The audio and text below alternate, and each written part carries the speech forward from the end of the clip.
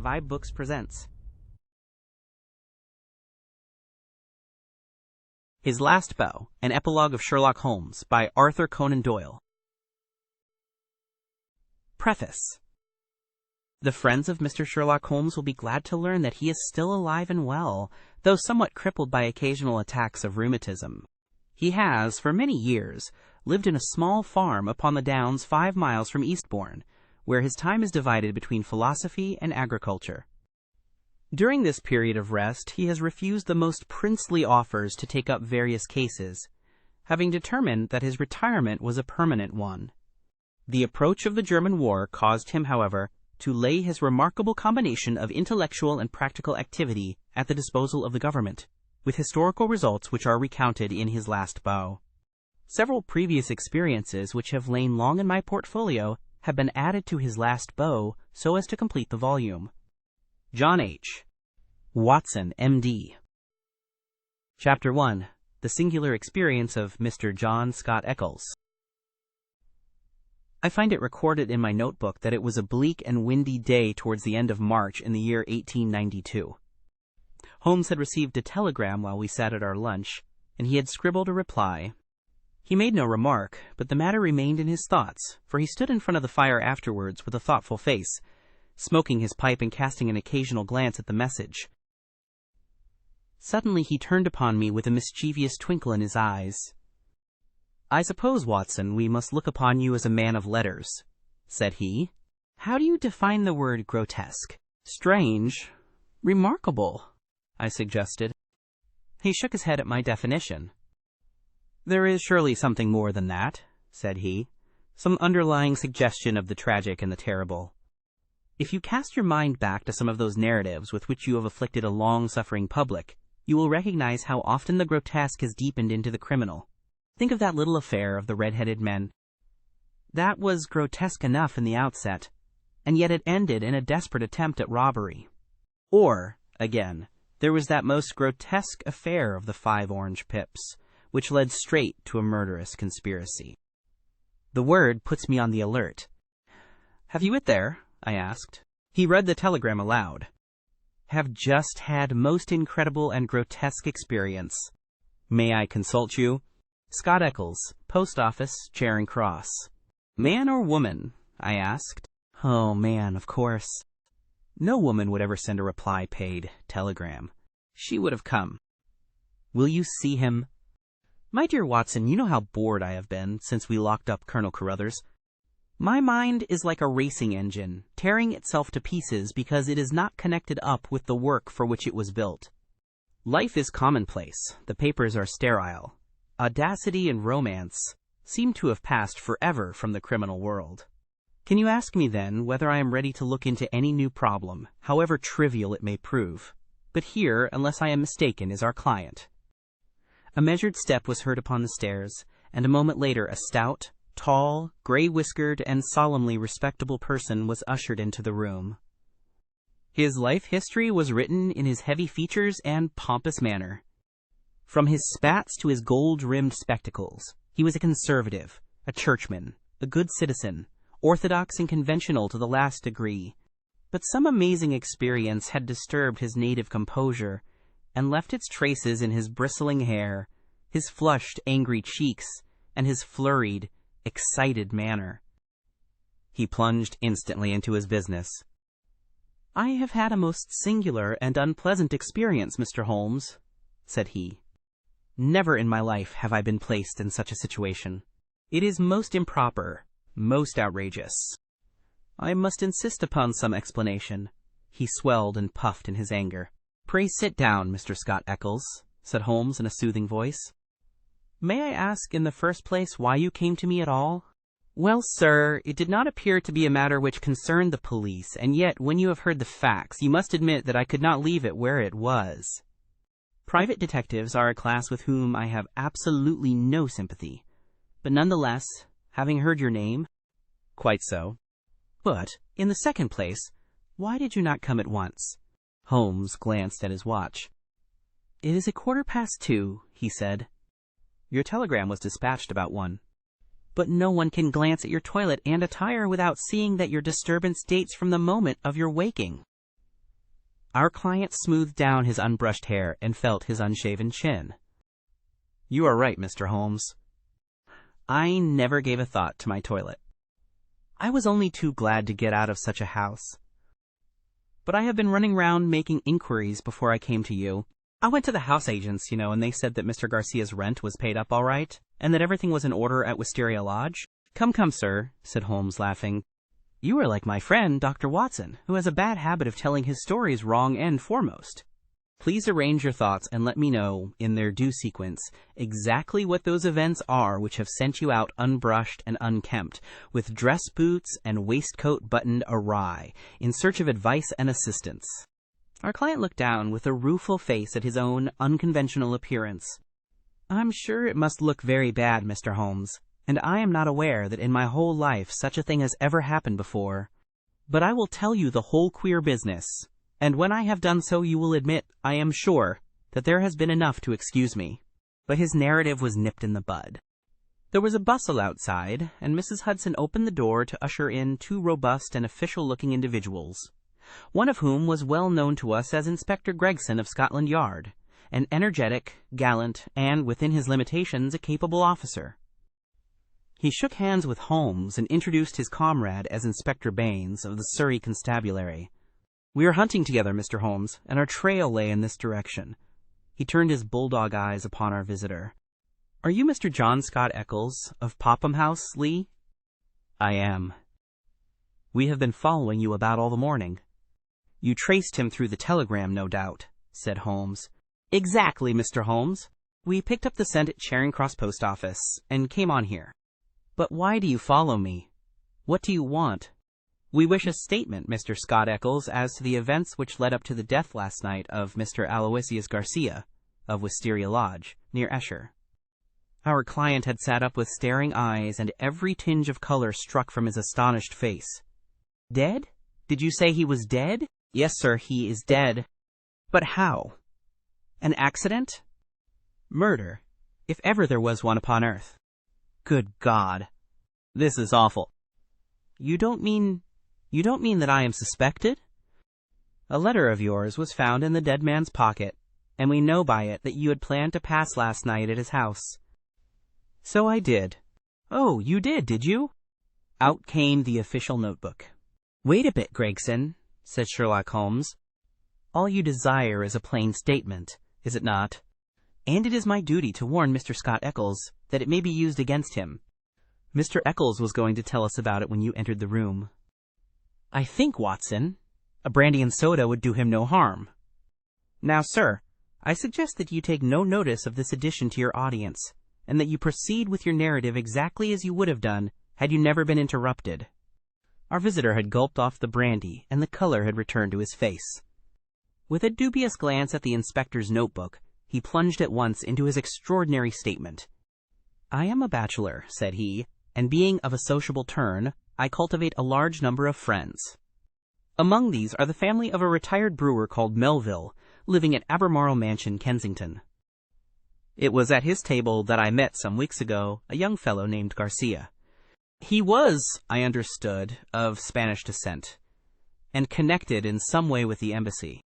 He spoke perfect English, was pleasing in his manners, and as good-looking a man as ever I saw in my life. In some way we struck up quite a friendship, this young fellow and I.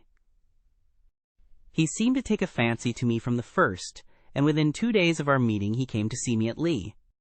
One thing led to another, and it ended in his inviting me out to spend a few days at his house, Wisteria Lodge, between Esher and Oxshott. Yesterday evening I went to Esher to fulfill this engagement. He had described his household to me before I went there. He lived with a faithful servant, a countryman of his own, who looked after all his needs. This fellow could speak English, and did his housekeeping for him. Then there was a wonderful cook, he said, a half-breed, whom he had picked up in his travels, who could serve an excellent dinner. I remember that he remarked what a queer household it was to find in the heart of Surrey, and that I agreed with him, though it has proved a good deal queerer than I thought. I drove to the place, about 2 miles on the south side of Esher. The house was a fair-sized one, standing back from the road with a curving drive which was banked with high evergreen shrubs.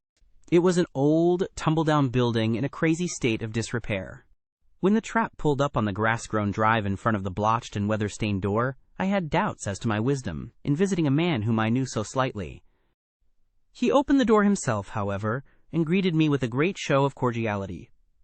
I was handed over to the manservant, a melancholy, swarthy individual, who led the way, my bag in his hand, to my bedroom. The whole place was depressing. Our dinner was tete-a-tete, and though my host did his best to be entertaining, his thoughts seemed to continually wander, and he talked so vaguely and wildly that I could hardly understand him. He continually drummed his fingers on the table, gnawed his nails, and gave other signs of nervous impatience. The dinner itself was neither well served nor well cooked, and the gloomy presence of the taciturn servant did not help to enliven us. I can assure you that many times in the course of the evening I wished that I could invent some excuse which would take me back to Lee. One thing comes back to my memory which may have a bearing upon the business that you two gentlemen are investigating. I thought nothing of it at the time. Near the end of dinner, a note was handed in by the servant. I noticed that after my host had read it, he seemed even more distrait and strange than before. He gave up all pretense at conversation and sat, smoking endless cigarettes, lost in his own thoughts, but he made no remark as to the contents. About 11 I was glad to go to bed. Some time later Garcia looked in at my door, the room was dark at the time, and asked me if I had rung. I said that I had not. He apologized for having disturbed me so late, saying that it was nearly 1 o'clock. I dropped off after this and slept soundly all night. And now I come to the amazing part of my tale. When I woke it was broad daylight. I glanced at my watch, and the time was nearly 9. I had particularly asked to be called at 8, so I was very much astonished at this forgetfulness. I sprang up and rang for the servant. There was no response. I rang again and again with the same result. Then I came to the conclusion that the bell was out of order. I huddled on my clothes and hurried downstairs in an exceedingly bad temper to order some hot water. You can imagine my surprise when I found that there was no one there. I shouted in the hall. There was no answer. Then I ran from room to room. All were deserted. My host had shown me which was his bedroom the night before, so I knocked at the door. No reply. I turned the handle and walked in. The room was empty, and the bed had never been slept in. He had gone with the rest. The foreign host, the foreign footman, the foreign cook, all had vanished in the night. That was the end of my visit to Wisteria Lodge. Sherlock Holmes was rubbing his hands and chuckling as he added this bizarre incident to his collection of strange episodes. Your experience is, so far as I know, perfectly unique, said he. May I ask, sir, what you did then? I was furious. My first idea was that I had been the victim of some absurd practical joke. I packed my things, banged the hall door behind me, and set off for Ayrshire, with my bag in my hand. I called at Allen Brothers, the chief land agents in the village, and found that it was from this firm that the villa had been rented. It struck me that the whole proceeding could hardly be for the purpose of making a fool of me, and that the main object must be to get out of the rent. It is late in March, so quarter day is at hand, but this theory would not work. The agent was obliged to me for my warning, but told me that the rent had been paid in advance. Then I made my way to town and called at the Spanish embassy. The man was unknown there. After this I went to see Melville, at whose house I had first met Garcia, but I found that he really knew rather less about him than I did. Finally, when I got your reply to my wire, I came out to you, since I gather that you are a person who gives advice in difficult cases. But now, Mr. Inspector, I understand, from what you said when you entered the room, that you can carry this story on, and that some tragedy had occurred.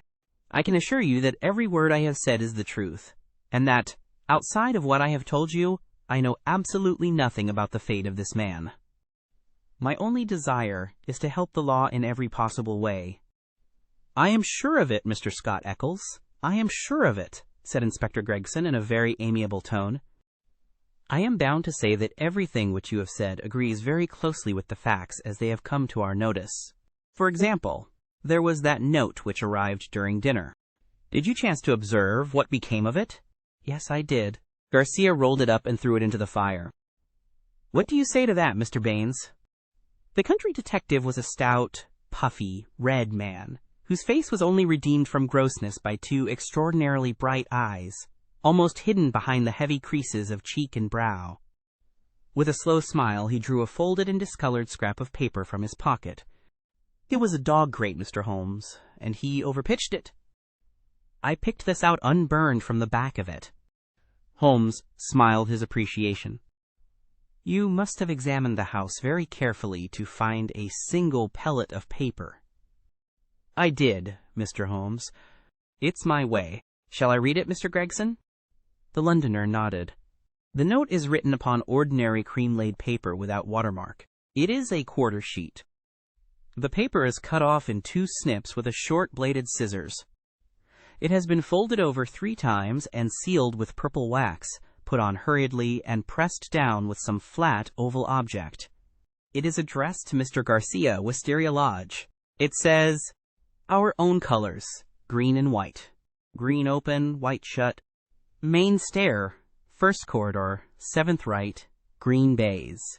Godspeed, D.' It is a woman's writing, done with a sharp-pointed pen, but the address is either done with another pen or by someone else. It is thicker and bolder, as you see." "A very remarkable note," said Holmes, glancing it over.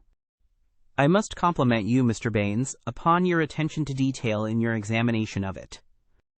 A few trifling points might perhaps be added. The oval seal is undoubtedly a plain sleeve link. What else is of such a shape? The scissors were bent nail scissors. Short as the 2 snips are, you can distinctly see the same slight curve in each." The country detective chuckled. "I thought I had squeezed all the juice out of it, but I see there was a little over," he said. "I'm bound to say that I make nothing of the note, except that there was something on hand, and that a woman, as usual, was at the bottom of it." Mr. Scott Eccles had fidgeted in his seat during this conversation. "I am glad you found the note, since it corroborates my story," said he. "But I beg to point out that I have not yet heard what has happened to Mr. Garcia, nor what has become of his household." "As to Garcia," said Gregson, "that is easily answered. He was found dead this morning upon Oxshott Common, nearly a mile from his home. His head had been smashed to pulp by heavy blows of a sandbag or some such instrument which had crushed rather than wounded. It is a lonely corner, and there is no house within a quarter of a mile of the spot. He had apparently been struck down first from behind, but his assailant had gone on beating him long after he was dead. It was a most furious assault. There are no footsteps nor any clue to the criminals." "Robbed?" "No, there was no attempt at robbery." "This is very painful and terrible," said Mr. Scott Eccles in a querulous voice, "but it is really uncommonly hard on me. I had nothing to do with my host going off upon a nocturnal excursion, and meeting so sad an end. How do I come to be mixed up with the case?" "Very simply, sir," Inspector Baines answered. "The only document found in the pocket of the deceased was a letter from you saying that you would be with him on the night of his death. It was the envelope of this letter which gave us the dead man's name and address. It was after 9 this morning when we reached his house and found neither you nor anyone else inside it. I wired to Mr. Gregson to run you down in London while I examined Wisteria Lodge. Then I came into town, joined Mr. Gregson, and here we are." "I think now," said Gregson, rising, "we had best put this matter into an official shape. You will come round with us to the station, Mr. Scott Eccles, and let us have your statement in writing." "Certainly, I will come at once. But I retain your services, Mr. Holmes. I desire you to spare no expense and no pains to get at the truth." My friend turned to the country inspector. "I suppose that you have no objection to my collaborating with you, Mr. Baines?" "Highly honored, sir, I am sure. You appear to have been very prompt and businesslike in all that you have done. Was there any clue, may I ask, as to the exact hour that the man met his death?" "He had been there since 1 o'clock. There was rain about that time, and his death had certainly been before the rain." "But that is perfectly impossible, Mr. Baines," cried our client. "His voice is unmistakable. I could swear to it that it was he who addressed me in my bedroom at that very hour." "Remarkable, but by no means impossible," said Holmes, smiling. "You have a clue?" asked Gregson. "On the face of it, the case is not a very complex one, though it certainly presents some novel and interesting features." A further knowledge of facts is necessary before I would venture to give a final and definite opinion. By the way, Mr. Baines, did you find anything remarkable besides this note in your examination of the house? The detective looked at my friend in a singular way. There were, said he, one or two very remarkable things. Perhaps when I have finished at the police station you would care to come out and give me your opinion of them. I am entirely at your service, said Sherlock Holmes, ringing the bell. You will show these gentlemen out, Mrs. Hudson, and kindly send the boy with this telegram. He is to pay a 5-shilling reply. We sat for some time in silence after our visitors had left. Holmes smoked hard, with his brows drawn down over his keen eyes, and his head thrust forward in the eager way characteristic of the man. "Well, Watson," he asked, turning suddenly upon me, "what do you make of it?" "I can make nothing of this mystification of Scott Eccles." "But the crime?" "Well, taken with the disappearance of the man's companions, I should say that they were in some way concerned in the murder and had fled from justice. That is certainly a possible point of view. On the face of it, you must admit, however, that it is very strange that his 2 servants should have been in a conspiracy against him and should have attacked him on the one night when he had a guest. They had him alone at their mercy, every other night in the week." "Then why did they fly?" "Quite so. Why did they fly? There is a big fact. Another big fact is the remarkable experience of our client, Scott Eccles. Now, my dear Watson, is it beyond the limits of human ingenuity to furnish an explanation which would cover both of these big facts? If it were one which would also admit of the mysterious note with its very curious phraseology, why, then it would be worth accepting as a temporary hypothesis. If the fresh facts which come to our knowledge all fit themselves into the scheme, then our hypothesis may gradually become a solution. But what is our hypothesis?" Holmes leaned back in his chair with half-closed eyes. "You must admit, my dear Watson, that the idea of a joke is impossible." There were grave events afoot, as the sequel showed, and the coaxing of Scott Eccles to Wisteria Lodge had some connection with them. But what possible connection? Let us take it link by link.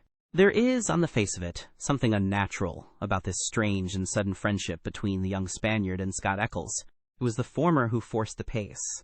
He called upon Eccles at the other end of London on the very day after he first met him, and he kept in close touch with him until he got him down to Esher.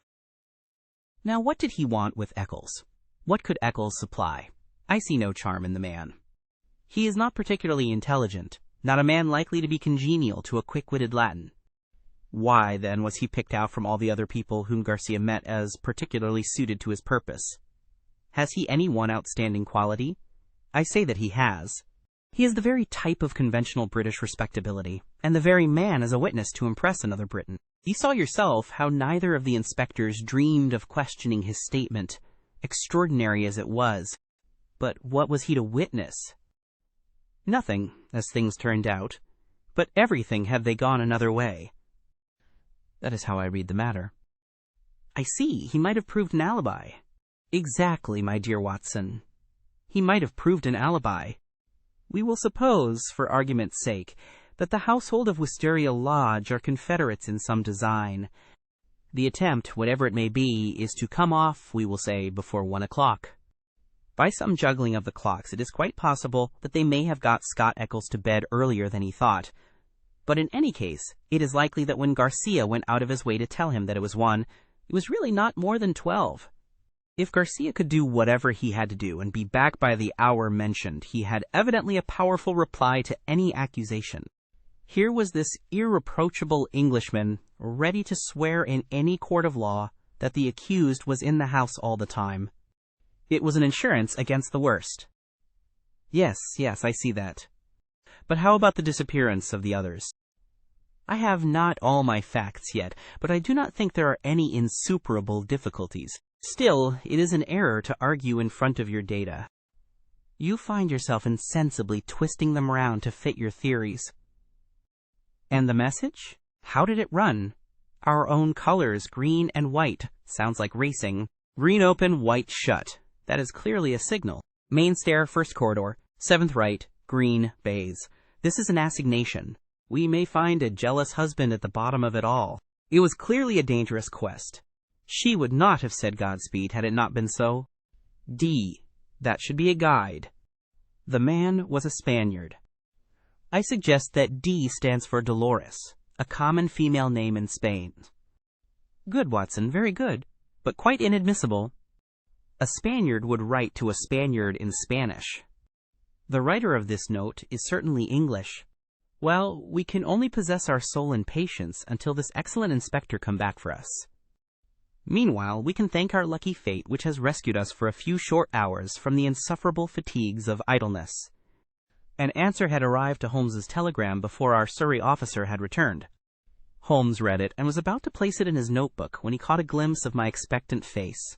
He tossed it across with a laugh. "We are moving in exalted circles," said he. The telegram was a list of names and addresses. Lord Harringby, the Dingle, Sir George Folliot, Oxshott Towers, Mr. Hines, J.P., Purdley Place, Mr. James Baker Williams, Forton Old Hall, Mr. Henderson, High Gable, Reverend Joshua Stone, Nether Walsling. "This is a very obvious way of limiting our field of operations," said Holmes. No doubt Baines, with his methodical mind, has already adopted some similar plan. "I don't quite understand." "Well, my dear fellow, we have already arrived at the conclusion that the message received by Garcia at dinner was an appointment or an assignation. Now, if the obvious reading of it is correct, and in order to keep the tryst one has to ascend a main stair and seek the seventh door in a corridor, it is perfectly clear that the house is a very large one.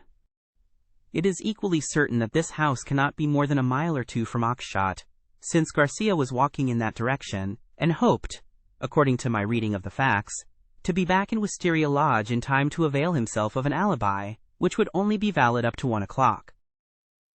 As the number of large houses close to Oxshott must be limited, I adopted the obvious method of sending to the agents mentioned by Scott Eccles and obtaining a list of them.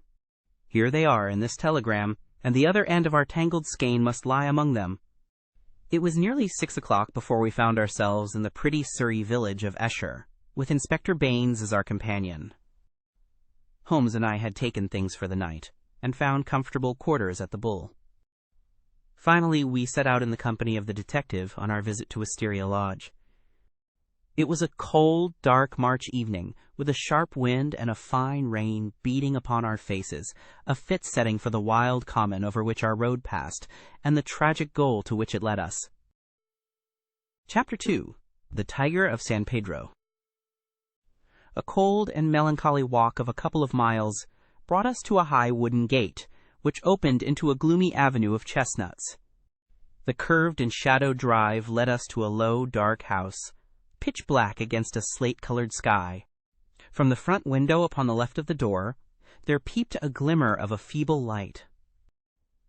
"There's a constable in possession," said Baines. "I'll knock at the window." He stepped across the grass plot and tapped with his hand on the pane. Through the fogged glass, I dimly saw a man spring up from a chair beside the fire, and heard a sharp cry from within the room. An instant later, a white-faced, hard-breathing policeman had opened the door, the candle wavering in his trembling hand. "What's the matter, Walters?" asked Baines sharply. The man mopped his forehead with his handkerchief and gave a long sigh of relief. "I am glad you have come, sir. It has been a long evening, and I don't think my nerve is as good as it was." "Your nerve, Walters? I should not have thought you had a nerve in your body." "Well, sir, it's this lonely, silent house and the queer thing in the kitchen. Then when you tapped at the window, I thought it had come again." "That what had come again?" "The devil, sir, for all I know. It was at the window." "What was at the window, and when?" "It was just about 2 hours ago. The light was just fading. I was sitting reading in the chair. I don't know what made me look up, but there was a face looking in at me through the lower pane. Lord, sir, what a face it was! I'll see it in my dreams." "Tut, tut, Walters. This is not talk for a police constable." "I know, sir, I know, but it shook me, sir, and there's no use to deny it. It wasn't black, sir, nor was it white, nor any color that I know, but a kind of queer shade like clay with a splash of milk in it. Then there was the size of it. It was twice yours, sir. And the look of it, the great staring goggle eyes, and the line of white teeth like a hungry beast. I tell you, sir, I couldn't move a finger, nor get my breath till it whisked away and was gone. Out I ran and through the shrubbery, but thank God there was no one there. If I didn't know you were a good man, Walters, I should put a black mark against you for this. If it were the devil himself, a constable on duty should never thank God that he could not lay his hands upon him. I suppose the whole thing is not a vision and a touch of nerves? That, at least, is very easily settled, said Holmes, lighting his little pocket lantern. Yes, he reported, after a short examination of the grass bed. A number 12 shoe, I should say. If he was all on the same scale as his foot, he must certainly have been a giant. What became of him? He seems to have broken through the shrubbery and made for the road. Well, said the inspector, with a grave and thoughtful face, whoever he may have been, and whatever he may have wanted, he's gone for the present, and we have more immediate things to attend to. Now, Mr. Holmes, with your permission, I will show you round the house. The various bedrooms and sitting rooms had yielded nothing to a careful search.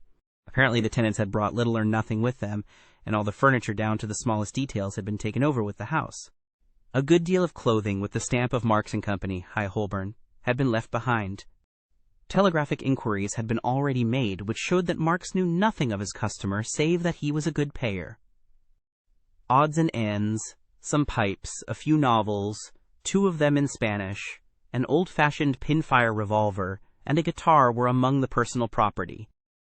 Nothing in all this, said Baines, stalking, candle in hand, from room to room. But now, Mr. Holmes, I invite your attention to the kitchen. It was a gloomy, high-ceilinged room at the back of the house, with a straw litter in one corner, which served apparently as a bed for the cook.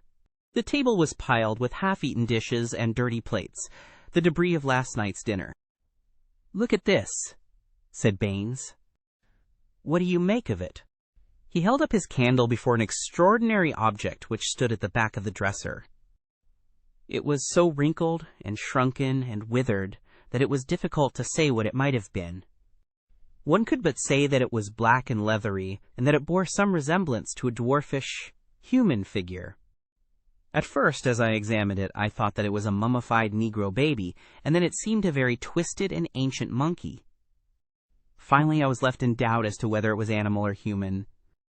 A double band of white shells were strung round the center of it.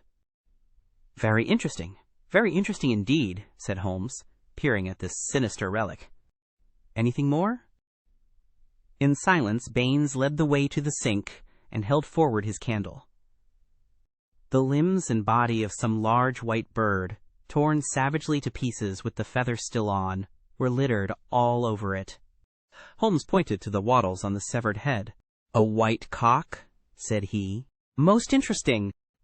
It is really a very curious case. But Mr. Baines had kept his most sinister exhibit to the last. From under the sink he drew a zinc pail, which contained a quantity of blood. Then from the table he took a platter heaped with small pieces of charred bone. Something has been killed, and something has been burned. We raked all these out of the fire. We had a doctor in this morning. He says that they are not human. Holmes smiled and rubbed his hands. I must congratulate you, Inspector, on handling so distinctive and instructive a case.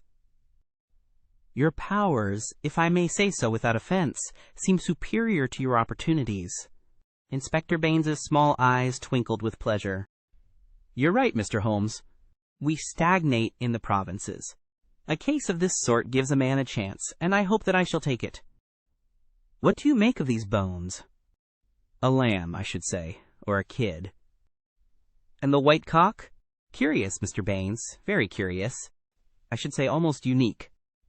Yes, sir. There must have been some very strange people with some very strange ways in this house. One of them is dead. Did his companions follow him and kill him? If they did, we should have them, for every port is watched. But my own views are different. Yes, sir, my own views are very different. You have a theory, then? And I'll work it myself, Mr. Holmes. It's only due to my own credit to do so. Your name is made, but I have still to make mine. I should be glad to be able to say afterwards that I had solved it without your help. Holmes laughed good-humoredly. Well, well, Inspector, said he. Do you follow your path, and I will follow mine. My results are always very much at your service if you care to apply to me for them. I think that I have seen all that I wish in this house, and that my time may be more profitably employed elsewhere. Au revoir, and good luck. I could tell by numerous subtle signs which might have been lost upon anyone but myself that Holmes was on a hot scent. As impassive as ever to the casual observer, there were nonetheless a subdued eagerness and suggestion of tension in his brightened eyes and brisker manner which assured me that the game was afoot. After his habit he said nothing, and after mine I asked no questions. Sufficient for me to share the sport and lend my humble help to the capture, without distracting that intent brain with needless interruption. All would come round to me in due time. I waited, therefore, but to my ever-deepening disappointment I waited in vain. Day succeeded day, and my friend took no step forward. One morning he spent in town, and I learned from a casual reference that he had visited the British Museum. Save for this one excursion, he spent his days in long and often solitary walks, or in chatting with a number of village gossips whose acquaintance he had cultivated. "I'm sure, Watson, a week in the country will be invaluable to you," he remarked. "It is very pleasant to see the first green shoots upon the hedges and the catkins on the hazels once again. With a spud, a tin box, and an elementary book on botany, there are instructive days to be spent." He prowled about with this equipment himself, but it was a poor show of plants which he would bring back of an evening. Occasionally in our rambles we came across Inspector Baines. His fat, red face wreathed itself in smiles, and his small eyes glittered as he greeted my companion. He said little about the case, but from that little we gathered that he also was not dissatisfied at the course of events. I must admit, however, that I was somewhat surprised when, some 5 days after the crime, I opened my morning paper to find in large letters, "VOXSHOTT Mystery, a solution arrest of supposed assassin." Holmes sprang in his chair as if he had been stung when I read the headlines. "By Jove!" he cried. "You don't mean that Baines has got him?" "Apparently," said I as I read the following report. "Great excitement was caused in Esher and the neighboring district when it was learned late last night that an arrest had been effected in connection with the Oxshott murder. It will be remembered that Mr. Garcia, of Wisteria Lodge, was found dead on Oxshott Common, his body showing signs of extreme violence, and that on the same night his servant and his cook fled, which appeared to show their participation in the crime. It was suggested, but never proved, that the deceased gentlemen may have had valuables in the house, and that their abstraction was the motive of the crime. Every effort was made by Inspector Baines, who has the case in hand, to ascertain the hiding place of the fugitives, and he had good reason to believe that they had not gone far, but were lurking in some retreat which had been already prepared. It was certain from the first, however, that they would eventually be detected, as the cook, from the evidence of one or two tradespeople who have caught a glimpse of him through the window, was a man of most remarkable appearance, being a huge and hideous mulatto, with yellowish features of a pronounced negroid type. This man has been seen since the crime, for he was detected and pursued by Constable Walters on the same evening, when he had the audacity to revisit Wisteria Lodge. Inspector Baines, considering that such a visit must have some purpose in view and was likely, therefore, to be repeated, abandoned the house but left an ambuscade in the shrubbery. The man walked into the trap and was captured last night after a struggle in which Constable Downing was badly bitten by the savage.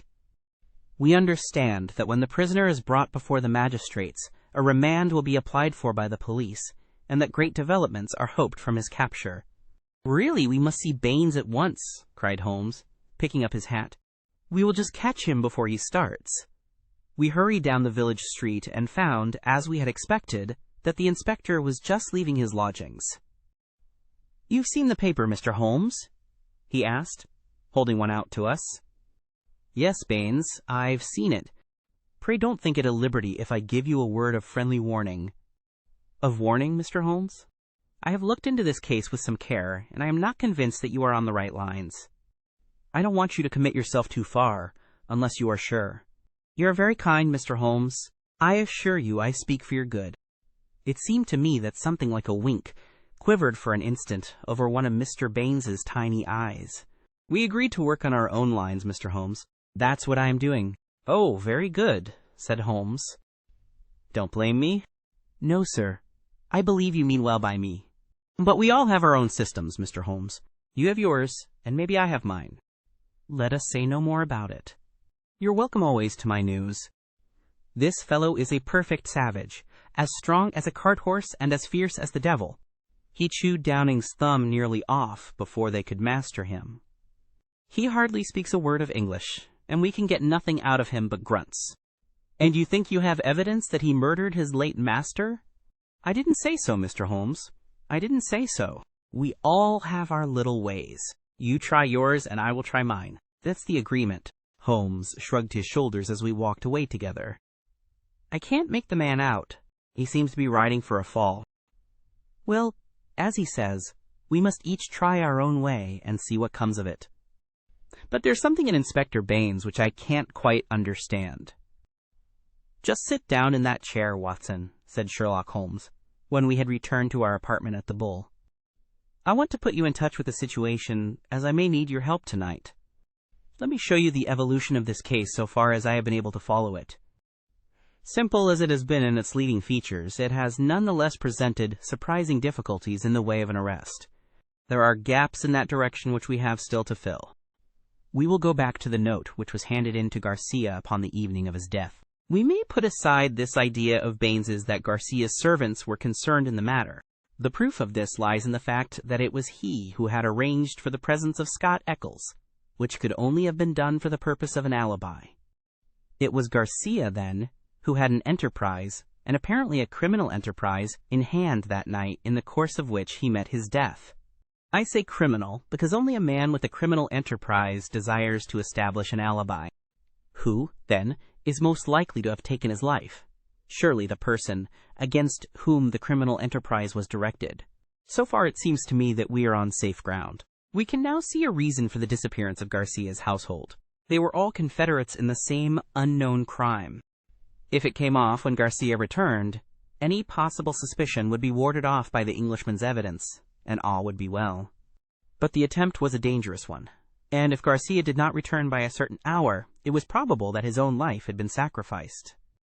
It had been arranged, therefore, that in such a case his two subordinates were to make for some prearranged spot where they could escape investigation and be in a position afterwards to renew their attempt. That would fully explain the facts, would it not? The whole inexplicable tangle seemed to straighten out before me. I wondered, as I always did, how it had not been obvious to me before. But why should one servant return? We can imagine that in the confusion of flight something precious, something which he could not bear to part with, had been left behind. That would explain his persistence, would it not? Well, what is the next step? The next step is the note received by Garcia at the dinner. It indicates a confederate at the other end. Now, where was the other end? I have already shown you that it could only lie in some large house, and that the number of large houses is limited. My first days in this village were devoted to a series of walks in which, in the intervals of my botanical researches, I made a reconnaissance of all the large houses and an examination of the family history of the occupants. One house, and only one, riveted my attention.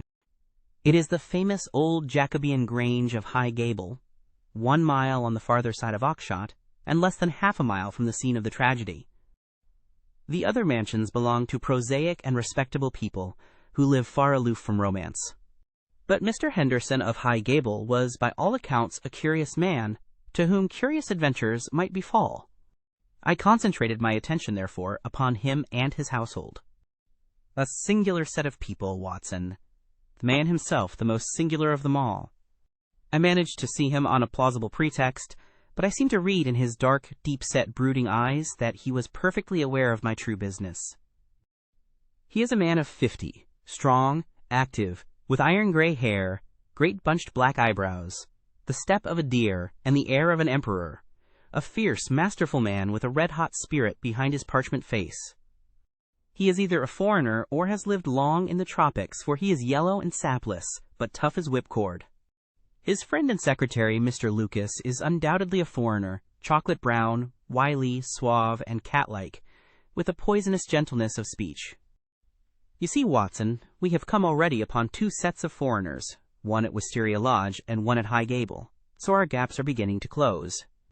These 2 men, close and confidential friends, are the center of the household, But there is one other person who, for our immediate purpose, may be even more important. Henderson has 2 children, girls of 11 and 13. Their governess is a Miss Burnett, an Englishwoman of 40 or thereabouts. There is also one confidential manservant. This little group forms the real family, for they travel about together, and Henderson is a great traveler, always on the move. It is only within the last weeks that he has returned, after a year's absence, to High Gable. I may add that he is enormously rich, and whatever his whims may be, he can very easily satisfy them. For the rest, his house is full of butlers, footmen, maidservants, and the usual overfed, underworked staff of a large English country house. So much I learned partly from village gossip, and partly from my own observation. There are no better instruments than discharged servants with a grievance, and I was lucky enough to find one. I call it luck, but it would not have come my way had I not been looking out for it. As Baines remarks, we all have our systems. It was my system which enabled me to find John Warner, late gardener of High Gable, sacked in a moment of temper by his imperious employer. He, in turn, had friends among the indoor servants who unite in their fear and dislike of their master. So I had my key to the secrets of the establishment. Curious people, Watson. I don't pretend to understand it all yet, but very curious people anyway. It's a double-winged house, and the servants live on one side, the family on the other. There's no link between the two, save for Henderson's own servant, who serves the family's meals.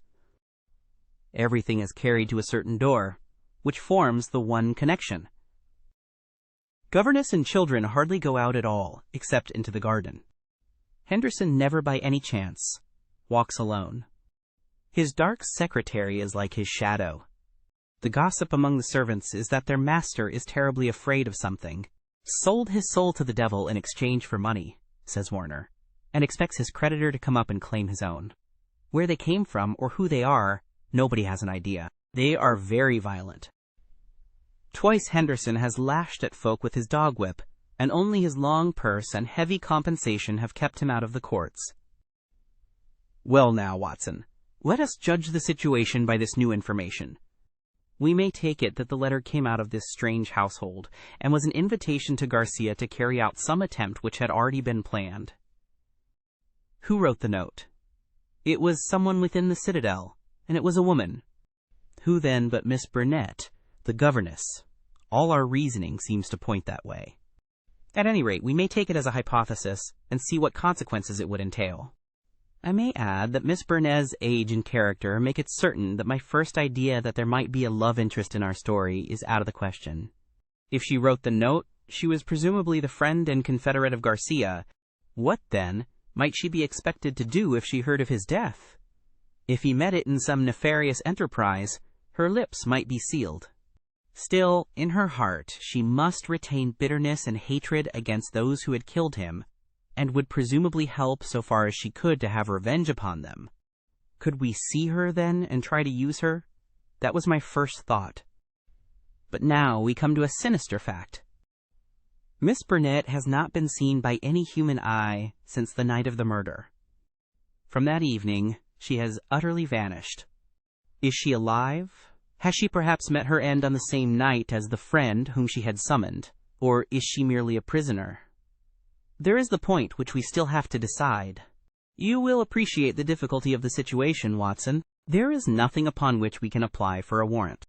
Our whole scheme might seem fantastic if laid before a magistrate. The woman's disappearance counts for nothing, since in that extraordinary household any member of it might be invisible for a week. And yet she may at the present moment be in danger of her life. All I can do is to watch the house and leave my agent, Warner, on guard at the gates. We can't let such a situation continue. If the law can do nothing, we must take the risk ourselves. What do you suggest? I know which is her room. It is accessible from the top of an outhouse. My suggestion is that you and I go tonight and see if we can strike at the very heart of the mystery. It was not, I must confess, a very alluring prospect. The old house with its atmosphere of murder, the singular and formidable inhabitants, the unknown dangers of the approach, and the fact that we were putting ourselves legally in a false position all combined to damp my ardor. But there was something in the ice-cold reasoning of Holmes which made it impossible to shrink from any adventure which he might recommend. One knew that thus, and only thus, could a solution be found. I clasped his hand in silence, and the die was cast. But it was not destined that our investigation should have so adventurous an ending.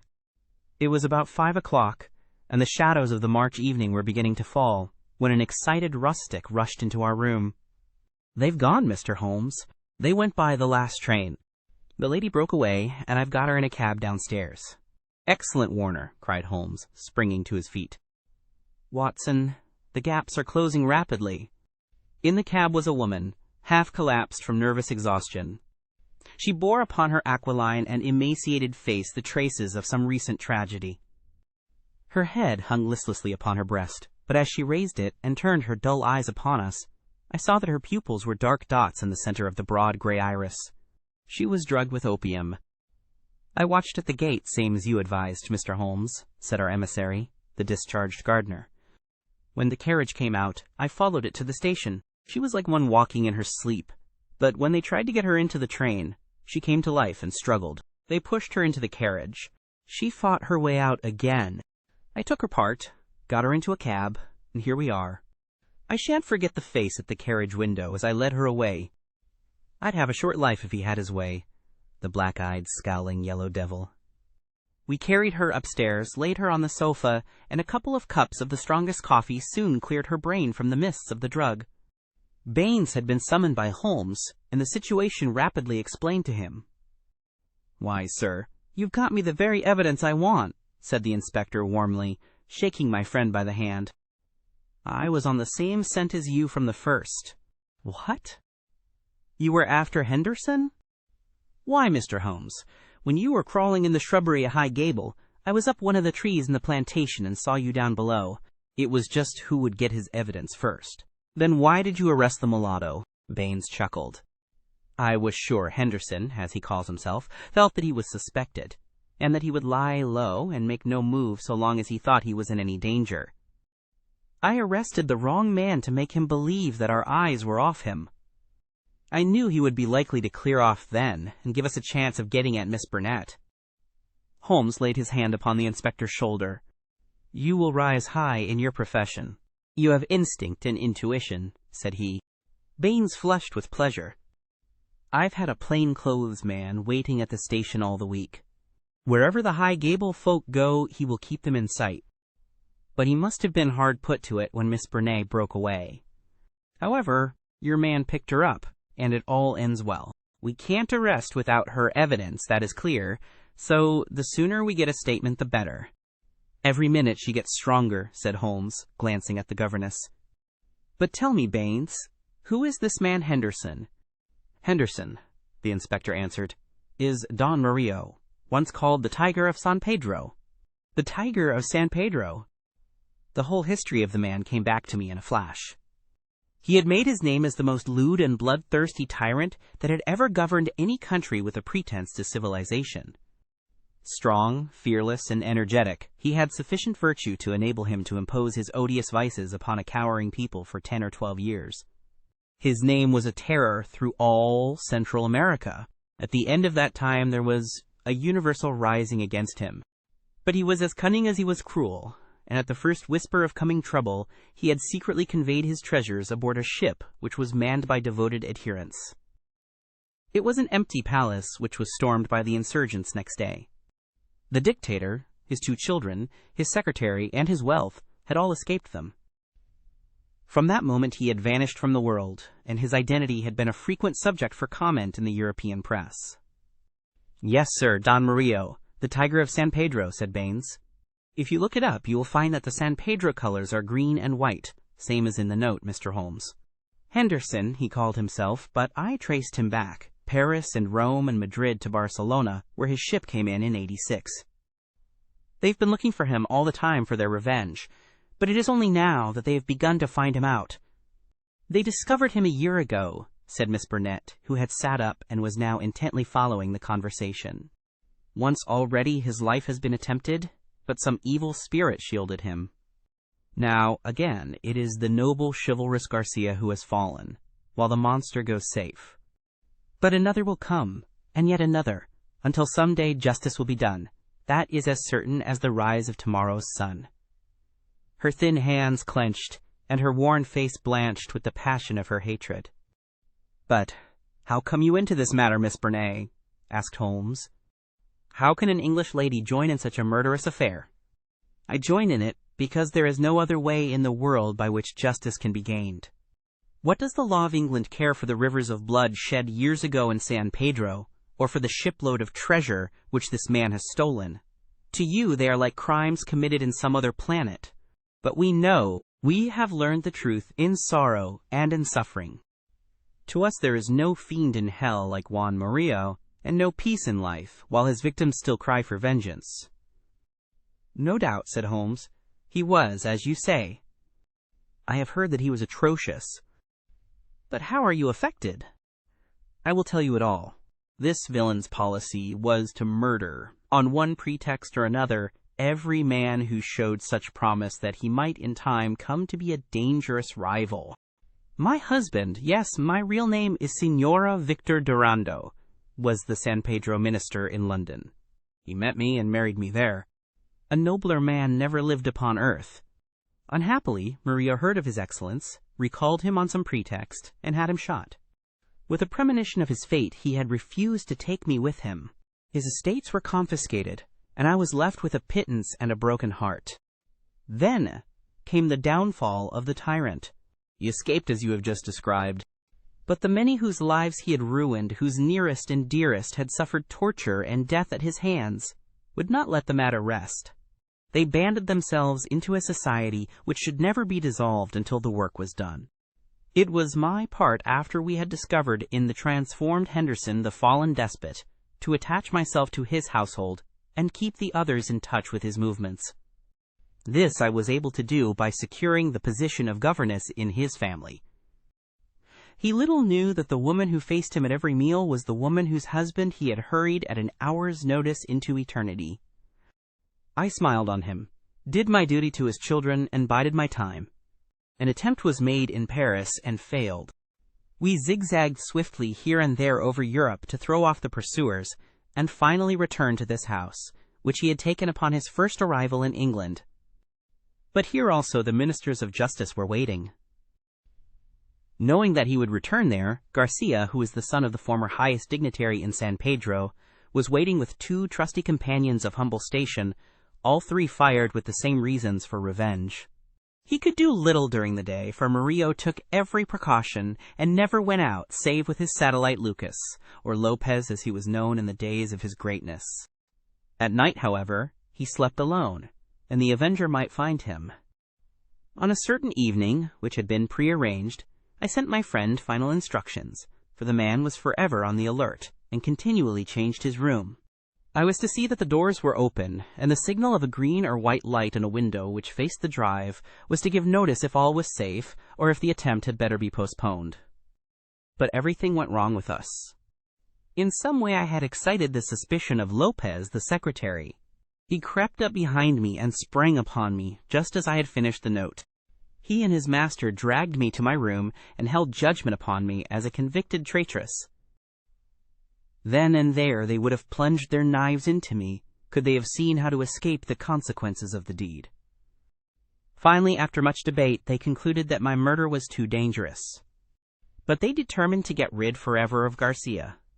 They had gagged me, and Murillo twisted my arm round until I gave him the address. I swear that he might have twisted it off, had I understood what it would mean to Garcia. Lopez addressed the note which I had written, sealed it with his sleeve link, and sent it by the hand of the servant, Jose. How they murdered him I do not know, save that it was Murillo's hand who struck him down, for Lopez had remained to guard me. I believe he must have waited among the gorse bushes through which the path winds, and struck him down as he passed. At first they were of a mind to let him enter the house and to kill him as a detected burglar.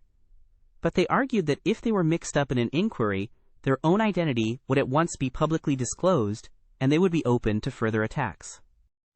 With the death of Garcia, the pursuit might cease, since such a death might frighten others from the task. All would now have been well for them had it not been for my knowledge of what they had done. I have no doubt that there were times when my life hung in the balance. I was confined to my room, terrorized by the most horrible threats, cruelly ill-used to break my spirit. See this stab on my shoulder and the bruises from end to end of my arms, and a gag was thrust into my mouth on the one occasion when I tried to call from the window. For 5 days this cruel imprisonment continued, with hardly enough food to hold body and soul together. This afternoon a good lunch was brought me, but the moment after I took it, I knew that I had been drugged. In a sort of dream, I remember being half led, half carried to the carriage. In the same state I was conveyed to the train. Only then, when the wheels were almost moving, did I suddenly realize that my liberty lay in my own hands. I sprang out. They tried to drag me back, and had it not been for the help of this good man who led me to the cab, I should never have broken away. Now, thank God, I am beyond their power forever.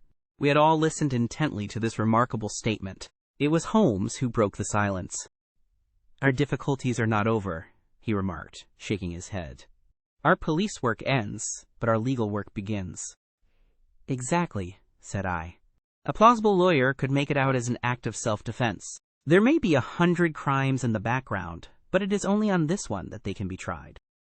Come, come, said Baines cheerily. I think better of the law than that. Self-defense is one thing. To entice a man in cold blood with the object of murdering him is another, whatever danger you may fear from him. No, no, we shall all be justified when we see the tenants of High Gable at the next Guildford Assizes. It is a matter of history, however, that a little time was still to elapse before the tiger of San Pedro should meet with his deserts. Wily and bold, he and his companion threw their pursuer off their track by entering a lodging-house in Edmonton Street and leaving by the back gate into Curzon Square. From that day they were seen no more in England. Some 6 months afterwards, the Marquess of Montalva and Signor Rulli, his secretary, were both murdered in their rooms at the Hotel Escurial at Madrid. The crime was ascribed to nihilism, and the murderers were never arrested. Inspector Baines visited us at Baker Street with a printed description of the dark face of the secretary, and of the masterful features, the magnetic black eyes, and the tufted brows of his master. We could not doubt that justice, if belated, had come at last. A chaotic case, my dear Watson, said Holmes over an evening pipe. It will not be possible for you to present in that compact form which is dear to your heart.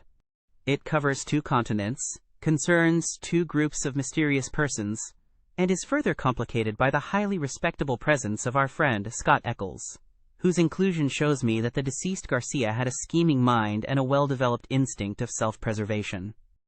It is remarkable only for the fact that amid a perfect jungle of possibilities we, with our worthy collaborator the inspector, have kept our close hold on the essentials and so been guided along the crooked and winding path. Is there any point which is not quite clear to you? The object of the mulatto cook's return? I think that the strange creature in the kitchen may account for it. The man was a primitive savage from the backwoods of San Pedro, and this was his fetish.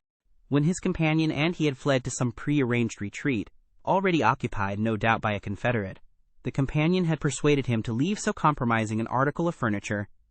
But the mulatto's heart was with it, and he was driven back to it next day, when, on reconnoitering through the window, he found Policeman Walters in possession. He waited 3 days longer, and then his piety or his superstition drove him to try once more. Inspector Baines, who, with his usual astuteness, had minimized the incident before me, had really recognized its importance, and had left a trap into which the creature walked. Any other point, Watson? The torn bird, the pail of blood, the charred bones, all the mystery of that weird kitchen? Holmes smiled as he turned up an entry in his notebook. I spent a morning in the British Museum reading up on that and other points. Here is a quotation from Eckermann's Voodooism and the Negroid Religions. The true voodoo worshipper attempts nothing of importance without certain sacrifices which are intended to propitiate his unclean gods. In extreme cases, these rites take the form of human sacrifices followed by cannibalism. The more usual victims are a white cock, which is plucked in pieces alive, or a black goat, whose throat is cut and body burned. So you see, our savage friend was very orthodox in his ritual. "It is grotesque, Watson," Holmes added as he slowly fastened his notebook. "But, as I have had occasion to remark, there is but one step from the grotesque to the horrible. The adventure of the Bruce-Partington plans." In the 3rd week of November, in the year 1895, a dense yellow fog settled down upon London. From the Monday to the Thursday, I doubt whether it was ever possible from our windows in Baker Street to see the loom of the opposite houses. The first day Holmes had spent in cross-indexing his huge book of references. The 2nd and 3rd had been patiently occupied upon a subject which he had recently made his hobby, the music of the Middle Ages. But when, for the 4th time, after pushing back our chairs from breakfast, we saw the greasy, heavy brown swirl still drifting past us and condensing in oily drops upon the window panes, my comrade's impatient and active nature could endure this drab existence no longer. He paced restlessly about our sitting room in a fever of suppressed energy, biting his nails, tapping the furniture, and chafing against inaction. "Nothing of interest in the paper, Watson?" he said. I was aware that by anything of interest, Holmes meant anything of criminal interest. There was the news of a revolution, of a possible war, and of an impending change of government. But these did not come within the horizon of my companion. I could see nothing recorded in the shape of crime which was not commonplace and futile. Holmes groaned and resumed his restless meanderings. "The London criminal is certainly a dull fellow," said he in the querulous voice of the sportsman whose game has failed him. "Look out this window, Watson. See how the figures loom up, are dimly seen, and then blend once more into the cloud bank. The thief or the murderer could roam London on such a day as the tiger does the jungle, unseen until he pounces, and then evident only to his victim. There have," said I, "been numerous petty thefts." Holmes snorted his contempt.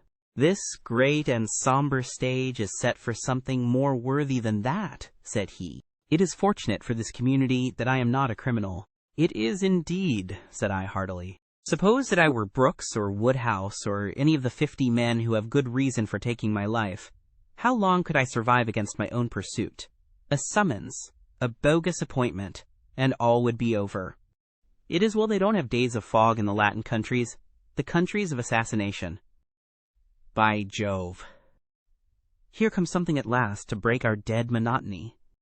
It was the maid, with a telegram. Holmes tore it open and burst out laughing. "Well, well." "What next?" said he. "Brother Mycroft is coming round." "Why not?" I asked. "Why not? It is as if you met a tram-car coming down a country lane. Mycroft has his rails, and he runs on them. His Pall Mall lodgings, the Diogenes Club, Whitehall, that is his cycle. Once, and only once, he has been here. What upheaval can possibly have derailed him?" "Does he not explain?" Holmes handed me his brother's telegram. "Must see you over Cadogan West. Coming at once, Mycroft." Cadogan West? I have heard the name. It recalls nothing to my mind, but that Mycroft should break out in this erratic fashion. A planet might as well leave its orbit. By the way, do you know what Mycroft is? I had some vague recollection of an explanation at the time of the adventure of the Greek interpreter. You told me that he had some small office under the British government. Holmes chuckled. "I did not know you quite so well in those days. One has to be discreet when one talks of high matters of state. You are right in thinking that he is under the British government. You would also be right in a sense if you said that occasionally he is the British government." "My dear Holmes, I thought I might surprise you. Mycroft draws £450 a year, remains a subordinate, has no ambitions of any kind, will receive neither honor nor title, but remains the most indispensable man in the country." "But how?" "Well, his position is unique. He has made it for himself. There has never been anything like it before, nor will be again. He has the tidiest and most orderly brain, with the greatest capacity for storing facts of any man living. The same great powers which I have turned to the detection of crime he has used for this particular business. The conclusions of every department are passed to him, and he is the central exchange, the clearinghouse which makes out the balance. All other men are specialists, but his specialism is omniscience. We will suppose that a minister needs information as to a point which involves the Navy, India, Canada, and the bimetallic question.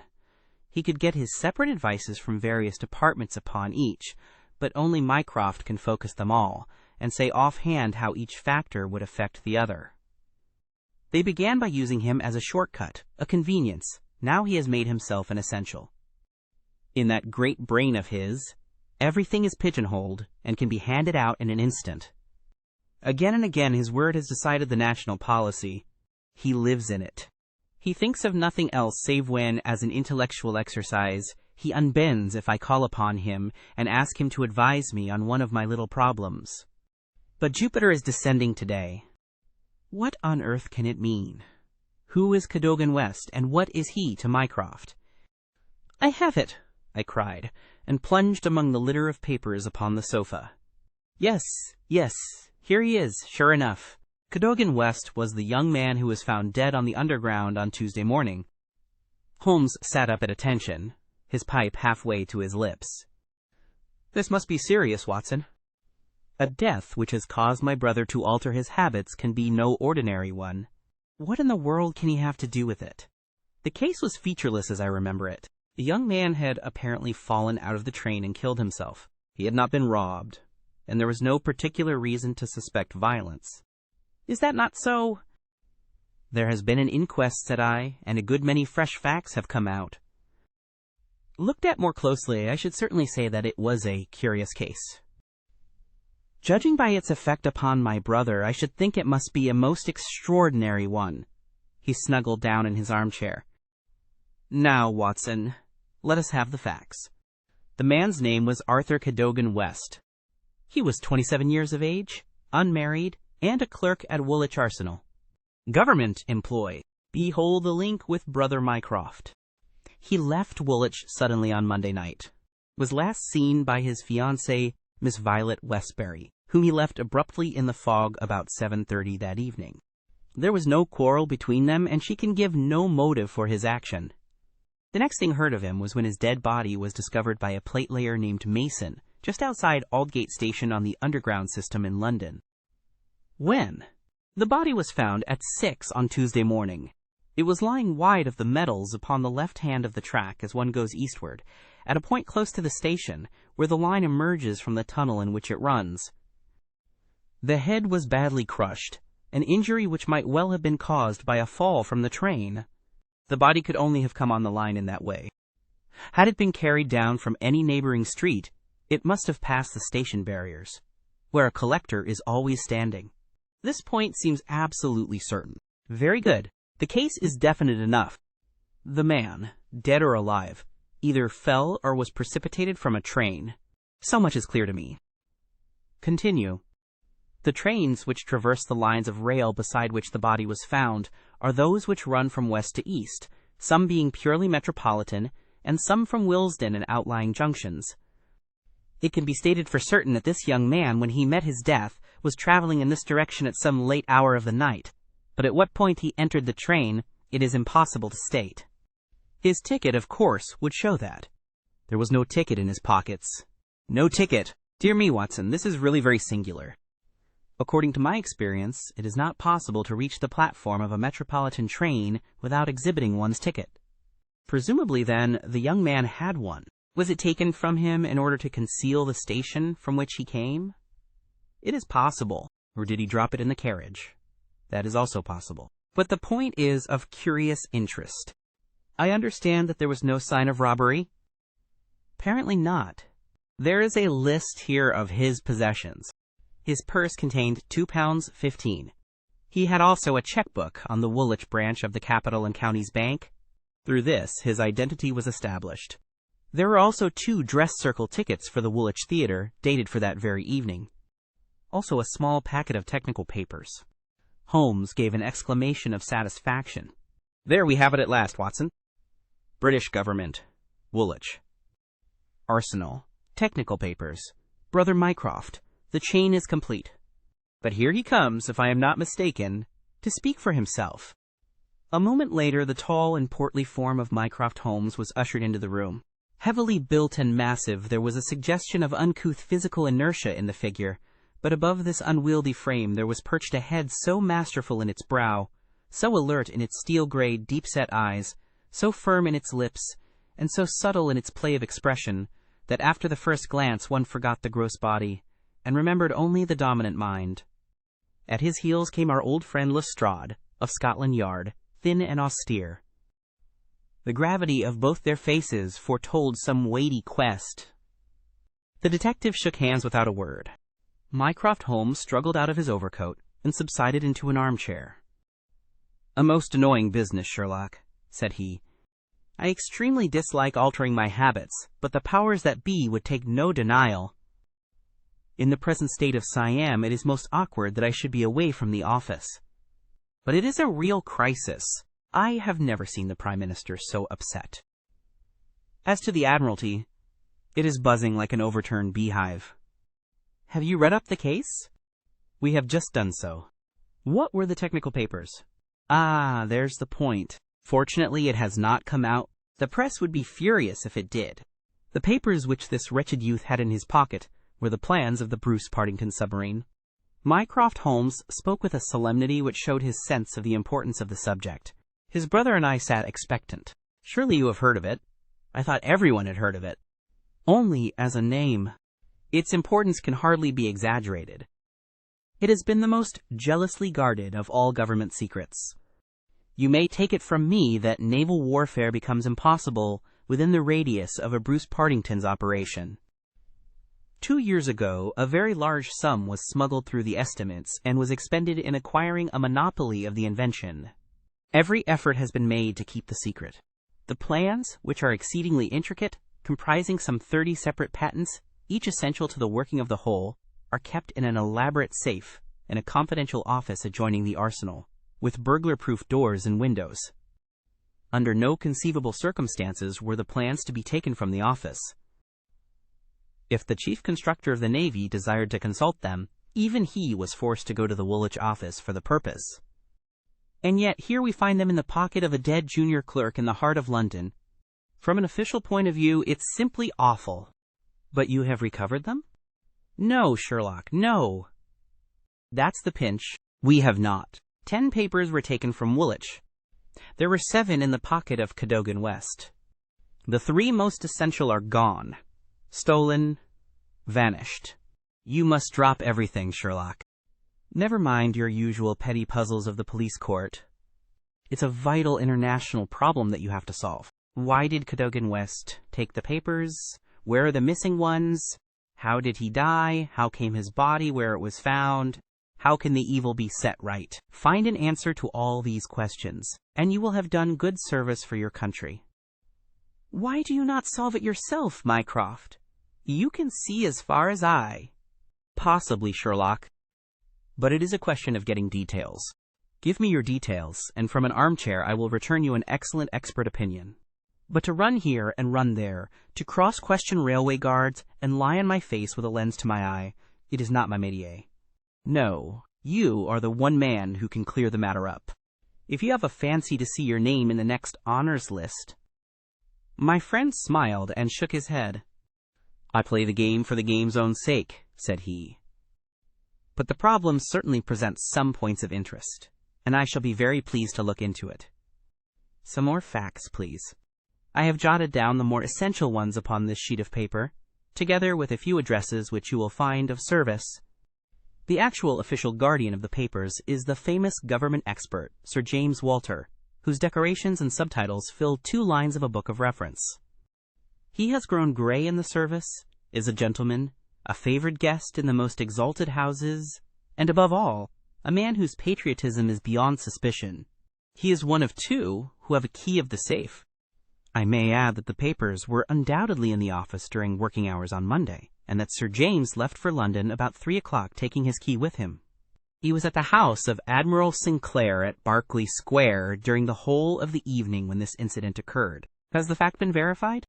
Yes, his brother, Colonel Valentine Walter, has testified to his departure from Woolwich, and Admiral Sinclair to his arrival in London, so Sir James is no longer a direct factor in the problem. Who was the other man with a key? The senior clerk and draftsman, Mr. Sidney Johnson. He is a man of 40, married, with 5 children. He is a silent, morose man, but he has, on the whole, an excellent record in the public service. He is unpopular with his colleagues, but a hard worker. According to his own account, corroborated only by the word of his wife, he was at home the whole of Monday evening after office hours, and his key has never left the watch chain upon which it hangs. Tell us about Cadogan West. He has been 10 years in the service and has done good work. He has the reputation of being hot-headed and imperious, but a straight, honest man. We have nothing against him. He was next Sidney Johnson in the office. His duties brought him into daily, personal contact with the plans. No one else had the handling of them. Who locked up the plans that night? Mr. Sidney Johnson, the senior clerk. Well, it is surely perfectly clear who took them away. They are actually found upon the person of this junior clerk, Cadogan West. That seems final, does it not? It does, Sherlock, and yet it leaves so much unexplained. In the first place, why did he take them? I presume they were of value? He could have got several thousands for them very easily. Can you suggest any possible motive for taking the papers to London, except to sell them? No, I cannot. Then we must take that as our working hypothesis. Young West took the papers. Now this could only be done by having a false key. Several false keys. He had to open the building and the room. He had then several false keys. He took the papers to London to sell the secret, intending, no doubt, to have the plans themselves back in the safe next morning before they were missed. While in London on this treasonable mission, he met his end. How? We will suppose that he was traveling back to Woolwich when he was killed and thrown out of the compartment. Aldgate, where the body was found, is considerably past the station London Bridge, which would be his route to Woolwich. Many circumstances could be imagined under which he would pass London Bridge. There was someone in the carriage, for example, with whom he was having an absorbing interview. This interview led to a violent scene in which he lost his life. Possibly he tried to leave the carriage, fell out on the line, and so met his end. The other closed the door. There was a thick fog, and nothing could be seen. No better explanation can be given with our present knowledge, and yet consider, Sherlock, how much you leave untouched. We will suppose, for argument's sake, that young Cadogan West had determined to convey these papers to London. He would naturally have made an appointment with the foreign agent, and kept his evening clear. Instead of that, he took 2 tickets for the theater, escorted his fiancée halfway there, and then suddenly disappeared. A blind, said Lestrade, who had sat listening with some impatience to the conversation. A very singular one. That is objection number 1. Objection, no. 2. We will suppose that he reaches London and sees the foreign agent. He must bring back the papers before morning, or the loss will be discovered. He took away 10. Only 7 were in his pocket. What had become of the other 3? He certainly would not leave them of his own free will. Then, again, where is the price of his treason? One would have expected to find a large sum of money in his pocket. It seems to me perfectly clear, said Lestrade. I have no doubt at all as to what occurred. He took the papers to sell them. He saw the agent. They could not agree as to price. He started home again, but the agent went with him. In the train, the agent murdered him, took the more essential papers, and threw his body from the carriage. That would account for everything, would it not? Why had he no ticket? The ticket would have shown which station was nearest the agent's house. Therefore, he took it from the murdered man's pocket. Good, Lestrade, very good, said Holmes. Your theory holds together. But if this is true, then the case is at an end. On the one hand, the traitor is dead. On the other, the plans of the Bruce-Partington submarine are presumably already on the continent. What is there for us to do? To act, Sherlock, to act! Cried Mycroft, springing to his feet. All my instincts are against this explanation. Use your powers. Go to the scene of the crime. See the people concerned. Leave no stone unturned. In all your career, you have never had so great a chance of serving your country. Well, well, said Holmes, shrugging his shoulders. Come, Watson. And you, Lestrade, could you favor us with your company for an hour or 2? We will begin our investigation by a visit to Aldgate Station. Goodbye, Mycroft. I shall let you have a report before evening, but I warn you in advance that you have little to expect. An hour later, Holmes, Lestrade, and I stood upon the Underground Railroad, at the point where it emerges from the tunnel immediately before Aldgate Station. A courteous, red-faced old gentleman represented the railway company. "This is where the young man's body lay," said he, indicating a spot about 3 feet from the metals. "It could not have fallen from above, for these, as you see, are all blank walls. Therefore, it could only have come from a train, and that train, so far as we can trace it, must have passed about midnight on Monday." "Have the carriages been examined for any sign of violence?" "There are no such signs, and no ticket has been found." "No record of a door being found open?" "None. We have had some fresh evidence this morning," said Lestrade. "A passenger who passed Aldgate in an ordinary metropolitan train about 11:40 on Monday night declares that he heard a heavy thud, as of a body striking the line, just before the train reached the station. There was dense fog, however, and nothing could be seen. He made no report of it at the time." "Why, whatever is the matter with Mr. Holmes?" My friend was standing with an expression of strained intensity upon his face, staring at the railway metals where they curved out of the tunnel. Aldgate is a junction, and there was a network of points. On these his eager, questioning eyes were fixed, and I saw on his keen, alert face that tightening of the lips, that quiver of the nostrils, and concentration of the heavy, tufted brows which I knew so well. "Points," he muttered. "The points. What of it? What do you mean? I suppose there are no great number of points on a system such as this?" "No, they are very few." "And a curve, too." "Points, and a curve. By Jove, if it were only so." "What is it, Mr. Holmes? Have you a clue?" "An idea, an indication, no more. But the case certainly grows in interest. Unique, perfectly unique, and yet why not? I do not see any indications of bleeding on the line." "There were hardly any. But I understand that there was a considerable wound. The bone was crushed, but there was no great external injury. And yet one would have expected some bleeding. Would it be possible for me to inspect the train which contained the passenger who heard the thud of a fall in the fog?" "I fear not, Mr. Holmes. The train has been broken up before now, and the carriages redistributed." "I can assure you, Mr. Holmes," said Lestrade, "that every carriage has been carefully examined. I saw to it myself. It was one of my friend's most obvious weaknesses that he was impatient with less alert intelligences than his own." "Very likely," said he, turning away. "As it happens, it was not the carriages which I desired to examine. Watson, we have done all we can here. We need not trouble you any further, Mr. Lestrade. I think our investigations must now carry us to Woolwich." At London Bridge, Holmes wrote a telegram to his brother, which he handed to me before dispatching it. It ran thus: "See some light in the darkness, but it may possibly flicker out. Meanwhile, please send by messenger, to await return at Baker Street, a complete list of all foreign spies or international agents known to be in England, with full address. Sherlock."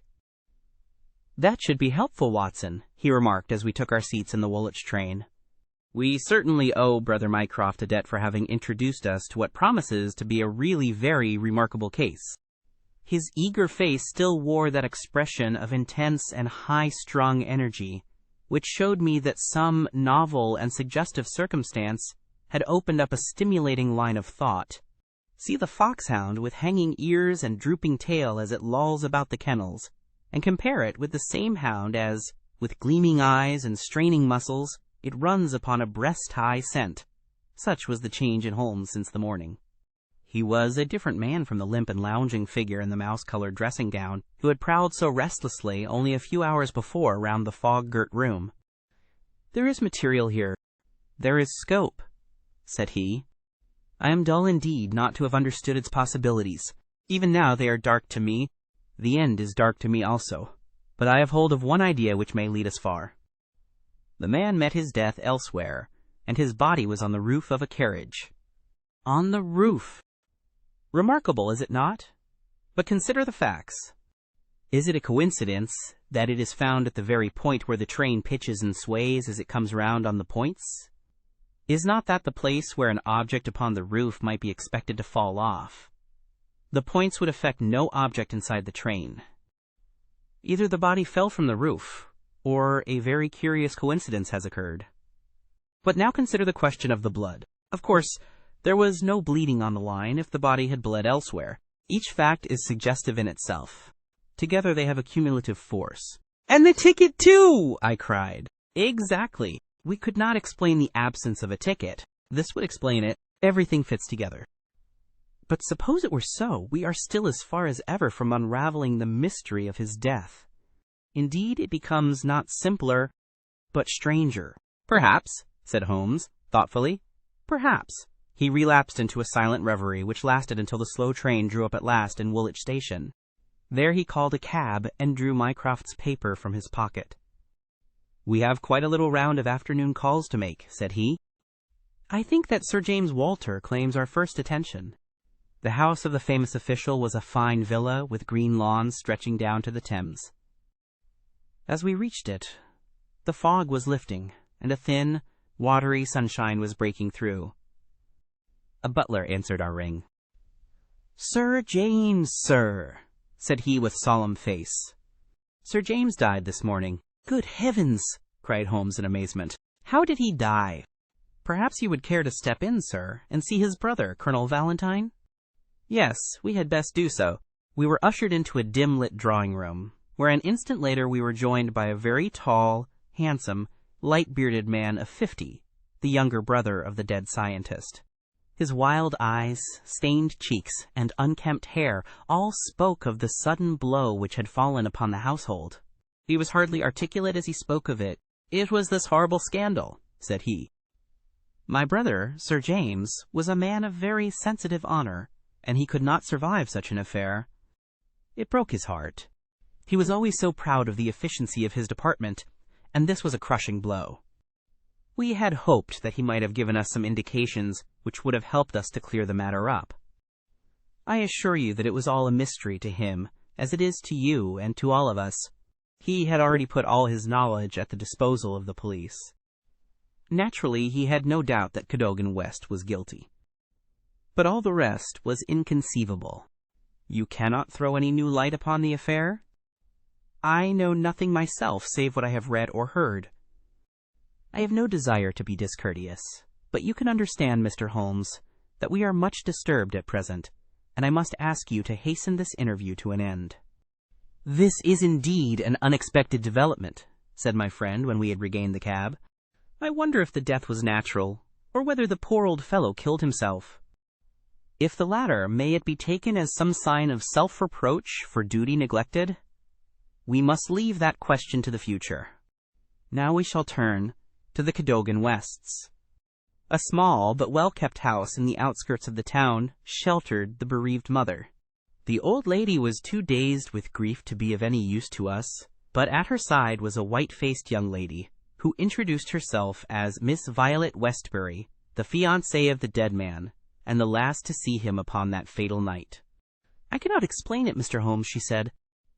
"I have not shut an eye since the tragedy, thinking, night and day, what the true meaning of it can be. Arthur was the most single-minded, chivalrous, patriotic man upon earth. He would have cut his right hand off before he would sell a state secret confided to his keeping.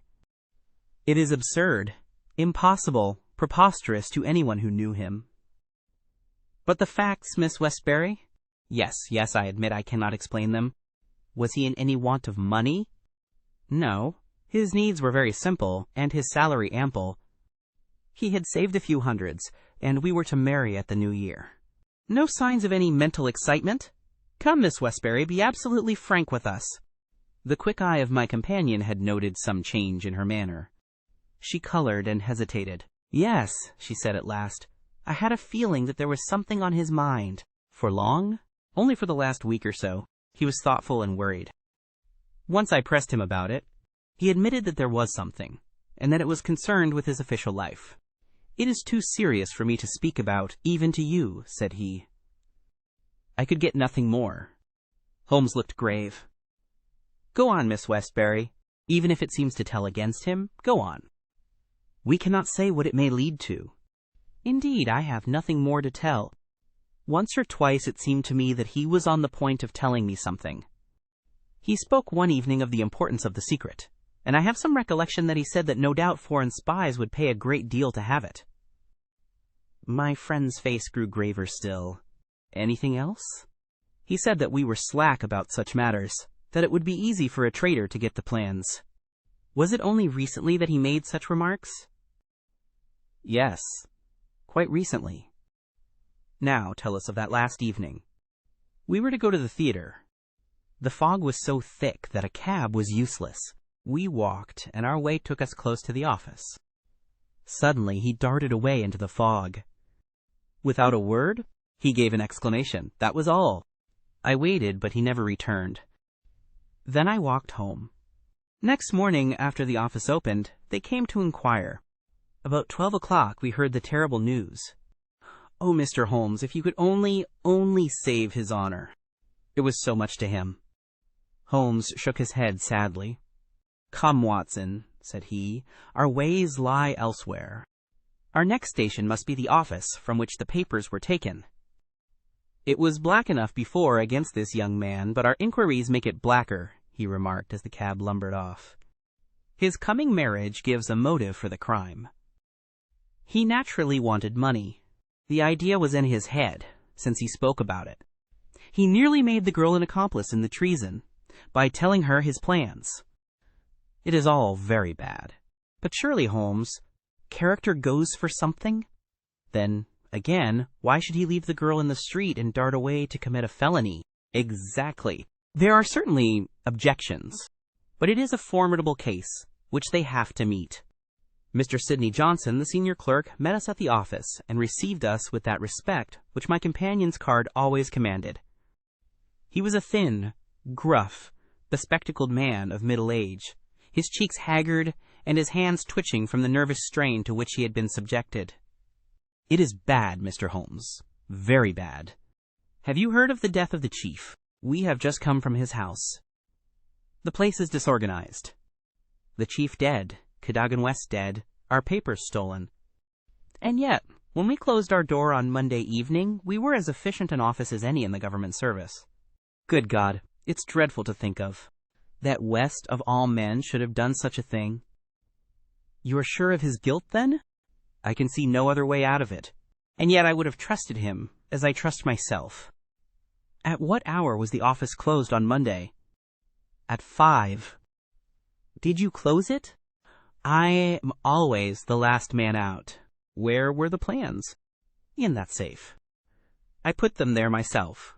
Is there no watchman to the building? There is, but he has other departments to look after as well. He is an old soldier, and a most trustworthy man. He saw nothing that evening. Of course the fog was very thick. Suppose that Cadogan West wished to make his way into the building after hours. He would need 3 keys, would he not, before he could reach the papers? Yes, he would. The key of the outer door, the key of the office, and the key of the safe. Only Sir James Walter and you had those keys? I had no keys of the doors, only of the safe. Was Sir James a man who was orderly in his habits? Yes, I think he was. I know that so far as those 3 keys are concerned, he kept them on the same ring. I have often seen them there. And that ring went with him to London? He said so. And your key never left your possession? Never. Then West, if he is the culprit, must have had a duplicate, and yet none was found upon his body. One other point. If a clerk in this office desired to sell the plans, would it not be simpler to copy the plans for himself than to take the originals, as was actually done? It would take considerable technical knowledge to copy the plans in an effective way. But I suppose either Sir James or you or West has that technical knowledge? No doubt we had. But I beg you won't try to drag me into the matter, Mr. Holmes. What is the use of our speculating in this way, when the original plans were actually found on West? Well, it is certainly singular that he should run the risk of taking originals if he could safely have taken copies, which would have equally served his turn. Singular, no doubt. And yet he did so. Every inquiry in this case reveals something inexplicable. Now there are 3 papers still missing. They are, as I understand, the vital ones. Yes, that is so. Do you mean to say that anyone holding these 3 papers, and without the 7 others, could construct a Bruce-Partington submarine? I reported to that effect to the Admiralty. But today I have been over the drawings again, and I am not so sure of it. The double valves with the automatic self-adjusting slots are drawn in one of the papers which have been returned. Until the foreigners had invented that for themselves, they could not make the boat. Of course, they might soon get over the difficulty. But the 3 missing drawings are the most important? Undoubtedly. I think, with your permission, I will now take a stroll round the premises. I do not recall any other question which I desired to ask. He examined the lock of the safe, the door of the room, and finally the iron shutters of the window. It was only when we were on the lawn outside that his interest was strongly excited. There was a laurel bush outside the window, and several of the branches bore signs of having been twisted or snapped. He examined them carefully with his lens, and then some dim and vague marks upon the earth beneath. Finally, he asked the chief clerk to close the iron shutters, and he pointed out to me that they hardly met in the center, and that it would be possible for anyone outside to see what was going on within the room. The indications are ruined by 3 days' delay. They may mean something or nothing. Well, Watson, I do not think that Woolwich can help us further. It is a small crop which we have gathered. Let us see if we can do better in London. Yet we added 1 more sheaf to our harvest before we left Woolwich Station.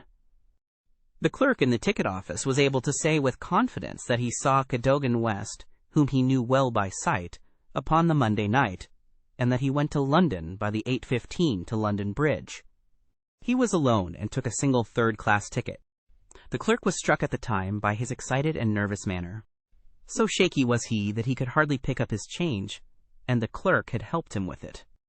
A reference to the timetable showed that the 8:15 was the first train which it was possible for West to take after he had left the lady about 7:30. "Let us reconstruct, Watson," said Holmes after half an hour of silence. "I am not aware that in all our joint researches we have ever had a case which was more difficult to get at. Every fresh advance which we make only reveals a fresh ridge beyond. And yet we have surely made some appreciable progress. The effect of our inquiries at Woolwich has in the main been against young Cadogan West, but the indications at the window would lend themselves to a more favorable hypothesis. Let us suppose, for example, that he had been approached by some foreign agent.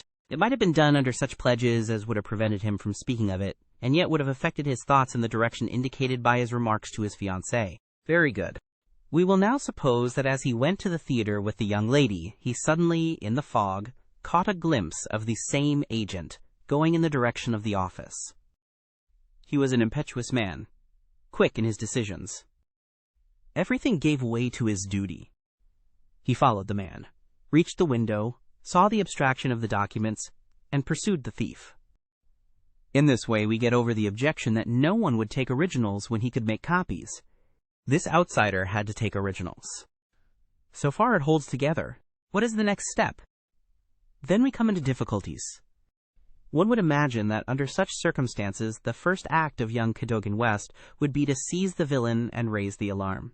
Why did he not do so? Could it have been an official superior who took the papers? That would explain West's conduct.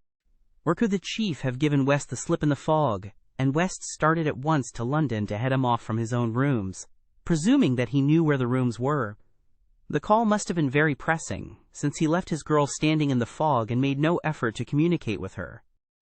Our scent runs cold here, and there is a vast gap between either hypothesis and the laying of West's body, with 7 papers in his pocket, on the roof of a metropolitan train. My instinct now is to work from the other end. If Mycroft has given us the list of addresses, we may be able to pick our man and follow 2 tracks instead of 1. Surely enough, a note awaited us at Baker Street. A government messenger had brought it post-haste. Holmes glanced at it and threw it over to me. There are numerous small fry, but few who would handle so big an affair. The only men worth considering are Adolphe Mayer of 13, Great George Street, Westminster, Louis Larothiere of Campden Mansions, Notting Hill, and Hugo Oberstein, 13, Caulfield Gardens, Kensington. The latter was known to be in town on Monday, and is now reported as having left. Glad to hear you have seen some light. The cabinet awaits your final report with the utmost anxiety. Urgent representations have arrived from the very highest quarter. The whole force of the state is at your back if you should need it. Mycroft. I'm afraid, said Holmes, smiling, that all the Queen's horses and all the Queen's men cannot avail in this matter. He had spread out his big map of London and leaned eagerly over it. Well, well, said he presently, with an exclamation of satisfaction. Things are turning a little in our direction at last. Why, Watson, I do honestly believe that we are going to pull it off after all. He slapped me on the shoulder with a sudden burst of hilarity. I am going out now. It is only a reconnaissance. I will do nothing serious without my trusted comrade and biographer at my elbow. Do you stay here? And the odds are that you will see me again in an hour or two. If time hangs heavy, get foolscap and a pen, and begin your narrative of how we saved the state. I felt some reflection of his elation in my own mind, for I knew well that he would not depart so far from his usual austerity of demeanor unless there was good cause for exultation. All the long November evening I waited, filled with impatience for his return. At last, shortly after 9 o'clock, there arrived a messenger with a note. Am dining at Goldini's restaurant, Gloucester Road, Kensington. Please come at once and join me there. Bring with you a jemmy, a dark lantern, a chisel, and a revolver. S.H. It was a nice equipment for a respectable citizen to carry through the dim, fog-draped streets. I stowed them all discreetly away in my overcoat and drove straight to the address given. There sat my friend at a little round table near the door of the garish Italian restaurant. Have you had something to eat? Then join me in a coffee and curacao. Try one of the proprietor's cigars. They are less poisonous than one would expect. Have you the tools? They are here, in my overcoat. Excellent. Let me give you a short sketch of what I have done, with some indication of what we are about to do. Now it must be evident to you, Watson, that this young man's body was placed on the roof of the train. That was clear from the instant that I determined the fact that it was from the roof, and not from a carriage, that he had fallen. Could it not have been dropped from a bridge? I should say it was impossible. If you examine the roofs, you will find that they are slightly rounded, and there is no railing round them. Therefore, we can say for certain that young Cadogan West was placed on it. How could he be placed there? That was the question which we had to answer. There is only one possible way. You are aware that the underground runs clear of tunnels at some points in the West End. I had a vague memory that, as I have traveled by it, I have occasionally seen windows just above my head. Now, suppose that a train halted under such a window. Would there be any difficulty in laying a body upon the roof? It seems most improbable. We must fall back upon the old axiom that when all other contingencies fail, whatever remains, however improbable, must be the truth. Here, all other contingencies have failed. When I found that the leading international agent, who had just left London, lived in a row of houses which abutted upon the underground, I was so pleased that you were a little astonished at my sudden frivolity. Oh, that was it, was it? Yes, that was it. Mr. Hugo Oberstein, of 13, Caulfield Gardens, had become my objective. I began my operations at Gloucester Road Station, where a very helpful official walked with me along the track and allowed me to satisfy myself not only that the back stair windows of Caulfield Gardens open on the line, but the even more essential fact that, owing to the intersection of one of the larger railways, the underground trains are frequently held motionless for some minutes at that very spot. Splendid, Holmes. You have got it. So far, Watson. We advance, but the goal is afar. Well, having seen the back of Caulfield Gardens, I visited the front and satisfied myself that the bird was indeed flown. It is a considerable house, unfurnished, so far as I could judge, in the upper rooms. Oberstein lived there with a single valet, who was probably a confederate entirely in his confidence. We must bear in mind that Oberstein has gone to the continent to dispose of his booty, but not with any idea of flight, for he had no reason to fear a warrant, and the idea of an amateur domiciliary visit would certainly never occur to him. Yet that is precisely what we are about to make. Could we not get a warrant and legalize it? Hardly on the evidence. What can we hope to do? We cannot tell what correspondence may be there. I don't like it, Holmes. My dear fellow, you shall keep watch in the street. I'll do the criminal part. It's not a time to stick at trifles. Think of Mycroft's note, of the Admiralty, the Cabinet, the exalted person who waits for news. We are bound to go. My answer was to rise from the table. You are right, Holmes. We are bound to go. He sprang up and shook me by the hand. I knew you would not shrink at the last, said he, and for a moment I saw something in his eyes which was nearer to tenderness than I had ever seen. The next instant he was his masterful, practical self once more. It is nearly half a mile, but there is no hurry. Let us walk, said he. Don't drop the instruments, I beg. Your arrest, as a suspicious character, would be a most unfortunate complication. Caulfield Gardens was one of those lines of flat-faced, pillared, and porticoed houses which are so prominent a product of the Middle Victorian epoch in the West End of London. Next door there appeared to be a children's party, for the merry buzz of young voices and the clatter of a piano resounded through the night. The fog still hung about and screened us with its friendly shade. Holmes had lit his lantern and flashed it upon the massive door. "This is a serious proposition," said he. "It is certainly bolted as well as locked. We would do better in the area. There is an excellent archway down yonder in case a too zealous policeman should intrude. Give me a hand, Watson, and I'll do the same for you." A minute later we were both in the area. Hardly had we reached the dark shadows before the step of the policeman was heard in the fog above. As its soft rhythm died away, Holmes set to work upon the lower door. I saw him stoop and strain until with a sharp crash it flew open. We sprang through into the dark passage, closing the area door behind us. Holmes led the way up the curving, uncarpeted stair. His little fan of yellow light shone upon a low window. "Here we are, Watson. This must be the one." He threw it open, and as he did so there was a low, harsh murmur, growing steadily into a loud roar as a train dashed past us in the darkness. Holmes swept his light along the window-sill. It was thickly coated with soot from the passing engines, but the black surface was blurred and rubbed in places.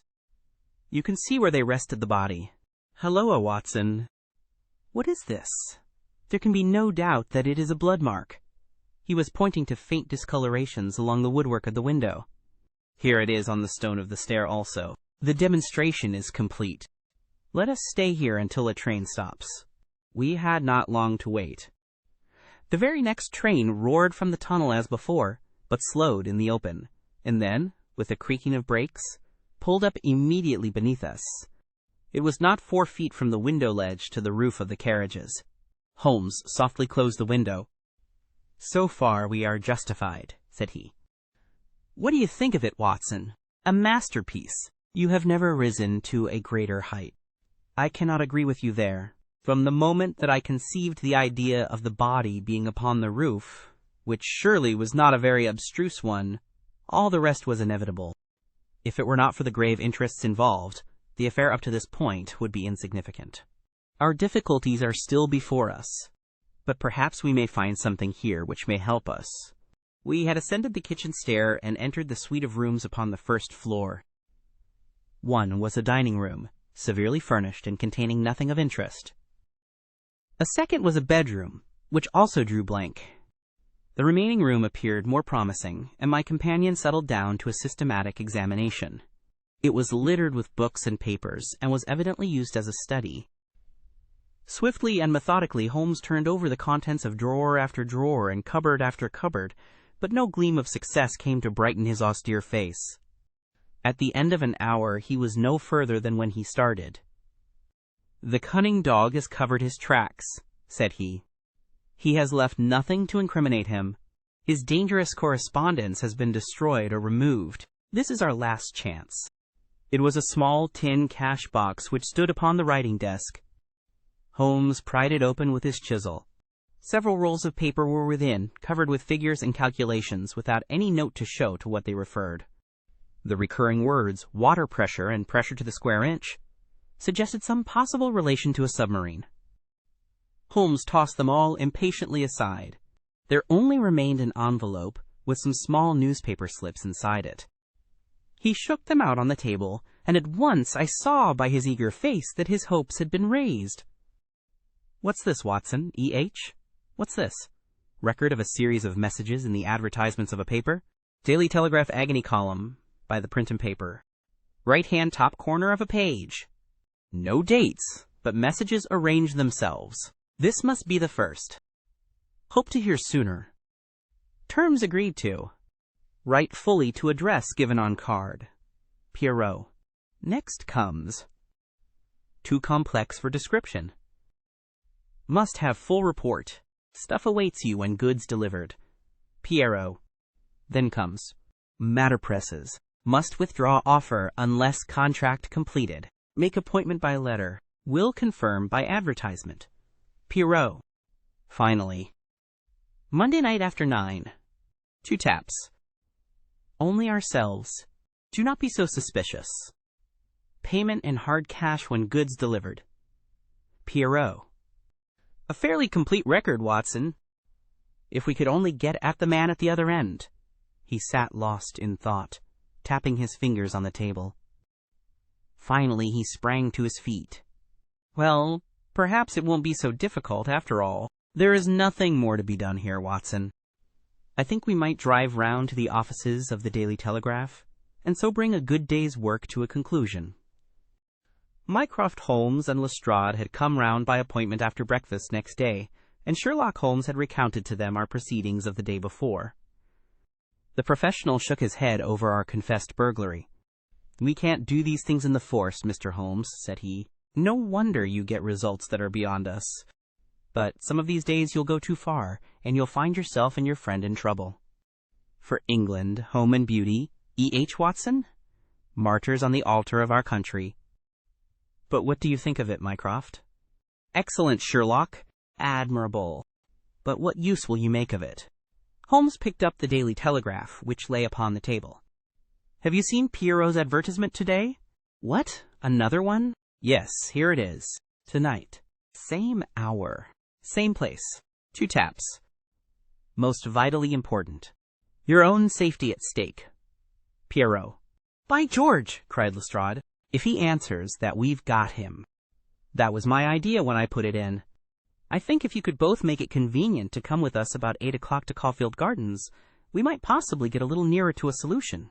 One of the most remarkable characteristics of Sherlock Holmes was his power of throwing his brain out of action and switching all his thoughts on to lighter things whenever he had convinced himself that he could no longer work to advantage. I remember that during the whole of that memorable day he lost himself in a monograph which he had undertaken upon the polyphonic motets of Lausus. For my own part, one had none of this power of detachment, and the day, in consequence, appeared to be interminable.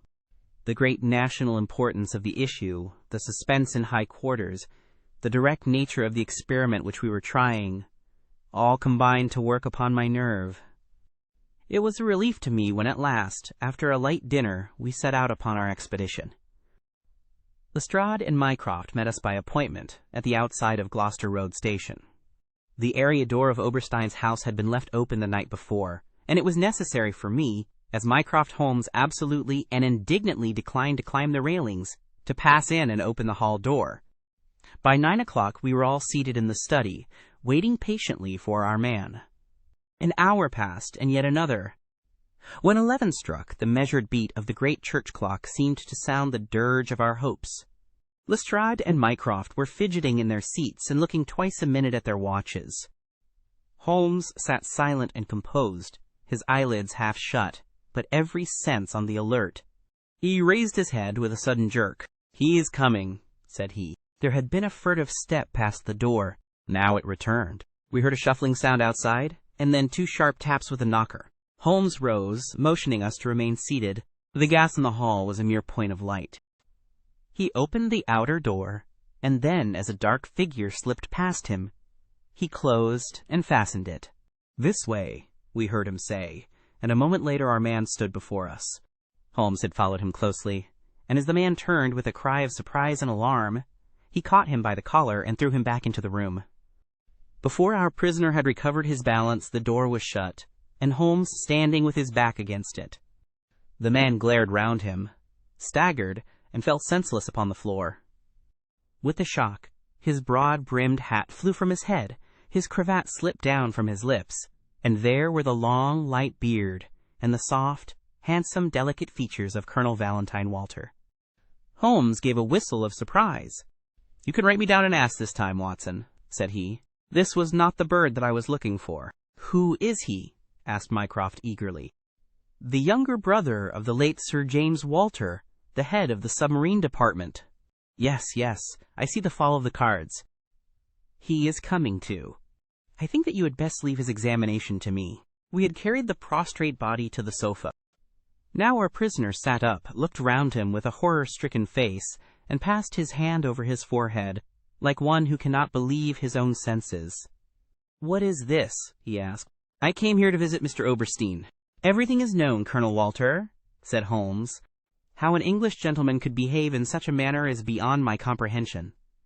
But your whole correspondence and relations with Oberstein are within our knowledge. So also are the circumstances connected with the death of young Cadogan West. Let me advise you to gain at least the small credit for repentance and confession, since there are still some details which we can only learn from your lips." The man groaned and sank his face in his hands. We waited, but he was silent. "I can assure you," said Holmes, "that every essential is already known.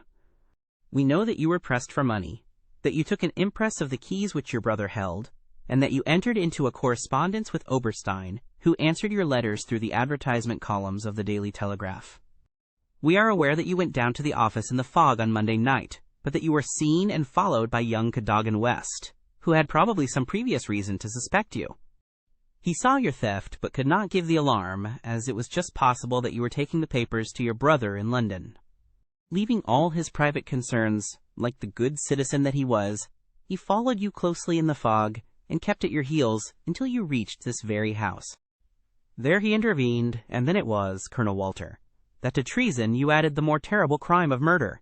"I did not! I did not!" "Before God I swear that I did not," cried our wretched prisoner. "Tell us, then, how Cadogan West met his end before you laid him upon the roof of a railway carriage." "I will. I swear to you that I will. I did the rest." "I confess it. It was just as you say. A stock exchange debt had to be paid. I needed the money badly. Oberstein offered me 5,000. It was to save myself from ruin. But as to murder, I am as innocent as you." "What happened then?" "He had his suspicions before, and he followed me as you describe. I never knew it until I was at the very door. It was thick fog, and one could not see 3 yards. I had given 2 taps, and Oberstein had come to the door. The young man rushed up and demanded to know what we were about to do with the papers. Oberstein had a short life preserver. He always carried it with him. As West forced his way after us into the house, Oberstein struck him on the head. The blow was a fatal one. He was dead within 5 minutes. There he lay in the hall, and we were at our wits' end what to do. Then Oberstein had this idea about the trains which halted under his back window. But first he examined the papers which I had brought. He said that 3 of them were essential, and that he must keep them. "You cannot keep them," said I. "There will be a dreadful row at Woolwich if they are not returned." "I must keep them," said he, "for they are so technical that it is impossible in the time to make copies." "Then they must all go back together tonight," said I. He thought for a little, and then he cried out that he had it. "3 I will keep," said he. "The others we will stuff into the pocket of this young man. When he is found, the whole business will assuredly be put to his account." I could see no other way out of it, so we did as he suggested. We waited half an hour at the window before a train stopped. It was so thick that nothing could be seen, and we had no difficulty in lowering West's body onto the train. That was the end of the matter so far as I was concerned. "And your brother?" "He said nothing, but he had caught me once with his keys, and I think that he suspected. I read in his eyes that he suspected. As you know, he never held up his head again." There was silence in the room. It was broken by Mycroft Holmes. "Can you not make reparation? It would ease your conscience and possibly your punishment." "What reparation can I make?" "Where is Oberstein with the papers?" "I do not know." "Did he give you no address?" "He said that letters to the Hôtel de Louvre, Paris, would eventually reach him." "Then reparation is still within your power," said Sherlock Holmes. "I will do anything I can. I owe this fellow no particular goodwill. He has been my ruin and my downfall." Here are paper and pen. Sit at this desk and write to my dictation. Direct the envelope to the address given. That is right. Now the letter. Dear Sir, with regard to our transaction, you will no doubt have observed by now that one essential detail is missing. I have a tracing which will make it complete. This has involved me in extra trouble, however, and I must ask you for a further advance of £500. I will not trust it to the post, nor will I take anything but gold or notes. I would come to you abroad, but it would excite remark if I left the country at present. Therefore, I shall expect to meet you in the smoking room of the Charing Cross Hotel at noon on Saturday. Remember that only English notes or gold will be taken. That will do very well. I shall be very much surprised if it does not fetch our man. And it did. It is a matter of history, that secret history of a nation which is often so much more intimate and interesting than its public chronicles, that Oberstein, eager to complete the coup of his lifetime, came to the lure and was safely engulfed for 15 years in a British prison. In his trunk were found the invaluable Bruce-Partington plans, which he had put up for auction in all the naval centers of Europe. Colonel Walter died in prison towards the end of the second year of his sentence. As to Holmes, he returned refreshed to his monograph upon the polyphonic motets of Lassus, which has since been printed for private circulation, and is said by experts to be the last word upon the subject. Some weeks afterwards I learned incidentally that my friend spent a day at Windsor, whence he returned with a remarkably fine emerald tie-pin. When I asked him if he had bought it, he answered that it was a present from a certain gracious lady in whose interests he had once been fortunate enough to carry out a small commission. He said no more, but I fancy that I could guess at that lady's august name, and I have little doubt that the emerald pin will forever recall to my friend's memory the adventure of the Bruce-Partington plans. Chapter 3. The Adventure of the Devil's Foot. In recording from time to time some of the curious experiences and interesting recollections which I associate with my long and intimate friendship with Mr. Sherlock Holmes, I have continually been faced by difficulties caused by his own aversion to publicity. To his somber and cynical spirit, all popular applause was always abhorrent, and nothing amused him more at the end of a successful case than to hand over the actual exposure to some orthodox official, and to listen with a mocking smile to the general chorus of misplaced congratulation. It was indeed this attitude upon the part of my friend, and certainly not any lack of interesting material, which has caused me of late years to lay very few of my records before the public. My participation in some of his adventures was always a privilege, which entailed discretion and reticence upon me. It was then with considerable surprise that I received a telegram from Holmes last Tuesday. He has never been known to write where a telegram would serve, in the following terms: "Why not tell them of the Cornish horror? Strangest case I have handled." I have no idea what backward sweep of memory had brought the matter fresh to his mind, or what freak had caused him to desire that I should recount it. But I hasten, before another cancelling telegram may arrive, to hunt out the notes which give me the exact details of the case, and to lay the narrative before my readers. It was, then, in the spring of the year 1897 that Holmes's iron constitution showed some symptoms of giving way, in the face of constant hard work of a most exacting kind, aggravated, perhaps, by occasional indiscretions of his own. In March of that year, Dr. Moore Agar of Harley Street, whose dramatic introduction to Holmes I may some day recount, gave positive injunctions that the famous private agent lay aside all his cases and surrender himself to complete rest if he wished to avert an absolute breakdown. The state of his health was not a matter in which he himself took the faintest interest, for his mental detachment was absolute, but he was induced at last, on the threat of being permanently disqualified from work, to give himself a complete change of scene and air. Thus it was that in the early spring of that year we found ourselves together in a small cottage near Poldhu Bay, at the further extremity of the Cornish peninsula. It was a singular spot, and one peculiarly well suited to the grim humor of my patient.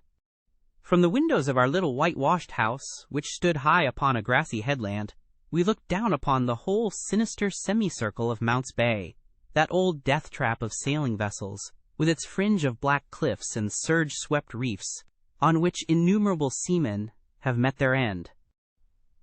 With a northerly breeze, it lies placid and sheltered, inviting the storm-tossed craft to tack into it for rest and protection. Then come the sudden swirl round of the wind, the blistering gale from the southwest, the dragging anchor, the lee shore, and the last battle in the creaming breakers. The wise mariner stands far out from that evil place. On the land side, our surroundings were as somber as on the sea.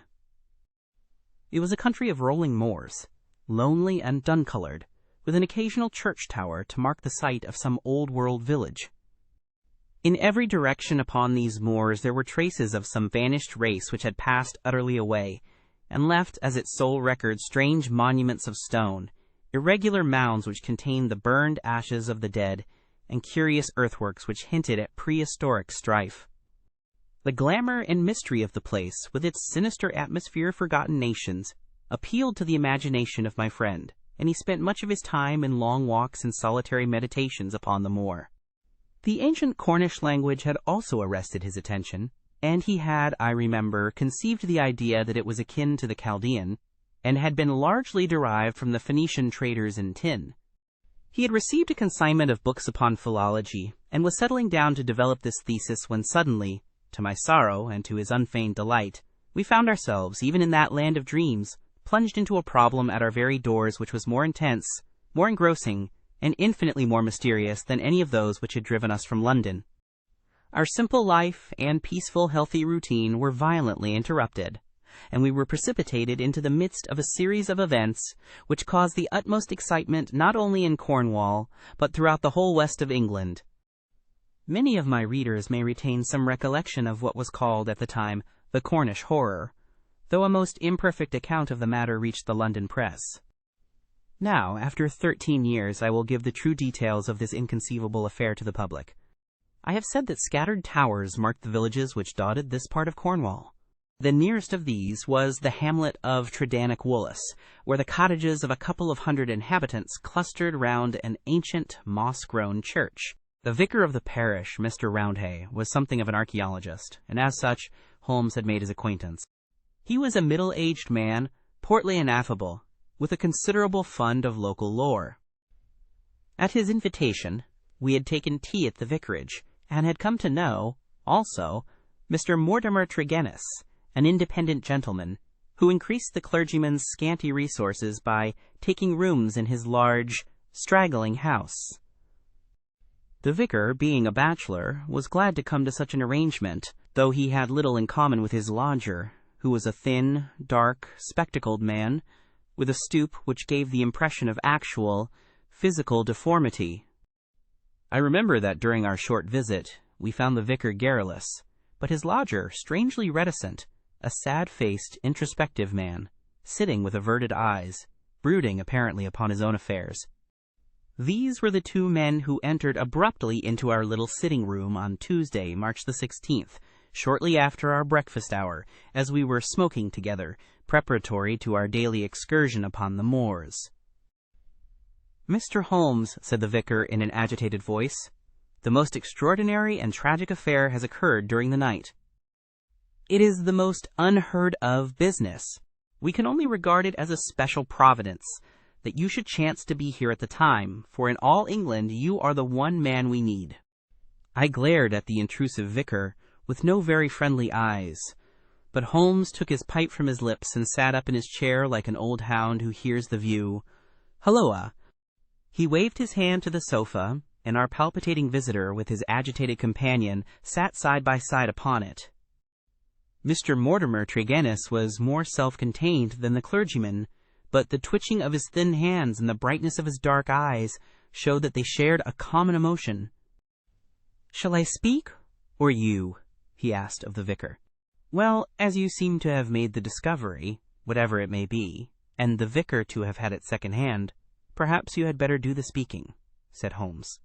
I glanced at the hastily clad clergyman, with the formally dressed lodger seated beside him, and was amused at the surprise which Holmes's simple deduction had brought to their faces.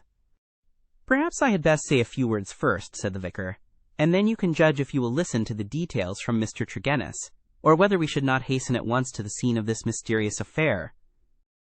I may explain, then, that our friend here spent last evening in the company of his 2 brothers, Owen and George, and of his sister Brenda, at their house of Tredannick Wartha, which is near the old stone cross upon the moor. He left them shortly after 10 o'clock, playing cards round the dining-room table, in excellent health and spirits. This morning, being an early riser, he walked in that direction before breakfast and was overtaken by the carriage of Dr. Richards, who explained that he had just been sent for on a most urgent call to Tredannick Wartha. Mr. Mortimer Tregennis naturally went with him. When he arrived at Tredannick Wartha, he found an extraordinary state of things. His 2 brothers and his sister were seated round the table exactly as he had left them, the cards still spread in front of them, and the candles burned down to their sockets. The sister lay back stone-dead in her chair, while the 2 brothers sat on each side of her laughing, shouting, and singing, the senses stricken clean out of them. All 3 of them, the dead woman and the 2 demented men, retained upon their faces an expression of the utmost horror, a convulsion of terror which was dreadful to look upon. There was no sign of the presence of anyone in the house except Mrs. Porter, the old cook and housekeeper, who declared that she had slept deeply and heard no sound during the night. Nothing had been stolen or disarranged, and there is absolutely no explanation of what the horror can be which has frightened a woman to death and 2 strong men out of their senses. There is the situation, Mr. Holmes, in a nutshell, and if you can help us to clear it up, you will have done a great work. I had hoped that in some way I could coax my companion back into the quiet which had been the object of our journey.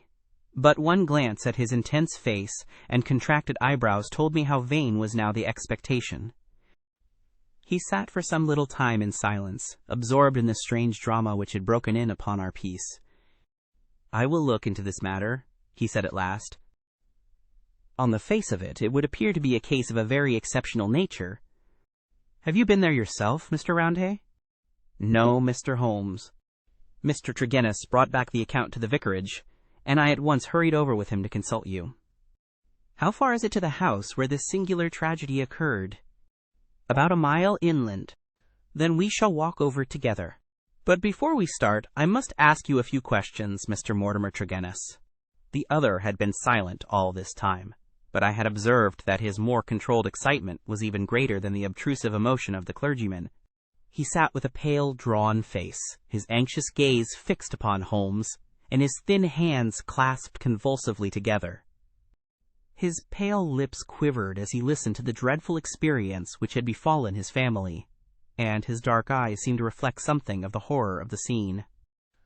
"Ask what you like, Mr. Holmes," said he eagerly. "It is a bad thing to speak of, but I will answer you the truth.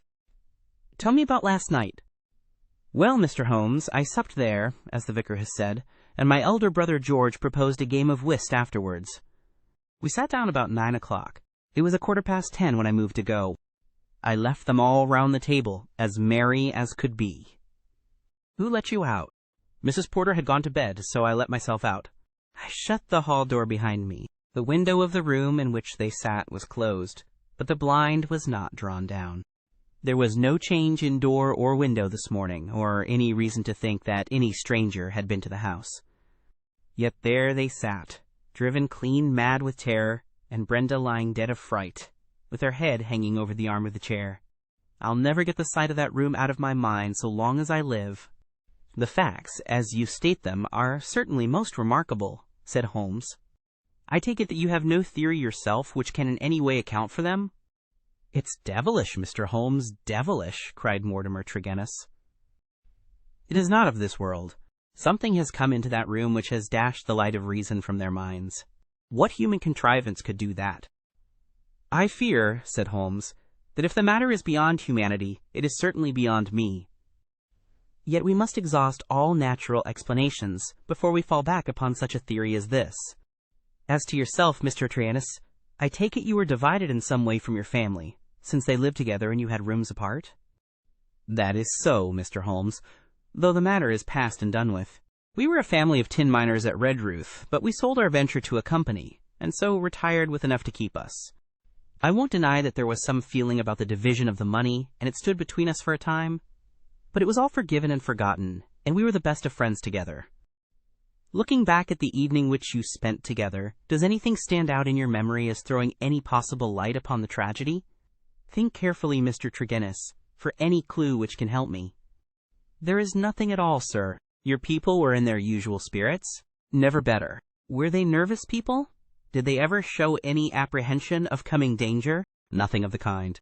You have nothing to add, then, which could assist me. Mortimer Tregennis considered earnestly for a moment. There is one thing that occurs to me, said he at last. As we sat at the table, my back was to the window, and my brother George, he being my partner at cards, was facing it. I saw him once look hard over my shoulder, so I turned round and looked also. The blind was up and the window shut, but I could just make out the bushes on the lawn, and it seemed to me for a moment that I saw something moving among them. I couldn't even say if it was man or animal, but I just thought there was something there. When I asked him what he was looking at, he told me that he had the same feeling. That is all that I can say. Did you not investigate? No. The matter passed as unimportant. You left them, then, without any premonition of evil?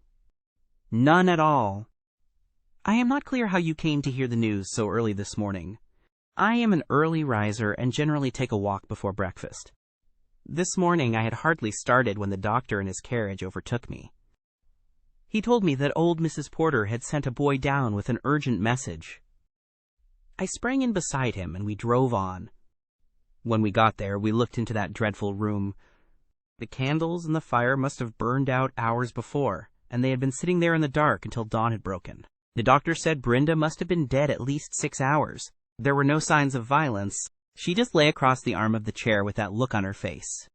George and Owen were singing snatches of songs and gibbering like two great apes. Oh, it was awful to see. I couldn't stand it, and the doctor was as white as a sheet. Indeed, he fell into a chair in a sort of faint, and we nearly had him on our hands as well. Remarkable, most remarkable, said Holmes, rising and taking his hat. I think, perhaps we had better go down to Tredenick Wartha without further delay. I confess that I have seldom known a case which at first sight presented a more singular problem. Our proceedings of that first morning did little to advance the investigation. It was marked, however, at the outset by an incident which left the most sinister impression upon my mind. The approach to the spot at which the tragedy occurred is down a narrow, winding country lane. While we made our way along it, we heard the rattle of a carriage coming towards us, and stood aside to let it pass. As it drove by us, I caught a glimpse through the closed window of a horribly contorted, grinning face glaring out at us. Those staring eyes and gnashing teeth flashed past us like a dreadful vision. "My brothers!" cried Mortimer Tregennis, white to his lips. "They are taking them to Helston." We looked with horror after the black carriage, lumbering upon its way. Then we turned our steps towards this ill-omened house in which they had met their strange fate. It was a large and bright dwelling, rather a villa than a cottage, with a considerable garden which was already, in that Cornish air, well filled with spring flowers. Towards this garden the window of the sitting-room fronted, and from it, according to Mortimer Tregennis, must have come that thing of evil which had by sheer horror in a single instant blasted their minds. Holmes walked slowly and thoughtfully among the flower-plots and along the path before we entered the porch. So absorbed was he in his thoughts, I remember, that he stumbled over the watering-pot, upset its contents, and deluged both our feet and the garden path. Inside the house we were met by the elderly Cornish housekeeper, Mrs. Porter, who, with the aid of a young girl, looked after the wants of the family.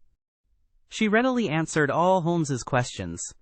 She had heard nothing in the night. Her employers had all been in excellent spirits lately, and she had never known them more cheerful and prosperous. She had fainted with horror upon entering the room in the morning and seeing that dreadful company round the table. She had, when she recovered, thrown open the window to let the morning air in, and had run down to the lane, whence she sent a farm lad for the doctor.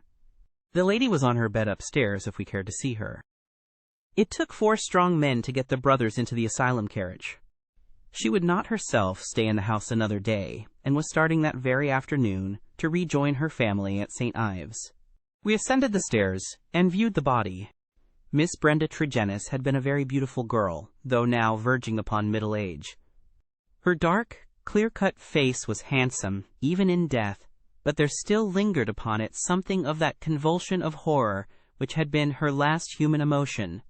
From her bedroom we descended to the sitting room, where this strange tragedy had actually occurred. The charred ashes of the overnight fire lay in the grate. On the table were the 4 guttered and burned-out candles, with the cards scattered over its surface.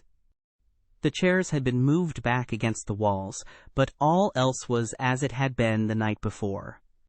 Holmes paced with light, swift steps about the room. He sat in the various chairs, drawing them up and reconstructing their positions. He tested how much of the garden was visible. He examined the floor, the ceiling, and the fireplace, but never once did I see that sudden brightening of his eyes and tightening of his lips, which would have told me that he saw some gleam of light in this utter darkness. "Why fire?" he asked once. Had they always a fire in this small room on a spring evening? Mortimer Tregennis explained that the night was cold and damp. For that reason, after his arrival, the fire was lit. "What are you going to do now, Mr. Holmes?" he asked. My friend smiled and laid his hand upon my arm. "I think, Watson, that I shall resume that course of tobacco poisoning which you have so often and so justly condemned," said he. "With your permission, gentlemen, we will now return to our cottage, for I am not aware that any new factor is likely to come to our notice here. I will turn the facts over in my mind, Mr. Tregennis, and should anything occur to me, I will certainly communicate with you and the vicar. In the meantime, I wish you both good morning." It was not until long after we were back in Poldhu Cottage that Holmes broke his complete and absorbed silence. He sat coiled in his armchair, his haggard and ascetic face hardly visible amid the blue swirl of his tobacco smoke, his black brows drawn down, his forehead contracted, his eyes vacant and far away. Finally he laid down his pipe and sprang to his feet. "It won't do, Watson," said he with a laugh. "Let us walk along the cliffs together and search for flint arrows. We are more likely to find them than clues to this problem. To let the brain work without sufficient material is like racing an engine. It racks itself to pieces. The sea air, sunshine, and patience, Watson. All else will come. Now let us calmly define our position, Watson," he continued as we skirted the cliffs together. "Let us get a firm grip of the very little which we do know, so that when fresh facts arise, we may be ready to fit them into their places. I take it, in the first place, that neither of us is prepared to admit diabolical intrusions into the affairs of men. Let us begin by ruling that entirely out of our minds. Very good. There remain 3 persons who have been grievously stricken by some conscious or unconscious human agency. That is firm ground. Now, when did this occur? Evidently, assuming his narrative to be true, it was immediately after Mr. Mortimer Tregennis had left the room. That is a very important point. The presumption is that it was within a few minutes afterwards. The cards still lay upon the table. It was already past their usual hour for bed, yet they had not changed their position or pushed back their chairs. I repeat, then, that the occurrence was immediately after his departure, and not later than 11 o'clock last night. Our next obvious step is to check, so far as we can, the movements of Mortimer Tregennis after he left the room. In this there is no difficulty, and they seem to be above suspicion. Knowing my methods as you do, you were, of course, conscious of the somewhat clumsy water-pot expedient by which I obtained a clearer impress of his foot than might otherwise have been possible. The wet, sandy path took it admirably. Last night was also wet, you will remember, and it was not difficult, having obtained a sample print, to pick out his track among others, and to follow his movements. He appears to have walked away swiftly in the direction of the vicarage. If, then, Mortimer Tregennis disappeared from the scene, and yet some outside person affected the card players, how can we reconstruct that person, and how is such an impression of horror conveyed? Mrs. Porter may be eliminated. She is evidently harmless. Is there any evidence that someone crept up to the garden window and in some manner produced so terrific an effect that he drove those who saw it out of their senses? The only suggestion in this direction comes from Mortimer Tregennis himself, who says that his brother spoke about some movement in the garden. That is certainly remarkable, as the night was rainy, cloudy, and dark. Anyone who had the design to alarm these people would be compelled to place his very face against the glass before he could be seen. There is a 3-foot flower border outside this window, but no indication of a footmark. It is difficult to imagine, then, how an outsider could have made so terrible an impression upon the company, nor have we found any possible motive for so strange and elaborate an attempt. You perceive our difficulties, Watson? They are only too clear, I answered with conviction. And yet, with a little more material, we may prove that they are not insurmountable, said Holmes. I fancy that among your extensive archives, Watson, you may find some which were nearly as obscure. Meanwhile, we shall put the case aside until more accurate data are available, and devote the rest of our morning to the pursuit of Neolithic man. I may have commented upon my friend's power of mental detachment, but never have I wondered at it more than upon that spring morning in Cornwall, when for 2 hours he discoursed upon Celts, arrowheads, and shards, as lightly as if no sinister mystery were waiting for his solution. It was not until we had returned in the afternoon to our cottage that we found a visitor awaiting us, who soon brought our minds back to the matter in hand. Neither of us needed to be told who that visitor was. The huge body, the craggy and deeply seamed face with the fierce eyes and hawk-like nose, the grizzled hair which nearly brushed our cottage ceiling, the beard, golden at the fringes and white near the lips, save for the nicotine stain from his perpetual cigar, all these were as well known in London as in Africa, and could only be associated with the tremendous personality of Dr. Leon Sterndale, the great lion hunter and explorer. We had heard of his presence in the district, and had once or twice caught sight of his tall figure upon the moorland paths. He made no advances to us, however, nor would we have dreamed of doing so to him, as it was well known that it was his love of seclusion which caused him to spend the greater part of the intervals between his journeys in a small bungalow buried in the lonely wood of Beauchamp-Ariens. Here, amid his books and his maps, he lived an absolutely lonely life, attending to his own simple wants, and paying little apparent heed to the affairs of his neighbors. It was a surprise to me, therefore, to hear him asking Holmes in an eager voice whether he had made any advance in his reconstruction of this mysterious episode. "The county police are utterly at fault," said he, "but perhaps your wider experience has suggested some conceivable explanation. My only claim to being taken into your confidence is that during my many residences here I have come to know this family of Tregennis very well. Indeed, upon my Cornish mother's side, I could call them cousins, and their strange fate has naturally been a great shock to me. I may tell you that I had got as far as Plymouth upon my way to Africa, but the news reached me this morning, and I came straight back again to help in the inquiry." Holmes raised his eyebrows. "Did you lose your boat through it? I will take the next. Dear me, that is friendship indeed. I tell you they were relatives." "Quite so. Cousins of your mother. Was your baggage aboard the ship?" "Some of it, but the main part at the hotel." "I see. But surely this event could not have found its way into the Plymouth morning papers." "No, sir. I had a telegram." "Might I ask from whom?" A shadow passed over the gaunt face of the explorer. "You are very inquisitive, Mr. Holmes." "It is my business." With an effort, Dr. Sterndale recovered his ruffled composure. "I have no objection to telling you," he said. "It was Mr. Roundhay, the vicar, who sent me the telegram which recalled me." "Thank you," said Holmes. "I may say in answer to your original question that I have not cleared my mind entirely on the subject of this case, but that I have every hope of reaching some conclusion. It would be premature to say more. Perhaps you would not mind telling me if your suspicions point in any particular direction." "No, I can hardly answer that." "Then I have wasted my time and need not prolong my visit." The famous doctor strode out of our cottage in considerable ill humor, and within 5 minutes Holmes had followed him. I saw him no more until the evening, when he returned with a slow step and haggard face, which assured me that he had made no great progress with his investigation. He glanced at a telegram which awaited him and threw it into the grate. "From the Plymouth Hotel, Watson," he said. "I learned the name of it from the vicar, and I wired to make certain that Dr. Leon Sterndale's account was true. It appears that he did indeed spend last night there, and that he has actually allowed some of his baggage to go on to Africa, while he returned to be present at this investigation. What do you make of that, Watson? He is deeply interested. Deeply interested, yes.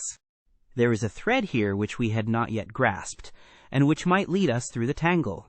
Cheer up, Watson, for I am very sure that our material has not yet all come to hand. When it does, we may soon leave our difficulties behind us. Little did I think how soon the words of Holmes would be realized, or how strange and sinister would be that new development, which opened up an entirely fresh line of investigation. I was shaving at my window in the morning when I heard the rattle of hoofs and, looking up, saw a dog-cart coming at a gallop down the road. It pulled up at our door, and our friend the vicar sprang from it and rushed up our garden path. Holmes was already dressed, and we hastened down to meet him.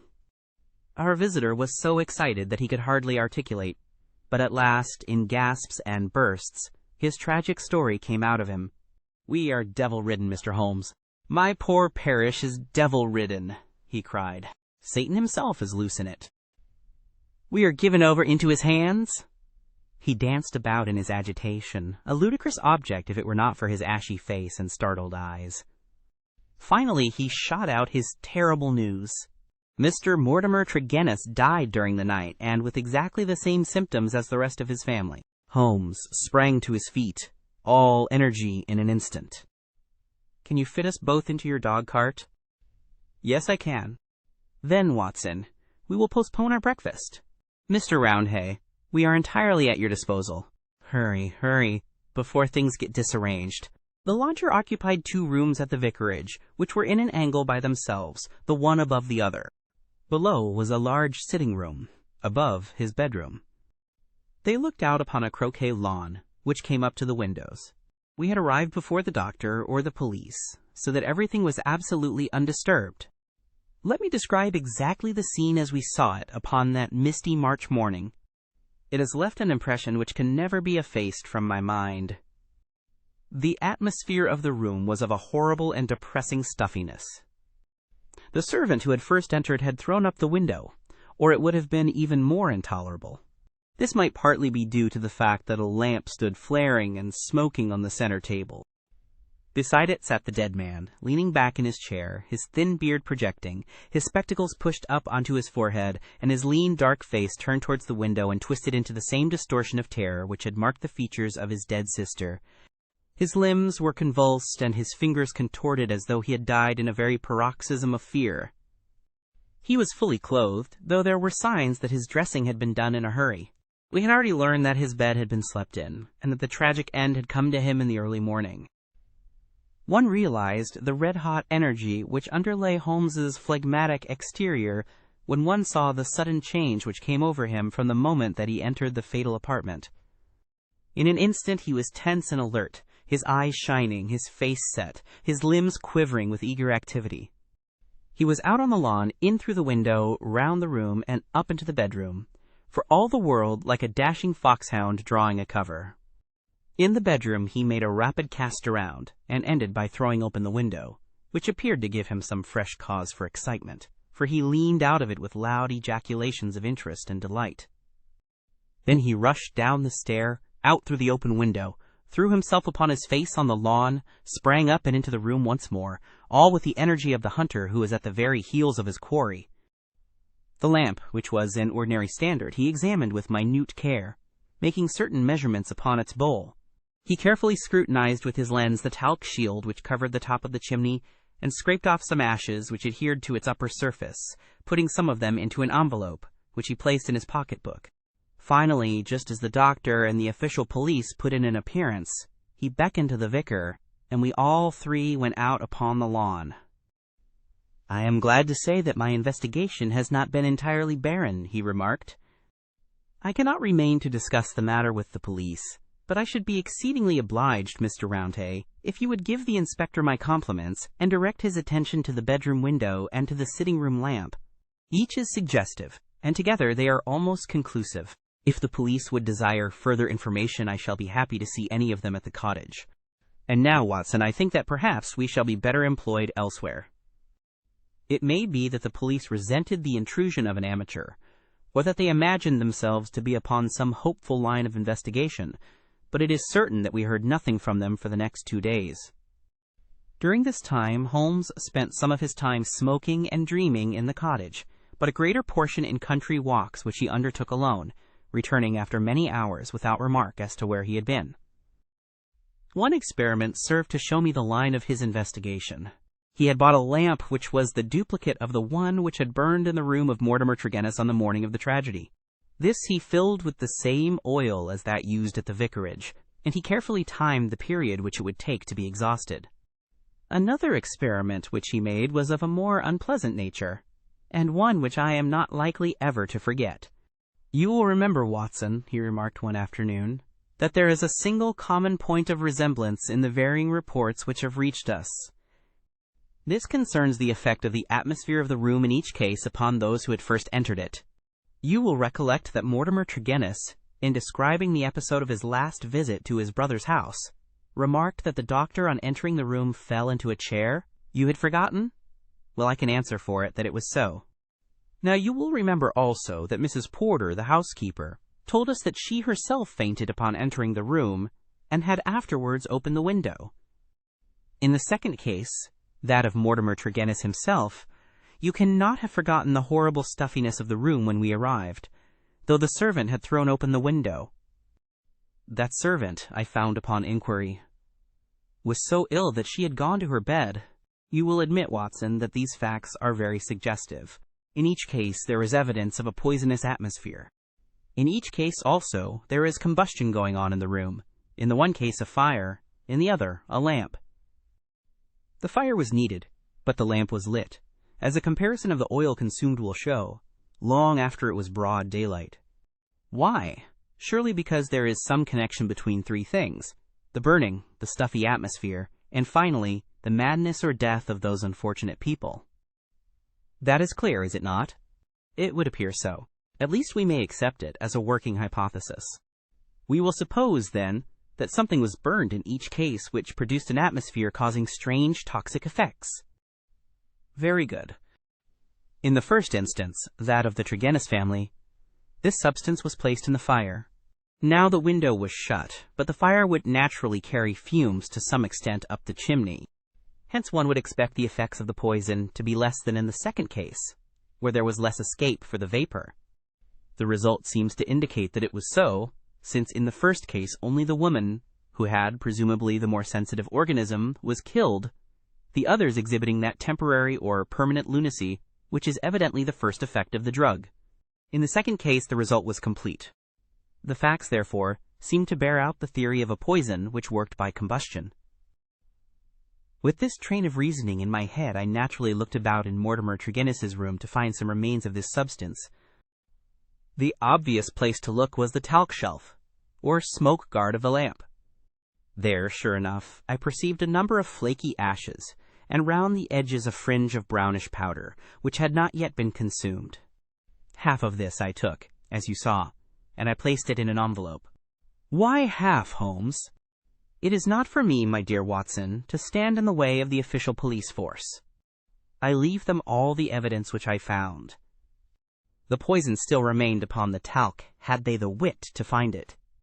Now, Watson, we will light our lamp. We will, however, take the precaution to open our window to avoid the premature decease of two deserving members of society, and you will seat yourself near that open window in an armchair, unless, like a sensible man, you determine to have nothing to do with the affair.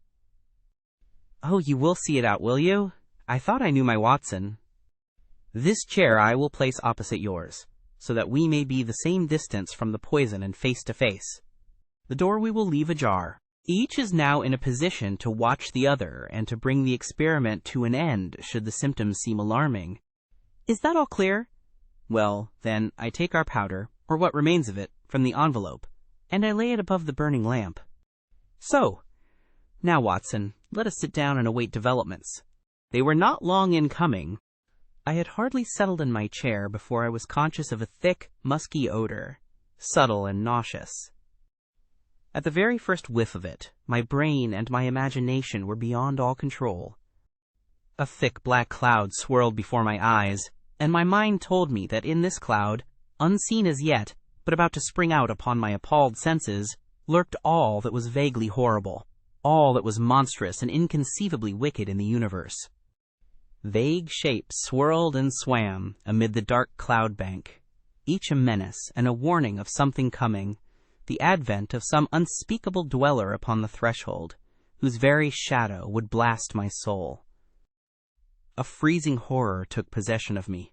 I felt that my hair was rising, that my eyes were protruding, that my mouth was opened and my tongue like leather. The turmoil within my brain was such that something must surely snap. I tried to scream, and was vaguely aware of some hoarse croak which was my own voice, but distant and detached from myself.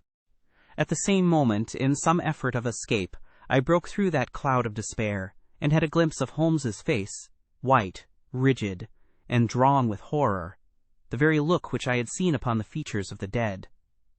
It was that vision which gave me an instant of sanity and of strength.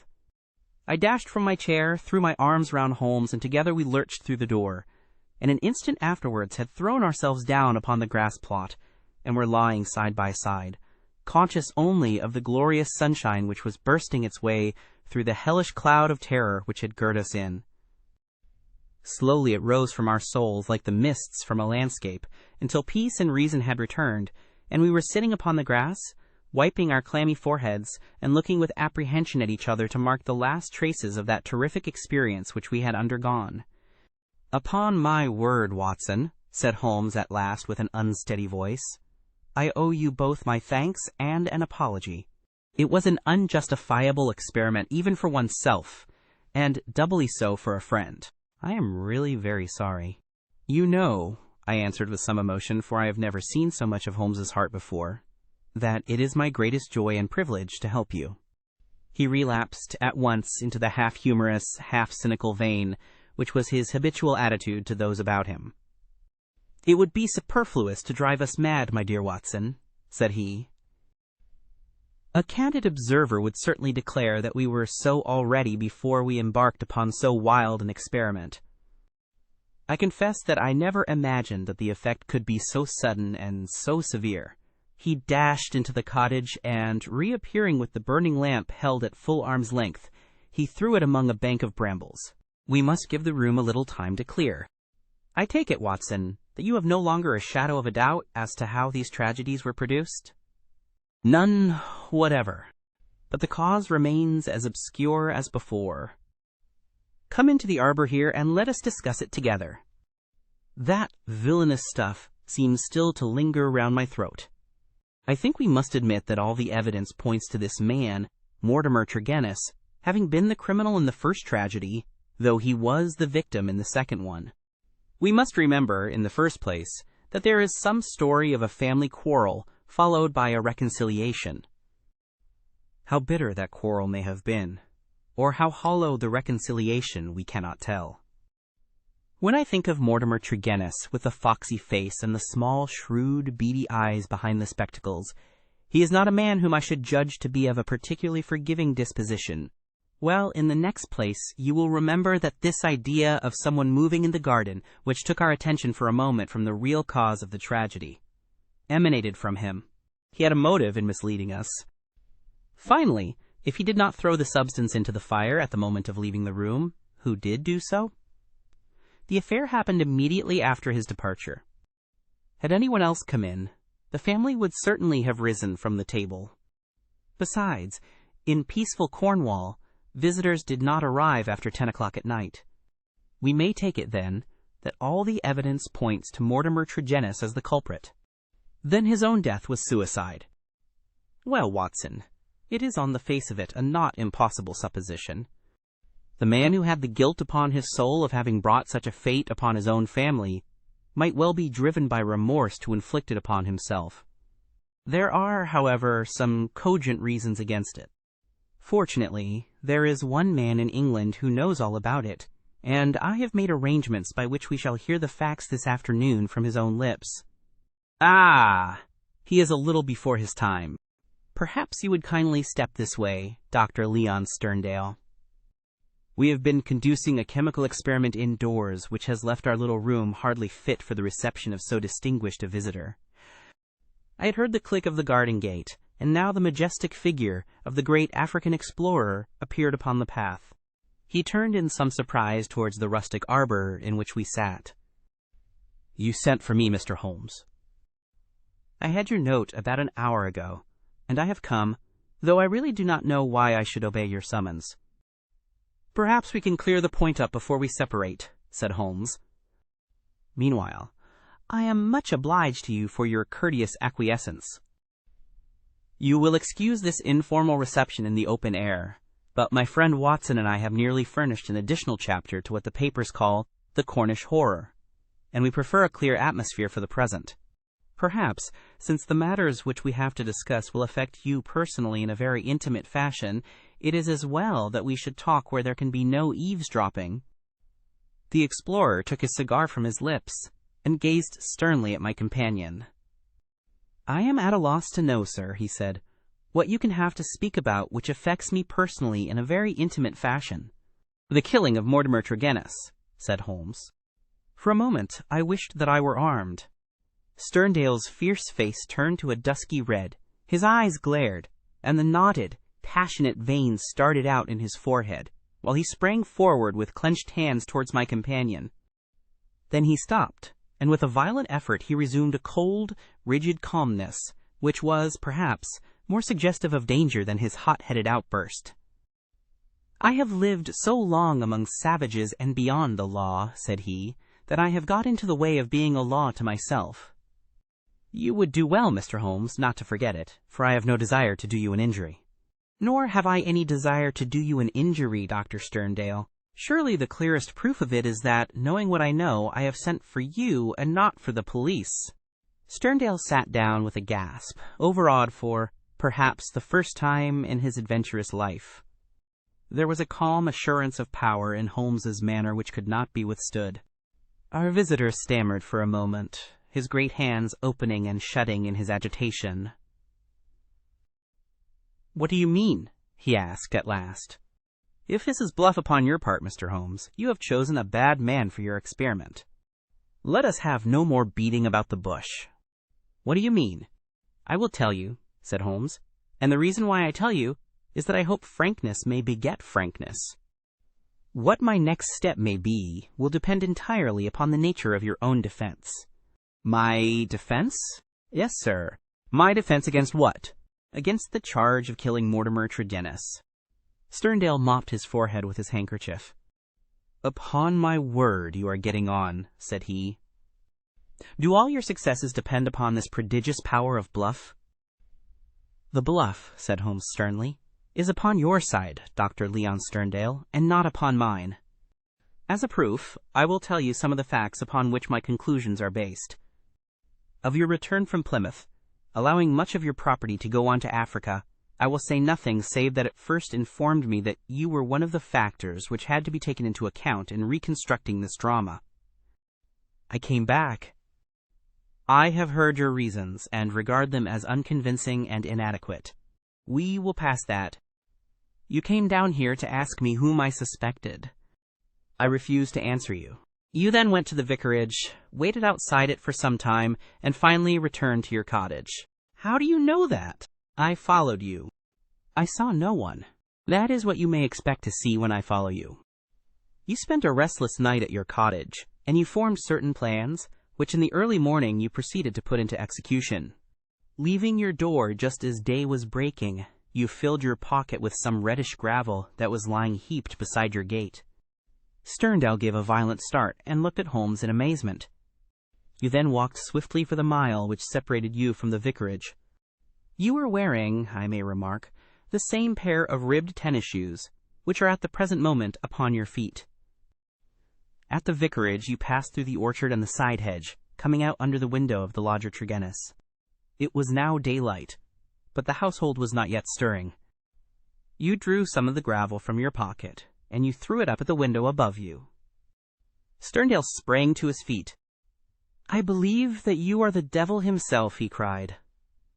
Holmes smiled at the compliment.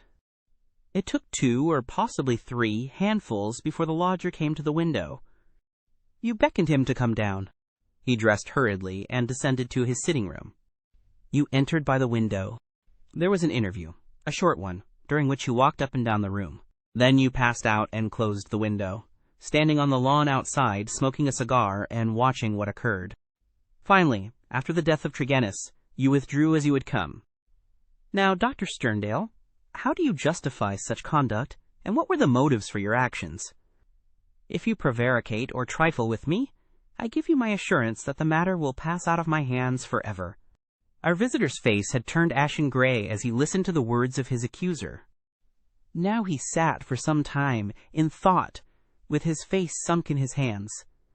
Then, with a sudden impulsive gesture, he plucked a photograph from his breast pocket and threw it on the rustic table before us. "That is why I have done it," said he. It showed the bust and face of a very beautiful woman. Holmes stooped over it. "Brenda Tregennis," said he. "Yes, Brenda Tregennis," repeated our visitor. "For years I have loved her. For years she has loved me. There is the secret of that Cornish seclusion which people have marveled at. It has brought me close to the one thing on earth that was dear to me. I could not marry her, for I have a wife who has left me for years, and yet whom, by the deplorable laws of England, I could not divorce. For years Brenda waited. For years I waited. And this is what we have waited for." A terrible sob shook his great frame, and he clutched his throat under his brindled beard. Then with an effort he mastered himself and spoke on. "The vicar knew. He was in our confidence. He would tell you that she was an angel upon earth. That was why he telegraphed to me, and I returned. What was my baggage or Africa to me when I learned that such a fate had come upon my darling? There you have the missing clue to my action, Mr. Holmes." "Proceed," said my friend. Dr. Sterndale drew from his pocket a paper packet and laid it upon the table. On the outside was written, "Radix Pedis Diaboli," with a red poison label beneath it. He pushed it towards me. "I understand that you are a doctor, sir. Have you ever heard of this preparation?" "Devil's foot root. No, I have never heard of it."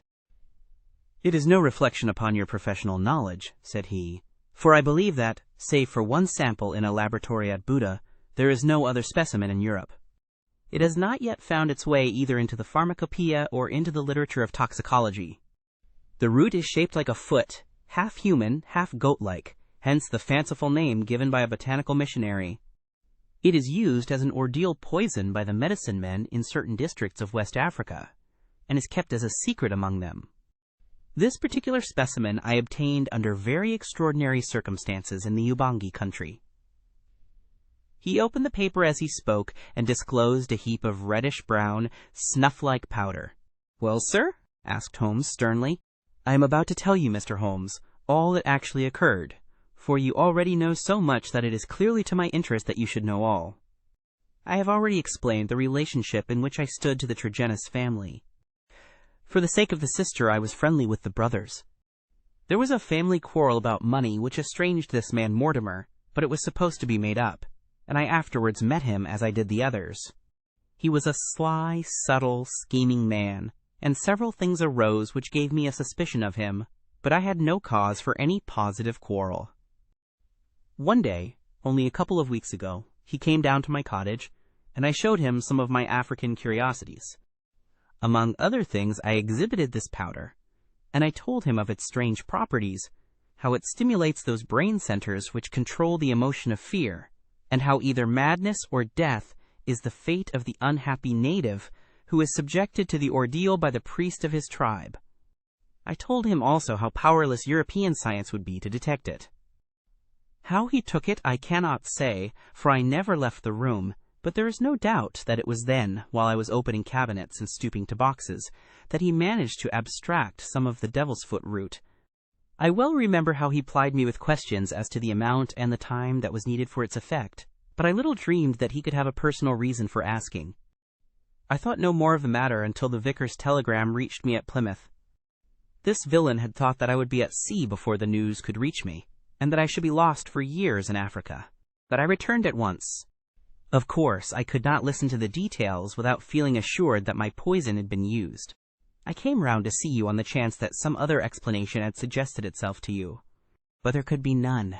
I was convinced that Mortimer Tregennis was the murderer, that for the sake of money, and with the idea, perhaps, that if the other members of his family were all insane, he would be the sole guardian of their joint property, He had used the devil's foot powder upon them, driven 2 of them out of their senses, and killed his sister Brenda, the one human being whom I have ever loved, or who has ever loved me.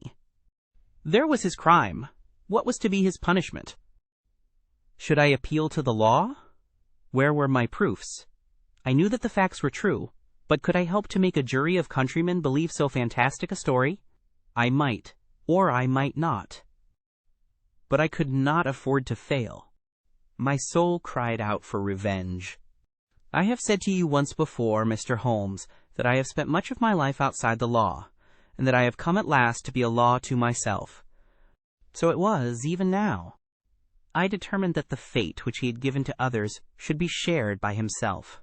Either that, or I would do justice upon him with my own hand. In all England there can be no man who sets less value upon his own life than I do at the present moment. Now I have told you all. You have yourself supplied the rest. I did, as you say, after a restless night, set off early from my cottage.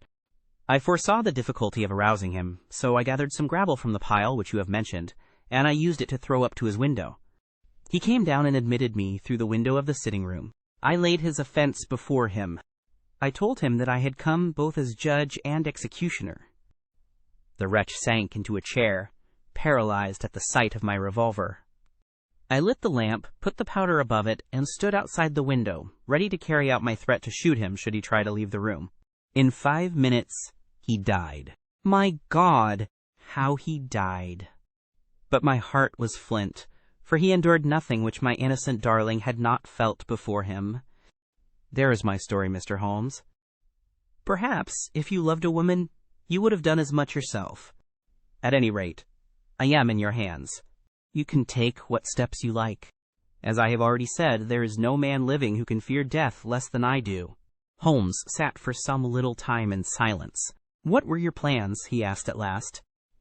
I had intended to bury myself in Central Africa. My work there is but half finished.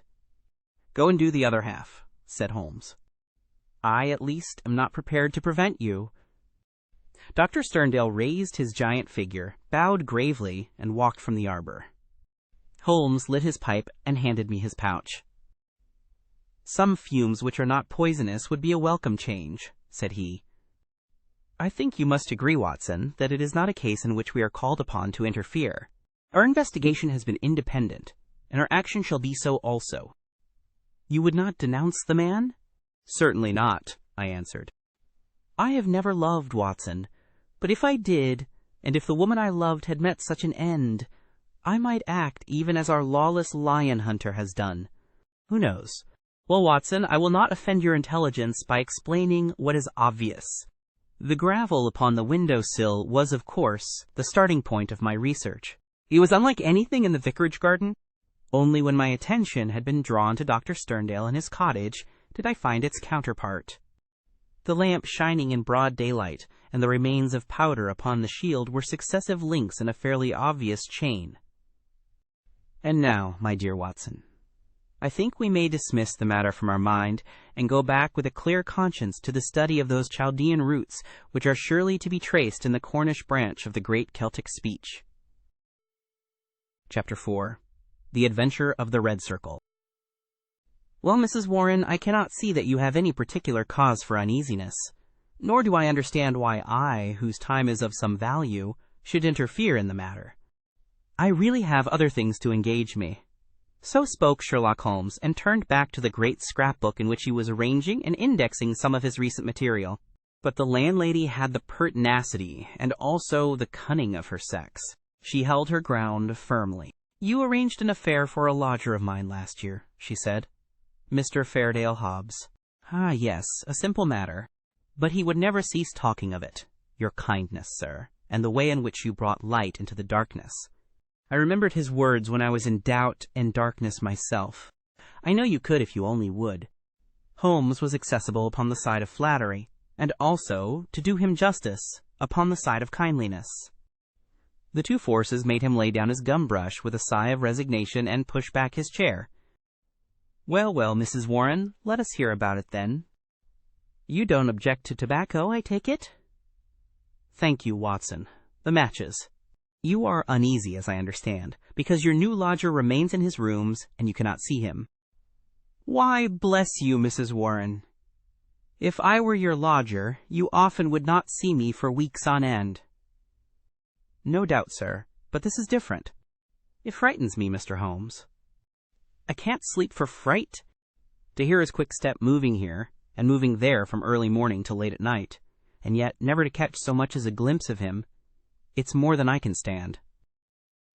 My husband is as nervous over it as I am, but he is out at his work all day, while I get no rest from it. What is he hiding for? What has he done? Except for the girl, I am all alone in the house with him, and it's more than my nerves can stand.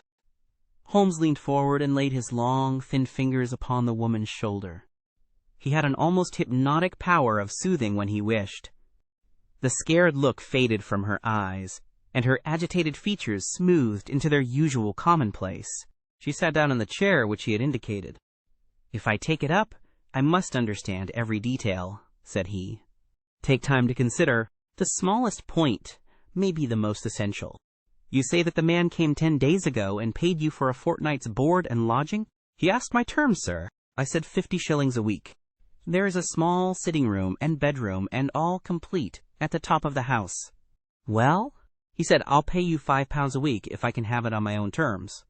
I'm a poor woman, sir, and Mr. Warren earns little, and the money meant much to me. He took out a £10 note, and he held it out to me then and there. 'You can have the same every fortnight for a long time to come if you keep the terms,' he said. 'If not, I'll have no more to do with you.' What were the terms?" "Well, sir, they were that he was to have a key of the house. That was all right. Lodgers often have them. Also that he was to be left entirely to himself, and never, upon any excuse, to be disturbed." "Nothing wonderful in that, surely?" "Not in reason, sir." "But this is out of all reason. He has been there for 10 days, and neither Mr. Warren nor I nor the girl has once set eyes upon him. We can hear that quick step of his pacing up and down, night, morning, and noon. But except on that first night, he had never once gone out of the house." "Oh, he went out the first night, did he?" "Yes, sir, and returned very late, after we were all in bed. He told me after he had taken the rooms that he would do so, and asked me not to bar the door. I heard him come up the stair after midnight." "But his meals?" "It was his particular direction that we should always, when he rang, leave his meal upon a chair, outside his door. Then he rings again when he has finished, and we take it down from the same chair. If he wants anything else, he prints it on a slip of paper and leaves it." "Prints it?" "Yes, sir, prints it in pencil. Just the word, nothing more. Here's the one I brought to show you, soap. Here's another, match. This is when he left the first morning. Daily Gazette.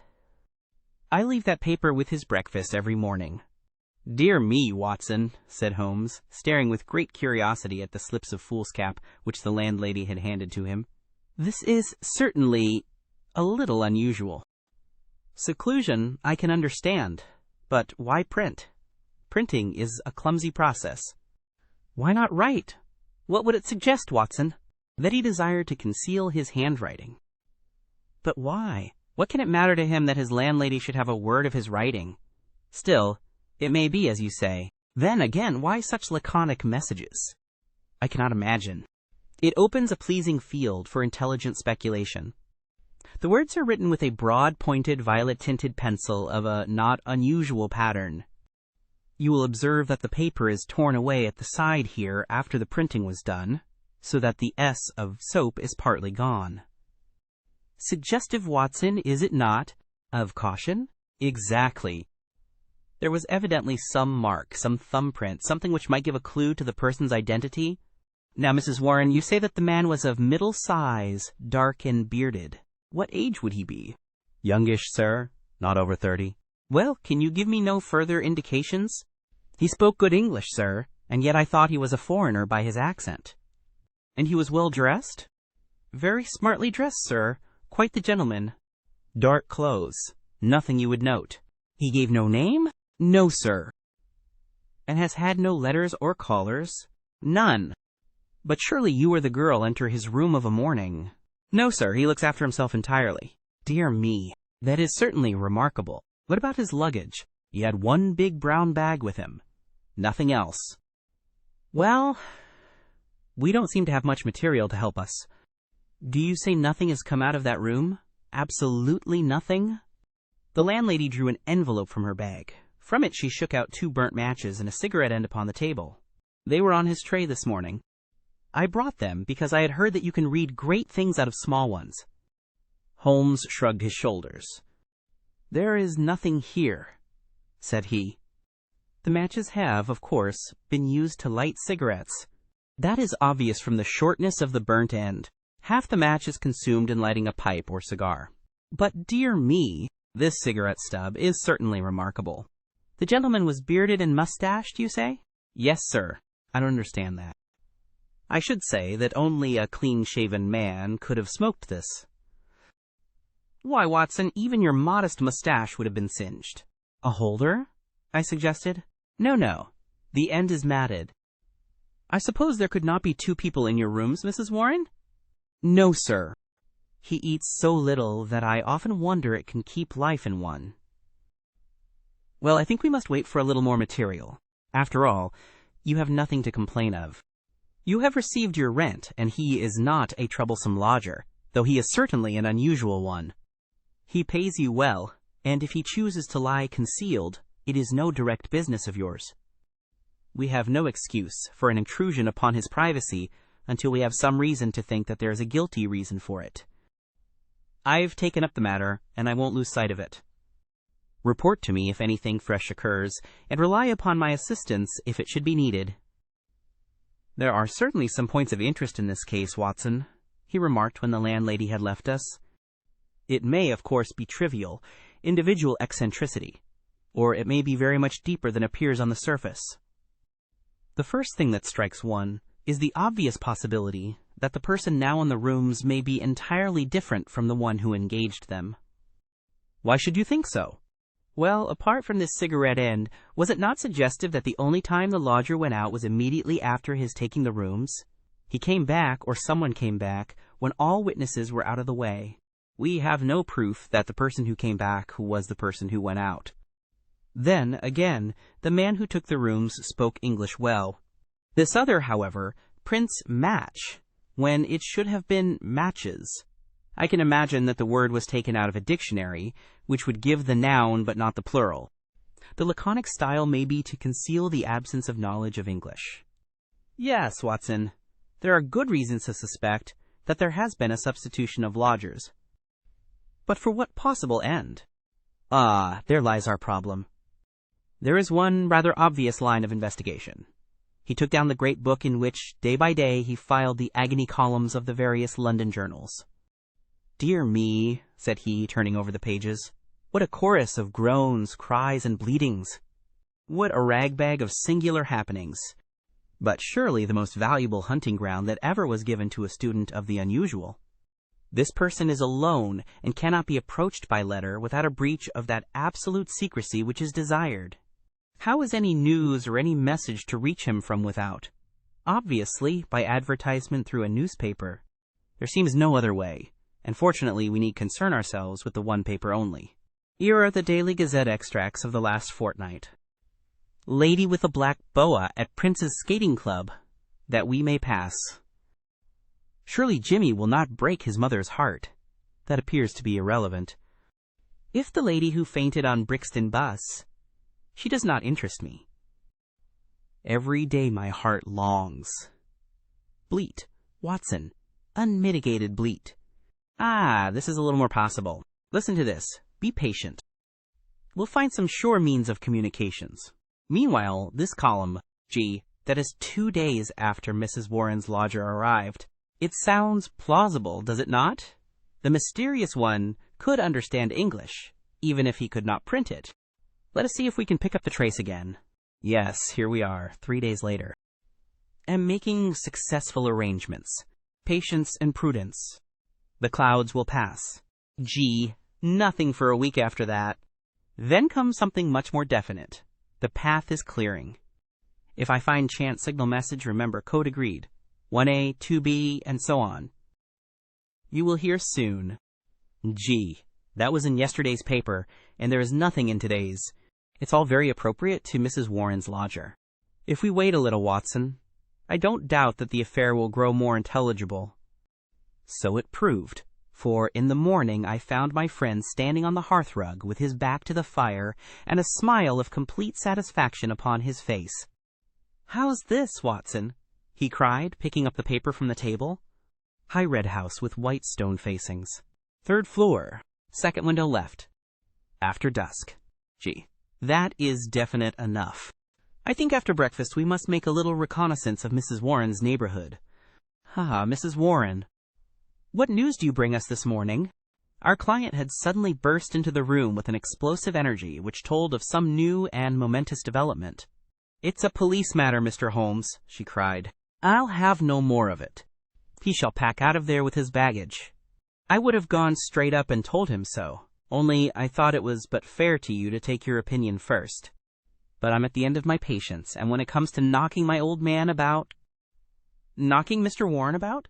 "Using him roughly, anyway." "But who used him roughly?"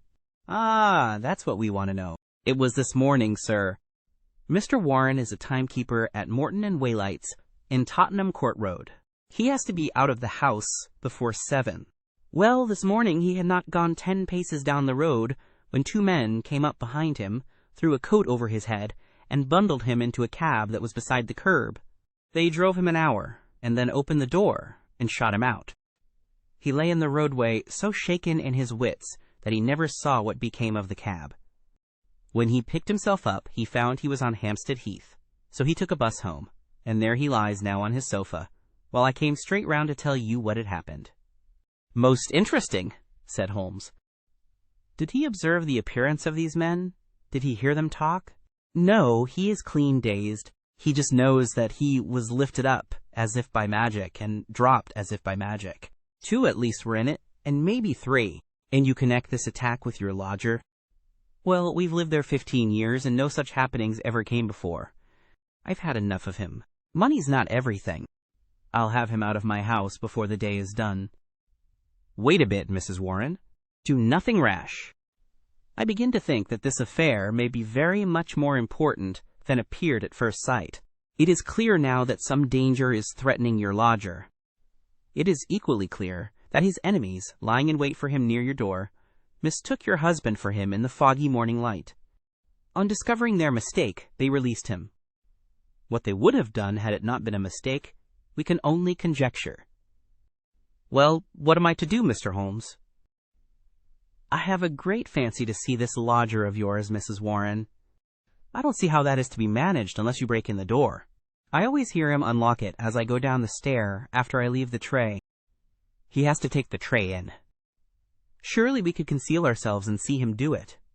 The landlady thought for a moment. "Well, sir, there's a box room opposite. I could arrange a looking-glass, maybe, and if you were behind the door—" "Excellent," said Holmes. "When does he lunch?" "About 1, sir. Then Dr. Watson and I will come round in time. For the present, Mrs. Warren, good-bye." At 12:30 we found ourselves upon the steps of Mrs. Warren's house, a high, thin, yellow-brick edifice in Great Orme Street, a narrow thoroughfare at the northeast side of the British Museum. Standing as it does near the corner of the street, it commands a view down Howe Street, with its more pretentious houses. Holmes pointed with a chuckle to one of these, a row of residential flats, which projected so that they could not fail to catch the eye. "See, Watson," said he. "High red house with stone facings. There is the signal station, all right. We know the place and we know the code, so surely our task should be simple. There's a to let card in that window. It is evidently an empty flat, to which the Confederate has access. Well, Mrs. Warren, what now? I have it all ready for you. If you will both come up and leave your boots below on the landing, I'll put you there now." It was an excellent hiding place which she had arranged. The mirror was so placed that, seated in the dark, we could very plainly see the door opposite. We had hardly settled down in it, and Mrs. Warren left us when a distant tinkle announced that our mysterious neighbor had rung. Presently the landlady appeared with the tray, laid it down upon a chair beside the closed door, and then, treading heavily, departed. Crouching together in the angle of the door, we kept our eyes fixed upon the mirror, Suddenly, as the landlady's footsteps died away, there was the creak of a turning key. The handle revolved, and 2 thin hands darted out and lifted the tray from the chair. An instant later it was hurriedly replaced, and I caught a glimpse of a dark, beautiful, horrified face glaring at the narrow opening of the box room. Then the door crashed to, the key turned once more, and all was silence. Holmes twitched my sleeve, and together we stole down the stair. "I will call again in the evening," said he to the expectant landlady. "I think, Watson, we can discuss this business better in our own quarters." "My surmise, as you saw, proved to be correct," said he, speaking from the depths of his easy-chair. "There has been a substitution of lodgers. What I did not foresee is that we should find a woman, and no ordinary woman, Watson. She saw us. Well, she saw something to alarm her. That is certain. The general sequence of events is pretty clear, is it not? A couple seek refuge in London from a very terrible and instant danger. The measure of that danger is the rigor of their precautions. The man, who has some work which he must do, desires to leave the woman in absolute safety while he does it. It is not an easy problem, but he solved it in an original fashion, and so effectively that her presence was not even known to the landlady who supplies her with food. The printed messages, as is now evident, were to prevent her sex being discovered by her writing. The man cannot come near the woman, or he will guide their enemies to her. Since he cannot communicate with her direct, he has recourse to the agony column of a paper. So far all is clear. But what is at the root of it? Ah, yes, Watson, severely practical as usual. What is at the root of it all? Mrs. Warren's whimsical problem enlarges somewhat and assumes a more sinister aspect as we proceed. This much we can say, that it is no ordinary love escapade. You saw the woman's face at the sign of danger. We have heard, too, of the attack upon the landlord, which was undoubtedly meant for the lodger. These alarms and the desperate need for secrecy argue that the matter is one of life or death. The attack upon Mr. Warren further shows that the enemy, whoever they are themselves not aware of the substitution of the female lodger for the male. It is very curious and complex, Watson. Why should you go further in it? What have you to gain from it? What indeed? It is art for art's sake, Watson. I suppose when you doctored you found yourself studying cases without thought of a fee. For my education, Holmes. Education never ends, Watson. It is a series of lessons, with the greatest for the last. This is an instructive case. There's neither money nor credit in it, and yet one would wish to tidy it up. When dusk comes, we should find ourselves one stage advanced in our investigation. When we returned to Mrs. Warren's rooms, the gloom of a London winter evening had thickened into one gray curtain, a dead monotone of color, broken only by the sharp yellow squares of the windows and the blurred halos of the gas lamps. As we peered from the darkened sitting room of the lodging-house, one more dim light glimmered high up through the obscurity. "Someone is moving in that room," said Holmes in a whisper, his gaunt and eager face thrust forward to the window-pane. "Yes, I can see his shadow. There he is again. He has a candle in his hand. Now he is peering across. He wants to be sure that she is on the lookout. Now he begins to flash. Take the message also, Watson, that we may check each other." "A single flash. That is A, surely. Now then, how many did you make it?" 20. "So did I. That should mean T. A-T, that's intelligible enough." Another T. "Surely this is the beginning of a second word. Now, then, tenta." Dead stop. "That can't be all, Watson. A-T-T-E-N-T-A gives no sense. Nor is it any better as 3 words, A-T-10-T-A, unless T. A are a person's initials. There it goes again. What's that? A-T-T-E, why? It is the same message over again. Curious, Watson, very curious. Now he is off once more. A-T, why he is repeating it for the 3rd time. A-T-T-E-N-T-A 3 times. How often will he repeat it? No, that seems to be the finish. He has withdrawn from the window. What do you make of it, Watson? A cipher message, Holmes. My companion gave a sudden chuckle of comprehension. "And not a very obscure cipher, Watson," said he. "Why, of course, it is Italian. The A means that it is addressed to a woman. Beware, beware, beware. How's that, Watson? I believe you have hit it." "Not a doubt of it." "It is a very urgent message, thrice repeated to make it more so. But beware of what? Wait a bit. He is coming to the window once more." Again we saw the dim silhouette of a crouching man and the whisk of the small flame across the window as the signals were renewed. They came more rapidly than before, so rapid that it was hard to follow them. Pericolo, what's that, Watson? Danger, isn't it? Yes, by Jove, it's a danger signal. There he goes again. Perry. Halloa, what on earth? The light had suddenly gone out, the glimmering square of window had disappeared, and the third floor formed a dark band round the lofty building, with its tiers of shining casements. That last warning cry had been suddenly cut short. How, and by whom? The same thought occurred on the instant to us both. Holmes sprang up from where he crouched by the window. "This is serious, Watson," he cried. "There is some devilry going forward. Why should such a message stop in such a way? I should put Scotland Yard in touch with this business. And yet, it is too pressing for us to leave. Shall I go for the police? We must define the situation a little more clearly. It may bear some more innocent interpretation. Come, Watson, let us go across ourselves and see what we can make of it." As we walked rapidly down Howe Street, I glanced back at the building which we had left. There, dimly outlined at the top window, I could see the shadow of a head, a woman's head, gazing tensely, rigidly, out into the night, waiting with breathless suspense for the renewal of that interrupted message. At the doorway of the Howe Street flats, a man, muffled in a cravat and greatcoat, was leaning against the railing. He started as the hall light fell upon our faces. "Holmes!" he cried. "Why, Gregson," said my companion, as he shook hands with the Scotland Yard detective. "Journeys end with lovers' meetings. What brings you here?" "The same reasons that bring you, I expect," said Gregson. "How you got onto it I can't imagine. Different threads, but leading up to the same tangle." "I've been taking the signals." "Signals?" "Yes, from that window.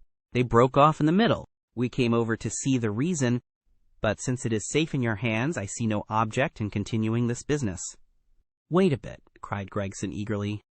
"I'll do you this justice, Mr. Holmes, that I was never in a case yet that I didn't feel stronger for having you on my side. There's only the one exit to these flats, so we have him safe.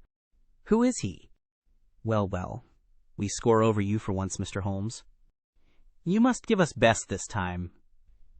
He struck his stick sharply upon the ground, on which a cabman, his whip in his hand, sauntered over from a four-wheeler which stood on the far side of the street.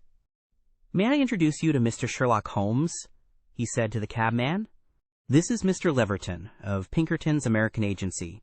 "The hero of the Long Island cave mystery?" said Holmes. "Sir, I am pleased to meet you."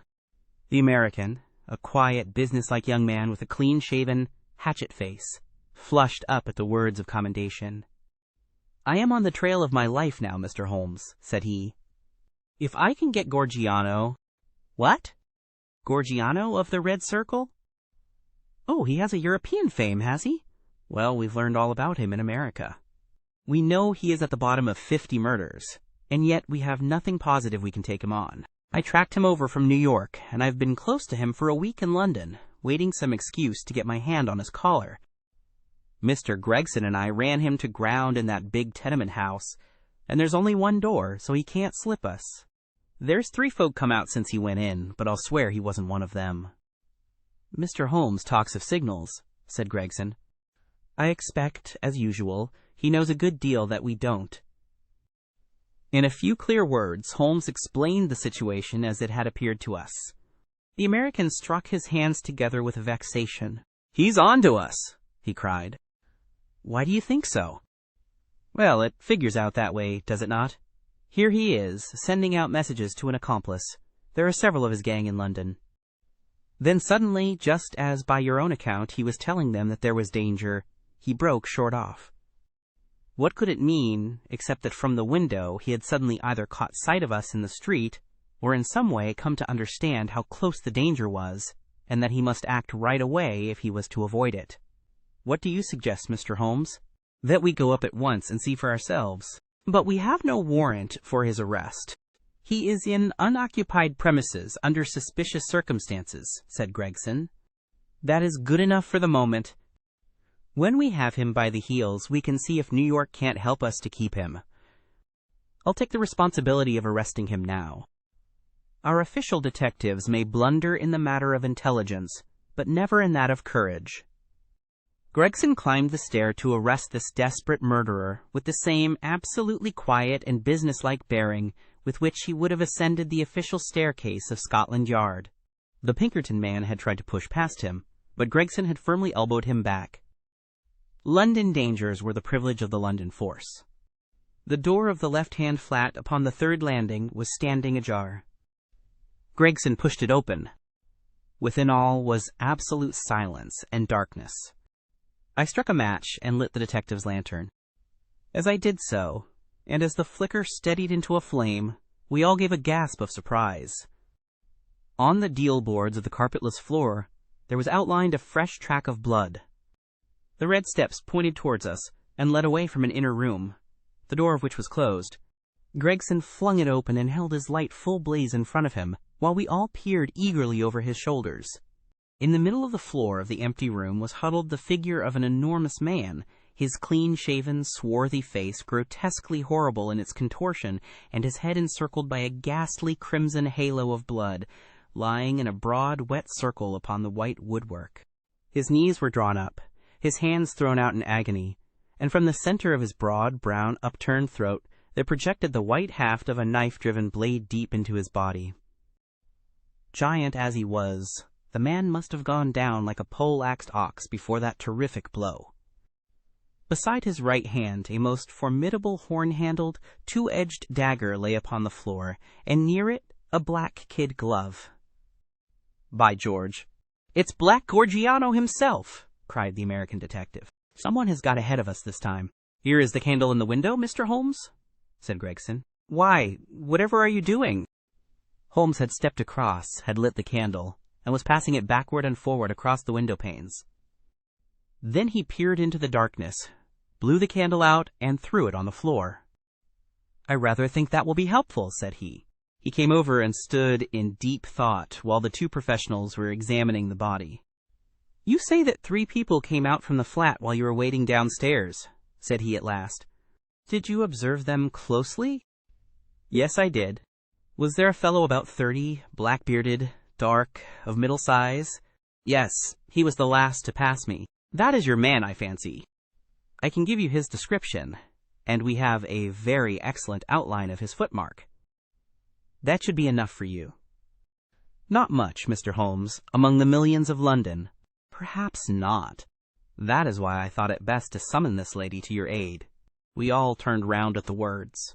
There, framed in the doorway, was a tall and beautiful woman, the mysterious lodger of Bloomsbury. Slowly she advanced, her face pale and drawn with a frightful apprehension, her eyes fixed and staring, her terrified gaze riveted upon the dark figure on the floor. "You have killed him," she muttered. "Oh, Dio mio, you have killed him." Then I heard a sudden sharp intake of her breath, and she sprang into the air with a cry of joy. Round and round the room she danced, her hands clapping, her dark eyes gleaming with delighted wonder, and 1,000 pretty Italian exclamations pouring from her lips. It was terrible and amazing to see such a woman so convulsed with joy at such a sight. Suddenly she stopped and gazed at us all with a questioning stare. "But you are police, are you not? You have killed Giuseppe Gorgiano. Is it not so?" "We are police, madam." She looked round into the shadows of the room. "But where then is Gennaro?" she asked. "He is my husband, Gennaro Luca. I am Amelia Luca, and we are both from New York." "Where is Gennaro?" "He called me this moment from this window, and I ran with all my speed." "It was I who called," said Holmes. "You? How could you call?" "Your cipher was not difficult, madam. Your presence here was desirable. I knew that I had only to flash Vianney, and you would surely come. The beautiful Italian looked with awe at my companion. I do not understand how you know these things, she said. Giuseppe Gorgiano. How did he... She paused, and then suddenly her face lit up with pride and delight. Now I see it. My Gennaro. My splendid, beautiful Gennaro, who has guarded me safe from all harm. He did it. With his own strong hand, he killed the monster. Oh, Gennaro, how wonderful you are. What woman could ever be worthy of such a man? Well, Mrs. Lucca, said the prosaic Gregson, laying his hand upon the lady's sleeve with as little sentiment as if she were a Notting Hill hooligan, I am not very clear yet who you are or what you are, but you've said enough to make it very clear that we shall want you at the Yard. One moment, Gregson, said Holmes. I rather fancy that this lady may be as anxious to give us information as we can be to get it. You understand, madam, that your husband will be arrested and tried for the death of the man who lies before us? What you say may be used in evidence. But if you think that he has acted from motives which are not criminal, and which he would wish to have known, then you cannot serve him better than by telling us the whole story. Now that Gorgiano is dead, we fear nothing, said the lady. He was a devil and a monster, and there can be no judge in the world who would punish my husband for having killed him. In that case, said Holmes, my suggestion is that we lock this door, leave things as we found them, go with this lady to her room, and form our opinion after we have heard what it is that she has to say to us. Half an hour later we were seated, all four, in the small sitting room of Signora Lucca, listening to her remarkable narrative of those sinister events, the ending of which we had chanced to witness. She spoke in rapid and fluent but very unconventional English, which, for the sake of clearness, I will make grammatical. I was born in Posillipo, near Naples, said she, and was the daughter of Augusto Borelli, who was the chief lawyer, and once the deputy of that part. Gennaro was in my father's employment, and I came to love him, as any woman must. He had neither money nor position, nothing but his beauty and strength and energy, so my father forbade the match. We fled together, were married at Bari, and sold my jewels to gain the money which would take us to America. This was 4 years ago, and we have been in New York ever since. Fortune was very good to us at first. Gennaro was able to do a service to an Italian gentleman. He saved him from some ruffians in the place called the Bowery, and so made a powerful friend. His name was Tito Castellat, and he was the senior partner of the great firm of Castellat and Zamba, who are the chief fruit importers of New York. Signor Zamba is an invalid, and our new friend Castellat has all power within the firm, which employs more than 300 men. He took my husband into his employment, made him head of a department, and showed his goodwill towards him in every way. Signor Castellat was a bachelor, and I believe that he felt as if Gennaro was his son, and both my husband and I loved him as if he were our father. We had taken and furnished a little house in Brooklyn, and our whole future seemed assured when that black cloud appeared which was soon to overspread our sky. One night, when Gennaro returned from his work, he brought a fellow countryman back with him. His name was Gorgiano, and he had come also from Posillipo. He was a huge man, as you can testify, for you have looked upon his corpse.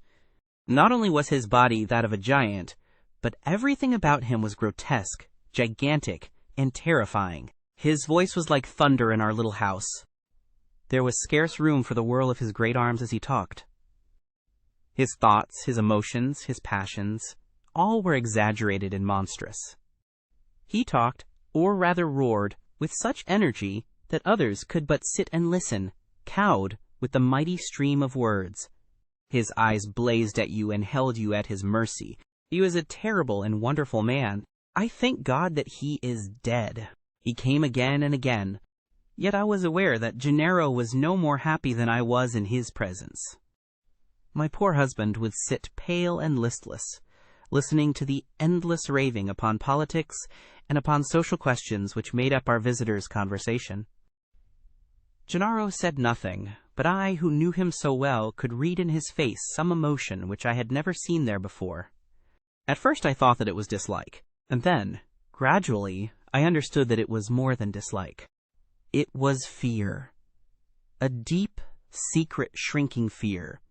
That night, the night that I read his terror, I put my arms round him, and I implored him by his love for me, and by all that he held dear, to hold nothing from me, and to tell me why this huge man overshadowed him so.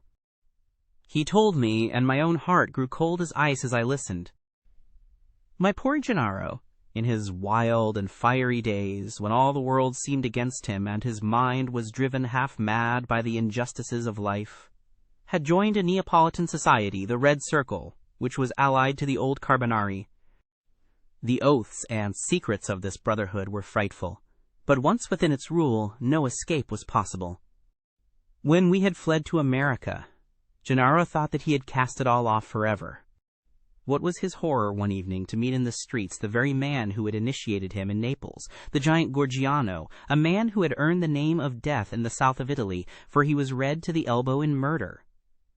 He had come to New York to avoid the Italian police, and he had already planted a branch of this dreadful society in his new home. All this Gennaro told me, and showed me a summons which he had received that very day, a red circle drawn upon the head of it telling him that a lodge would be held upon a certain date, and that his presence at it was required and ordered. That was bad enough, but worse was to come. I had noticed for some time that when Gorgiano came to us, as he constantly did in the evening, he spoke much to me, and even when his words were to my husband, those terrible, glaring, wild beast eyes of his were always turned upon me. One night his secret came out. I had awakened what he called love within him, the love of a brute, a savage. Gennaro had not yet returned when he came. He pushed his way in, seized me in his mighty arms, hugged me in his bear's embrace, covered me with kisses, and implored me to come away with him. I was struggling and screaming when Gennaro entered and attacked him. He struck Gennaro senseless and fled from the house, which he was never more to enter. It was a deadly enemy that we made that night. A few days later came the meeting. Gennaro returned from it with a face which told me that something dreadful had occurred. It was worse than we could have imagined possible.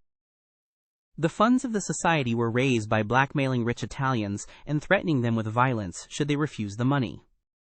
It seems that Castellot, our dear friend and benefactor, had been approached.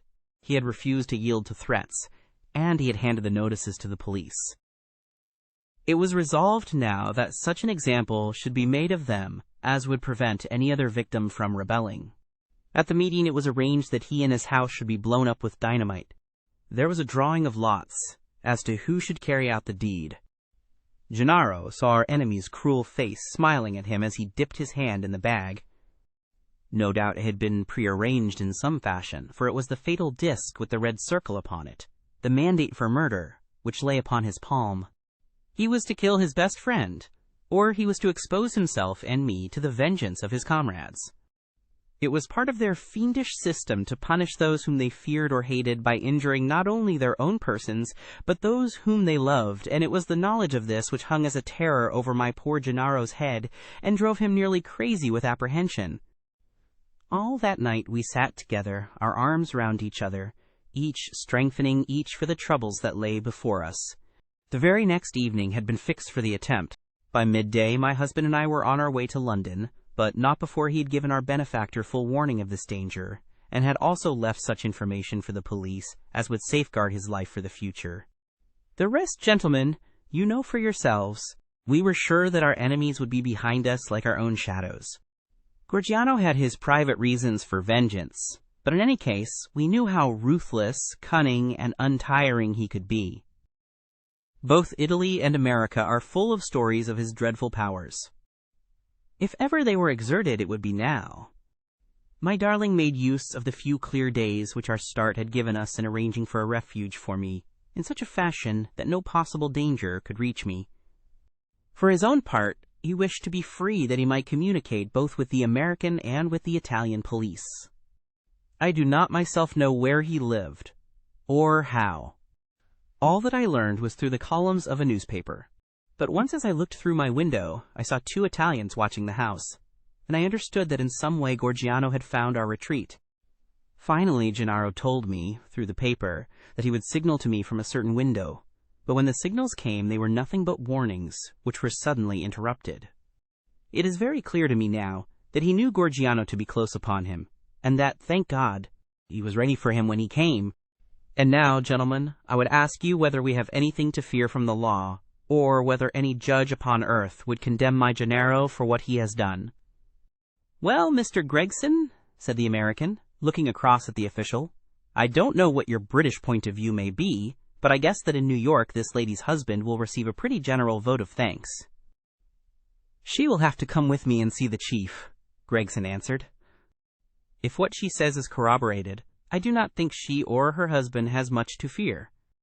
But what I can't make head or tail of, Mr. Holmes, is how on earth you got yourself mixed up in the matter." "Education, Gregson, education. Still seeking knowledge at the old university. Well, Watson, you have one more specimen of the tragic and grotesque to add to your collection. By the way, it is not 8 o'clock, and a Wagner night at Covent Garden. If we hurry, we might be in time for the second act." Chapter 5. The Disappearance of Lady Frances Carfax. "But why Turkish?" asked Mr. Sherlock Holmes, gazing fixedly at my boots. I was reclining in a cane-backed chair at the moment, and my protruded feet had attracted his ever-active attention. "English," I answered in some surprise. "I got them at Latimer's, in Oxford Street." Holmes smiled with an expression of weary patience. "The bath," he said. "The bath!" Why the relaxing and expensive Turkish rather than the invigorating homemade article? Because for the last few days I have been feeling rheumatic and old. A Turkish bath is what we call an alterative in medicine, a fresh starting point, a cleanser of the system. By the way, Holmes, I added, I have no doubt the connection between my boots and a Turkish bath is a perfectly self-evident one to a logical mind, and yet I should be obliged to you if you would indicate it. "The train of reasoning is not very obscure, Watson," said Holmes with a mischievous twinkle.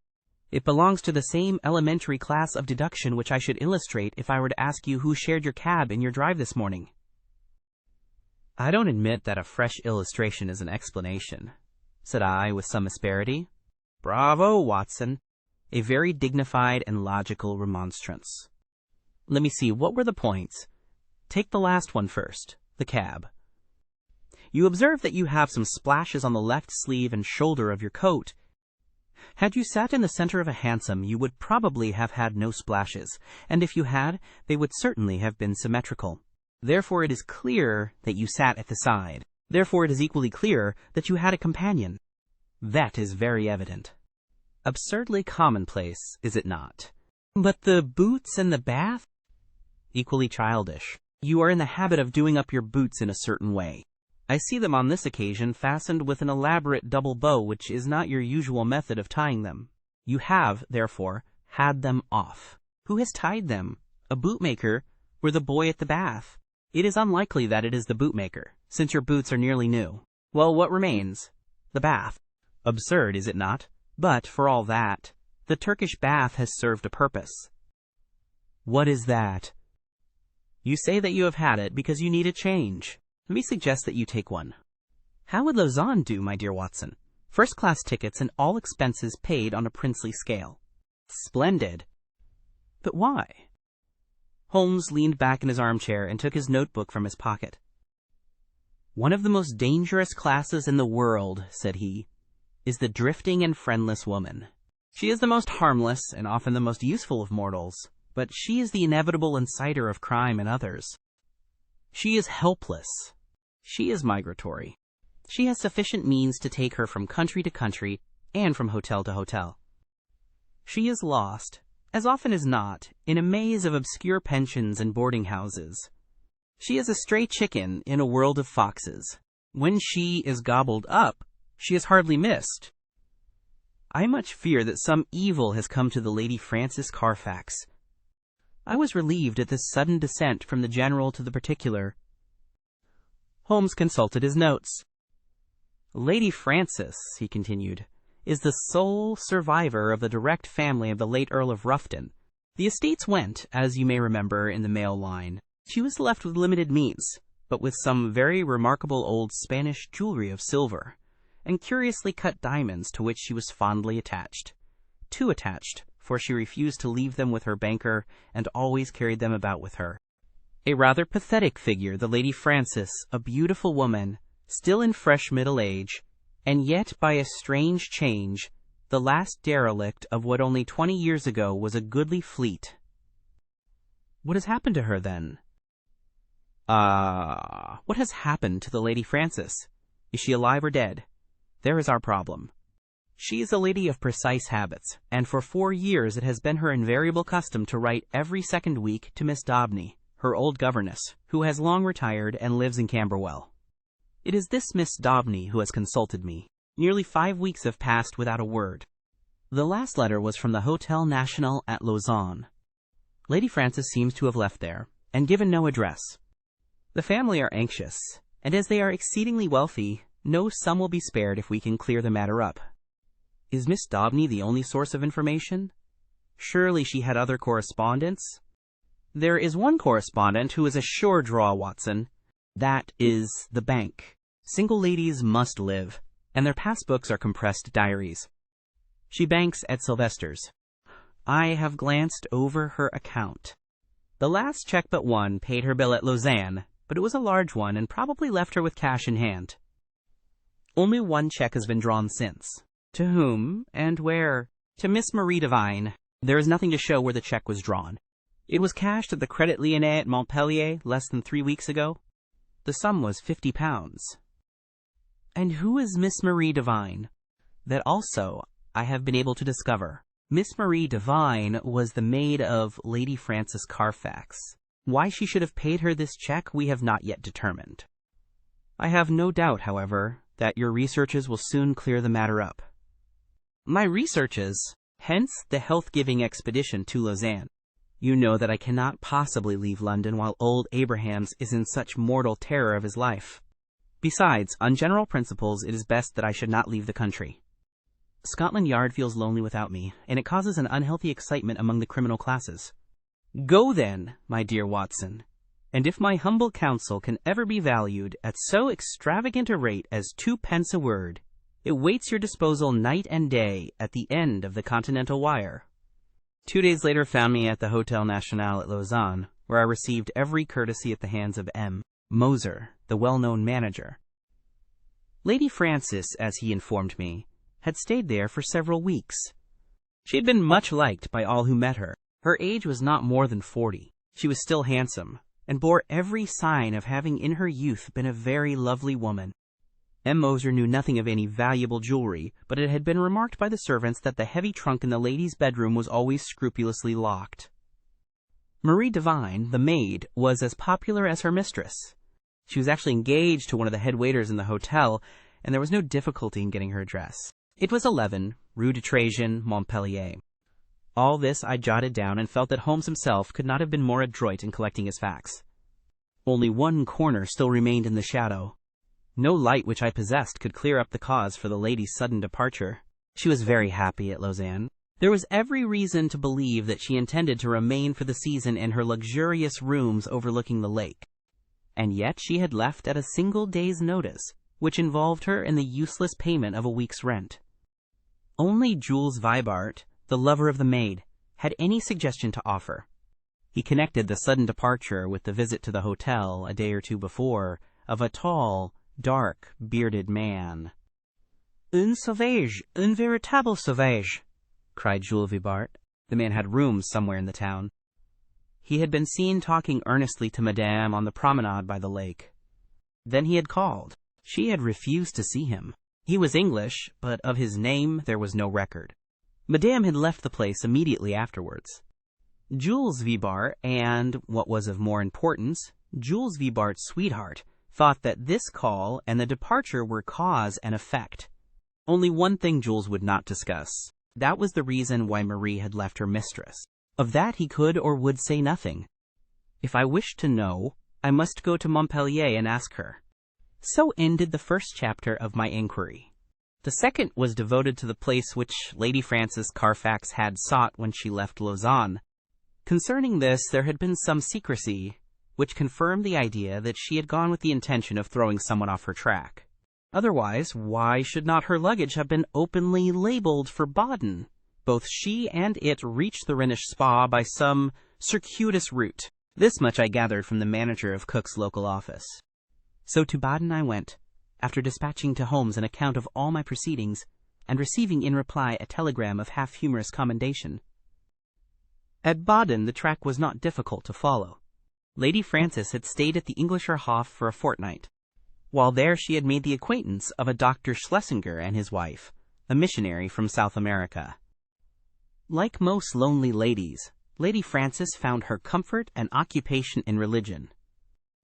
Dr. Schlesinger's remarkable personality, his whole-hearted devotion, and the fact that he was recovering from a disease contracted in the exercise of his apostolic duties, affected her deeply. She had helped Mrs. Schlesinger in the nursing of the convalescent saint. He spent his day, as the manager described it to me, upon a lounge chair on the veranda, with an attendant lady upon either side of him. He was preparing a map of the Holy Land, with special reference to the kingdom of the Midianites, upon which he was writing a monograph. Finally, having improved much in health, he and his wife had returned to London, and Lady Frances had started thither in their company. This was just 3 weeks before, and the manager had heard nothing since. As to the maid, Marie, she had gone off some days beforehand in floods of tears, after informing the other maids that she was leaving service forever. Dr. Schlesinger had paid the bill of the whole party before his departure. "By the way," said the landlord in conclusion, "you are not the only friend of Lady Frances Carfax who was inquiring after her just now. Only a week or so ago we had a man here upon the same errand." "Did he give a name?" I asked. "None, but he was an Englishman, though of an unusual type." "A savage?" said I, linking my facts after the fashion of my illustrious friend. "Exactly. That describes him very well. He is a bulky, bearded, sunburned fellow, who looks as if he would be more at home in a farmer's inn than in a fashionable hotel. A hard, fierce man, I should think, and one whom I should be sorry to offend." Already the mystery began to define itself, as figures grow clearer with the lifting of a fog. Here was this good and pious lady pursued from place to place by a sinister and unrelenting figure. She feared him, or she would not have fled from Lausanne. He had still followed. Sooner or later he would overtake her. Had he already overtaken her? Was that the secret of her continued silence? Could the good people who were her companions not screen her from his violence or his blackmail? What horrible purpose, what deep design lay behind this long pursuit? There was the problem, which I had to solve. To Holmes I wrote, showing how rapidly and surely I had got down to the roots of the matter. In reply, I had a telegram asking for a description of Dr. Schlesinger's left ear. Holmes's ideas of humor are strange and occasionally offensive, so I took no notice of his ill-timed jest. Indeed, I had already reached Montpellier in my pursuit of the maid Marie before his message came. I had no difficulty in finding the ex-servant and in learning all that she could tell me. She was a devoted creature, who had only left her mistress because she was sure that she was in good hands, and because her own approaching marriage made a separation inevitable in any case. Her mistress had, as she confessed with distress, shown some irritability of temper towards her during their stay in Baden, and had even questioned her once as if she had suspicions of her honesty, and this had made the parting easier than it would otherwise have been.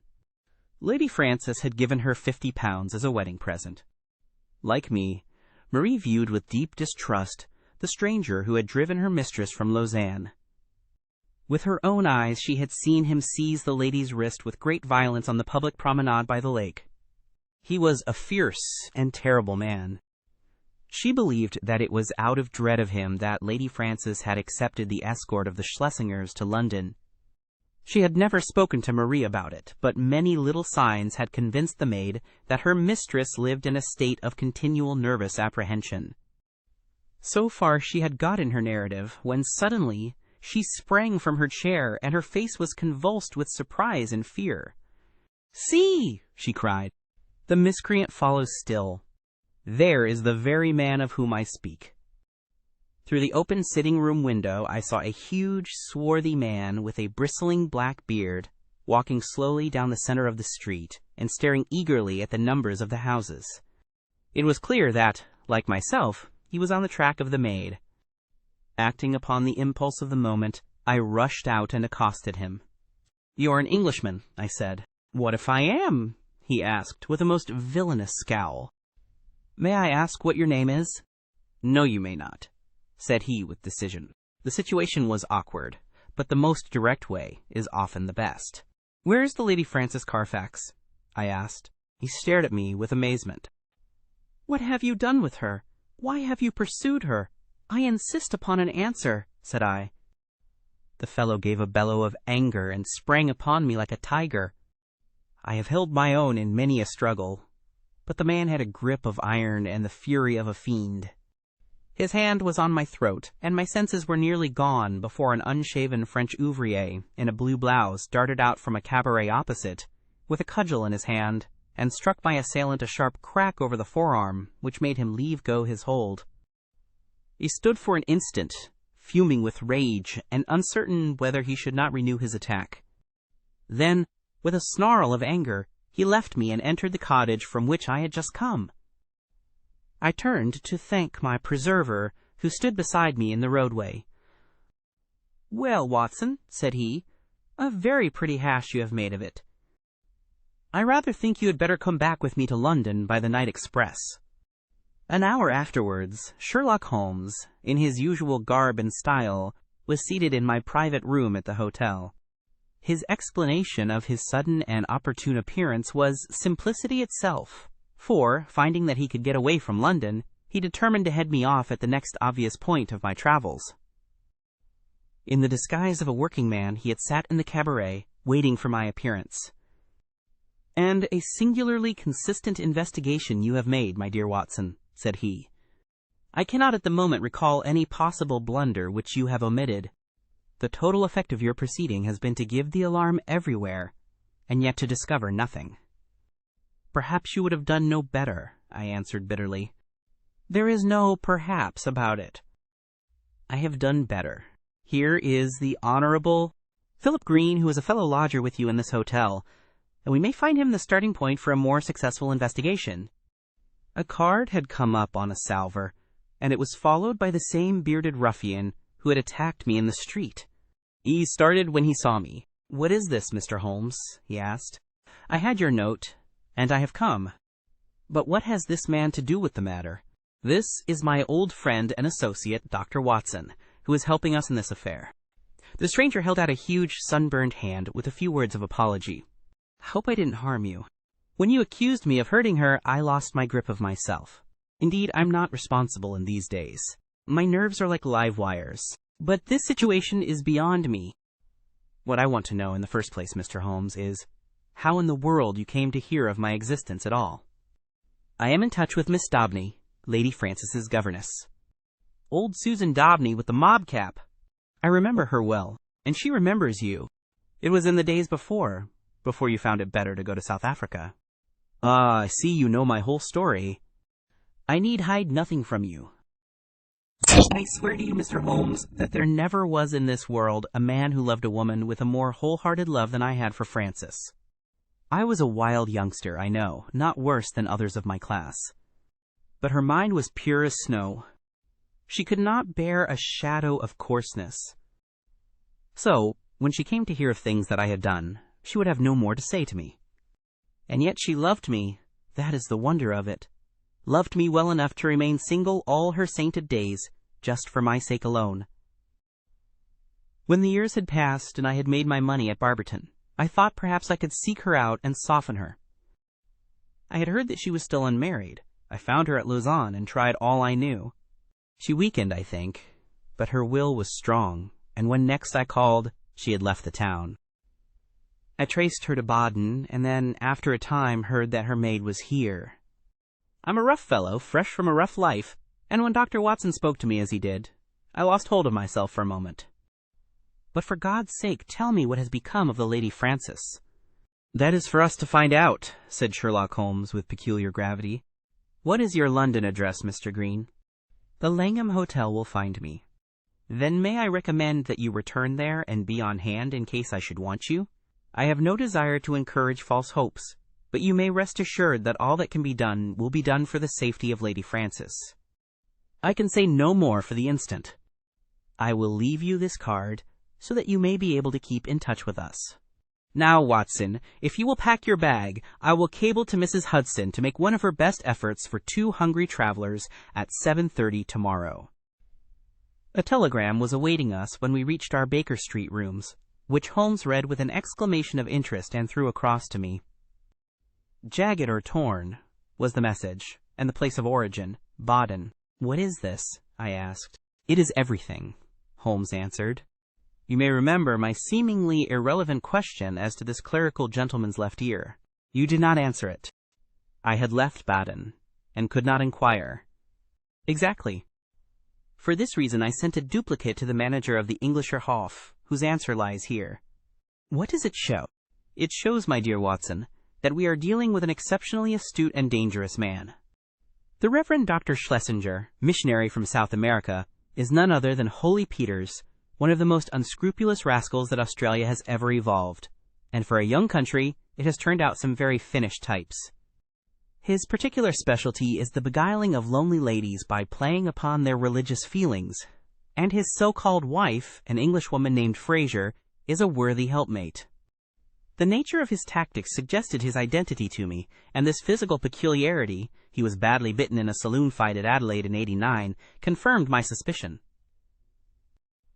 This poor lady is in the hands of a most infernal couple, who will stick at nothing, Watson. That she is already dead is a very likely supposition. If not, she is undoubtedly in some sort of confinement, and unable to write to Miss Daubeny or her other friends. It is always possible that she never reached London, or that she has passed through it, but the former is improbable, as, with their system of registration, it is not easy for foreigners to play tricks with the continental police, and the latter is also unlikely, as these rogues could not hope to find any other place where it would be as easy to keep a person under restraint. All my instincts tell me that she is in London, but as we have at present no possible means of telling where, we can only take the obvious steps, eat our dinner, and possess our souls in patience. Later in the evening I will stroll down and have a word with friend Lestrade at Scotland Yard. But neither the official police, nor Holmes's own small but very efficient organization, suffice to clear away the mystery. Amid the crowded millions of London, the 3 persons we sought were as completely obliterated as if they had never lived. Advertisements were tried and failed. Clues were followed and led to nothing. Every criminal resort which Schlesinger might frequent was drawn in vain. His old associates were watched, but they kept clear of him. And then suddenly, after a week of helpless suspense, there came a flash of light. A silver and brilliant pendant of old Spanish design had been pawned at Bovington's, in Westminster Road. The pawner was a large, clean-shaven man of clerical appearance. His name and address were demonstrably false. The ear had escaped notice, but the description was surely that of Schlesinger. 3 times had our bearded friend from the Langham called for news, the 3rd time within an hour of this fresh development. His clothes were getting looser on his great body. He seemed to be wilting away in his anxiety. "If you will only give me something to do," was his constant wail. At last Holmes could oblige him. "He has begun to pawn the jewels." "We should get him now. But does this mean that any harm has befallen the Lady Frances?" Holmes shook his head very gravely. "Supposing that they have held her prisoner up to now, it is clear that they cannot let her loose without their own destruction. We must prepare for the worst." "What can I do?" "These people do not know you by sight?" "No." "It is possible that he will go to some other pawnbroker in the future. In that case, we must begin again. On the other hand, he has had a fair price, and no questions asked, so if he is in need of ready money, he will probably come back to Bovington's. I will give you a note to them, and they will let you wait in the shop. If the fellow comes, you will follow him home, but no indiscretion, and, above all, no violence. I put you on your honor that you will take no step without my knowledge and consent." For 2 days, the Honorable Philip Green, he was, I may mention, the son of the famous admiral of that name who commanded the Sea of Azov fleet in the Crimean War, brought us no news. On the evening of the 3rd, he rushed into our sitting-room, pale, trembling, with every muscle of his powerful frame quivering with excitement. "We have him! We have him!" he cried. He was incoherent in his agitation. Holmes soothed him with a few words and, thrust him into an armchair. "Come now, give us the order of events," said he. "She came only an hour ago. It was the wife this time, but the pendant she brought was the fellow of the other. She is a tall, pale woman with ferret eyes." "That is the lady," said Holmes. "She left the office, and I followed her. She walked up the Kennington Road, and I kept behind her. Presently she went into a shop. Mr. Holmes, it was an undertaker's. My companion started. 'Well?' he asked in that vibrant voice which told of the fiery soul behind the cold gray face. She was talking to the woman behind the counter. I entered as well. 'It is late,' I heard her say, or words to that effect. The woman was excusing herself. 'It should be there before now,' she answered. It took longer, being out of the ordinary. They both stopped and looked at me, so I asked some questions, and then left the shop. You did excellently well. What happened next?' The woman came out, but I had hid myself in a doorway. Her suspicions had been aroused, I think, for she looked round her. Then she called a cab and got in. I was lucky enough to get another, and so to follow her. She got down at last at number 36 Pulteney Square, Brixton. I drove past, left my cab at the corner of the square, and watched the house. 'Did you see anyone?' The windows were all in darkness save one on the lower floor. The blind was down, and I could not see in. I was standing there, wondering what I should do next, when a covered van drove up with 2 men in it. They descended, took something out of the van, and carried it up the steps to the hall door. Mr. Holmes, it was a coffin. Ah! For an instant I was on the point of rushing in. The door had been opened to admit the men and their burden. It was the woman who had opened it. But as I stood there, she caught a glimpse of me, and I think that she recognized me. I saw her start, and she hastily closed the door. I remembered my promise to you, and here I am. "You have done excellent work," said Holmes, scribbling a few words upon a half-sheet of paper. "We can do nothing legal without a warrant, and you can serve the cause best by taking this note down to the authorities and getting one. There may be some difficulty, but I should think that the sale of the jewelry should be sufficient. Lestrade will see to all details, but they may murder her in the meanwhile. What could the coffin mean, and for whom could it be but for her? We will do all that can be done, Mr. Green. Not a moment will be lost. Leave it in our hands. Now, Watson," he added as our client hurried away, "he will set the regular forces on the move. We are, as usual, the irregulars, and we must take our own line of action. The situation strikes me as so desperate that the most extreme measures are justified. Not a moment is to be lost in getting to Pulteney Square." "Let us try to reconstruct the situation," said he, as we drove swiftly past the Houses of Parliament and over Westminster Bridge. "These villains have coaxed this unhappy lady to London, after first alienating her from her faithful maid. If she has written any letters, they have been intercepted. Through some confederate, they have engaged a furnished house. Once inside it, they have made her a prisoner, and they have become possessed of the valuable jewelry which has been their object from the first. Already they have begun to sell part of it, which seems safe enough to them, since they have no reason to think that anyone is interested in the lady's fate. When she is released, she will, of course, denounce them. Therefore she must not be released, but they cannot keep her under lock and key forever. So murder is their only solution. That seems very clear. Now we will take another line of reasoning. When you follow 2 separate chains of thought, Watson, you will find some point of intersection which should approximate to the truth.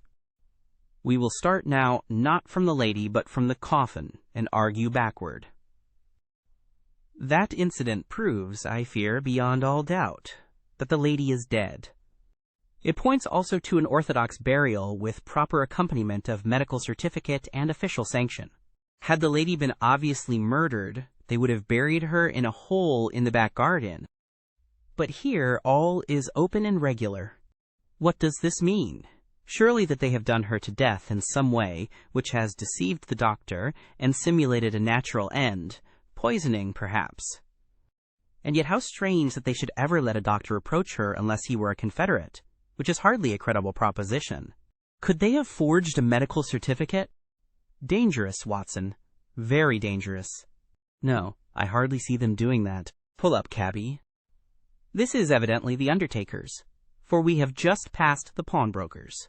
Would you go in, Watson? Your appearance inspires confidence. Ask what hour the Pulteney Square funeral takes place tomorrow. The woman in the shop answered me without hesitation that it was to be at 8 o'clock in the morning. You see, Watson, no mystery, everything above board. In some way the legal forms have undoubtedly been complied with, and they think that they have little to fear. Well, there's nothing for it now but a direct frontal attack. Are you armed? My stick! Well, well, we shall be strong enough. Thrice is he armed who hath his quarrel just. We simply can't afford to wait for the police, or to keep within the four corners of the law. You can drive off, cabby. Now, Watson, we'll just take our luck together, as we have occasionally in the past. He had rung loudly at the door of a great dark house in the center of Pulteney Square. It was opened immediately, and the figure of a tall woman was outlined against the dim-lit hall. Well, what do you want? She asked sharply, peering at us through the darkness. I want to speak to Dr. Schlesinger, said Holmes. There is no such person here, she answered, and tried to close the door, but Holmes had jammed it with his foot. Well, I want to see the man who lives here, whatever he may call himself, said Holmes firmly. She hesitated. Then she threw open the door. Well, come in, said she. My husband is not afraid to face any man in the world. She closed the door behind us and showed us into a sitting room on the right side of the hall, turning up the gas as she left us. Mr. Peters will be with you in an instant, she said. Her words were literally true, for we had hardly time to look around the dusty and moth-eaten apartment in which we found ourselves before the door opened and a big, clean-shaven, bald-headed man stepped lightly into the room. He had a large red face, with pendulous cheeks, and a general air of superficial benevolence which was marred by a cruel, vicious mouth. There is surely some mistake here, gentlemen, he said in an unctuous, make-everything-easy voice. I fancy that you have been misdirected. Possibly if you tried farther down the street. That will do. We have no time to waste, said my companion firmly. You are Henry Peters of Adelaide, late the Reverend Dr. Schlesinger of Baden and South America. I am as sure of that as that my own name is Sherlock Holmes. Peters, as I will now call him, started and stared hard at his formidable pursuer. I guess your name does not frighten me, Mr. Holmes, said he coolly. When a man's conscience is easy, you can't rattle him. What is your business in my house? I want to know what you have done with the Lady Frances Carfax, whom you brought away with you from Baden. I'd be very glad if you could tell me where that lady may be, Peters answered coolly. I've a bill against her for nearly £100 and nothing to show for it but a couple of trumpery pendants that the dealer would hardly look at. She attached herself to Mrs. Peters and me at Baden. It is a fact that I was using another name at the time, and she stuck on to us until we came to London. I paid her bill and her ticket. Once in London, she gave us the slip and, as I say, left these out-of-date jewels to pay her bills. You find her, Mr. Holmes, and I'm your debtor. I mean to find her, said Sherlock Holmes. I'm going through this house till I do find her. Where is your warrant? Holmes half drew a revolver from his pocket. This will have to serve till a better one comes. Why, you're a common burglar. So you might describe me, said Holmes cheerfully. My companion is also a dangerous ruffian, and together we are going through your house. Our opponent opened the door. Fetch a policeman, Annie, said he. There was a whisk of feminine skirts down the passage, and the hall door was opened and shut. Our time is limited, Watson, said Holmes. If you try to stop us, Peters, you will most certainly get hurt. Where is that coffin which was brought into your house? What do you want with the coffin? It is in use. There is a body in it. I must see the body, never with my consent. Then without it. With a quick movement, Holmes pushed the fellow to one side and passed into the hall. A door half open stood immediately before us. We entered. It was the dining room. On the table, under a half-lit chandelier, the coffin was lying. Holmes turned up the gas and raised the lid. Deep down in the recesses of the coffin lay an emaciated figure. The glare from the lights above beat down upon an aged and withered face. By no possible process of cruelty, starvation, or disease could this worn-out wreck be the still beautiful Lady Frances. Holmes's face showed his amazement and also his relief. "Thank God," he muttered. "It's someone else." "Ah, you've blundered badly for once, Mr. Sherlock Holmes," said Peters, who had followed us into the room. "Who is the dead woman?" "Well, if you really must know, she is an old nurse of my wife's, Rose Spender by name, whom we found in the Brixton Workhouse infirmary. We brought her round here, called in Dr. Horsam of 13, Furbank Villas, mind you take the address, Mr. Holmes, and had her carefully tended, as Christian folk should. On the 3rd day she died. Certificate says senile decay. But that's only the doctor's opinion, and of course you know better. We ordered her funeral to be carried out by Stimson and Company of the Kennington Road, who will bury her at 8 o'clock tomorrow morning. Can you pick any hole in that, Mr. Holmes? You've made a silly blunder, and you may as well own up to it. I'd give something for a photograph of your gaping, staring face when you pulled aside that lid expecting to see the Lady Frances Carfax, and only found a poor old woman of 90. Holmes's expression was as impassive as ever under the jeers of his antagonist, but his clenched hands betrayed his acute annoyance. "I am going through your house," said he. "Are you, though?" cried Peters as a woman's voice and heavy steps sounded in the passage. "We'll soon see about that. This way, officers, if you please. These men have forced their way into my house, and I cannot get rid of them. Help me to put them out." A sergeant and a constable stood in the doorway. Holmes drew his card from his case. "This is my name and address. This is my friend, Dr. Watson." "Bless you, sir, we know you very well," said the sergeant, "but you can't stay here without a warrant." "Of course not. I quite understand that." "Arrest him!" cried Peters. "We know where to lay our hands on this gentleman if he is wanted," said the sergeant majestically. "But you'll have to go, Mr. Holmes." "Yes, Watson, we shall have to go." A minute later we were in the street once more. Holmes was as cool as ever, but I was hot with anger and humiliation. The sergeant had followed us. "Sorry, Mr. Holmes, but that's the law." "Exactly, Sergeant. You could not do otherwise. I expect there was good reason for your presence there. If there is anything I can do, it's a missing lady, Sergeant, and we think she is in that house. I expect a warrant presently. Then I'll keep my eye on the parties, Mr. Holmes.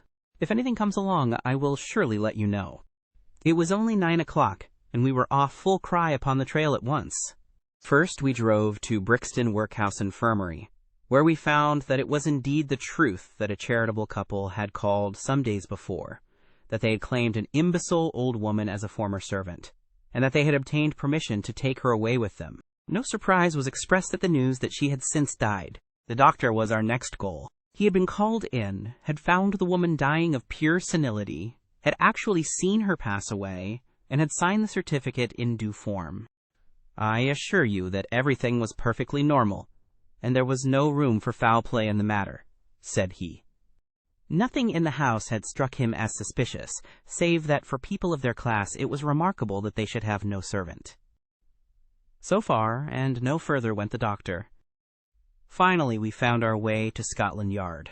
There had been difficulties of procedure in regard to the warrant. Some delay was inevitable. The magistrate's signature might not be obtained until next morning. If Holmes would call about 9, he could go down with Lestrade and see it acted upon.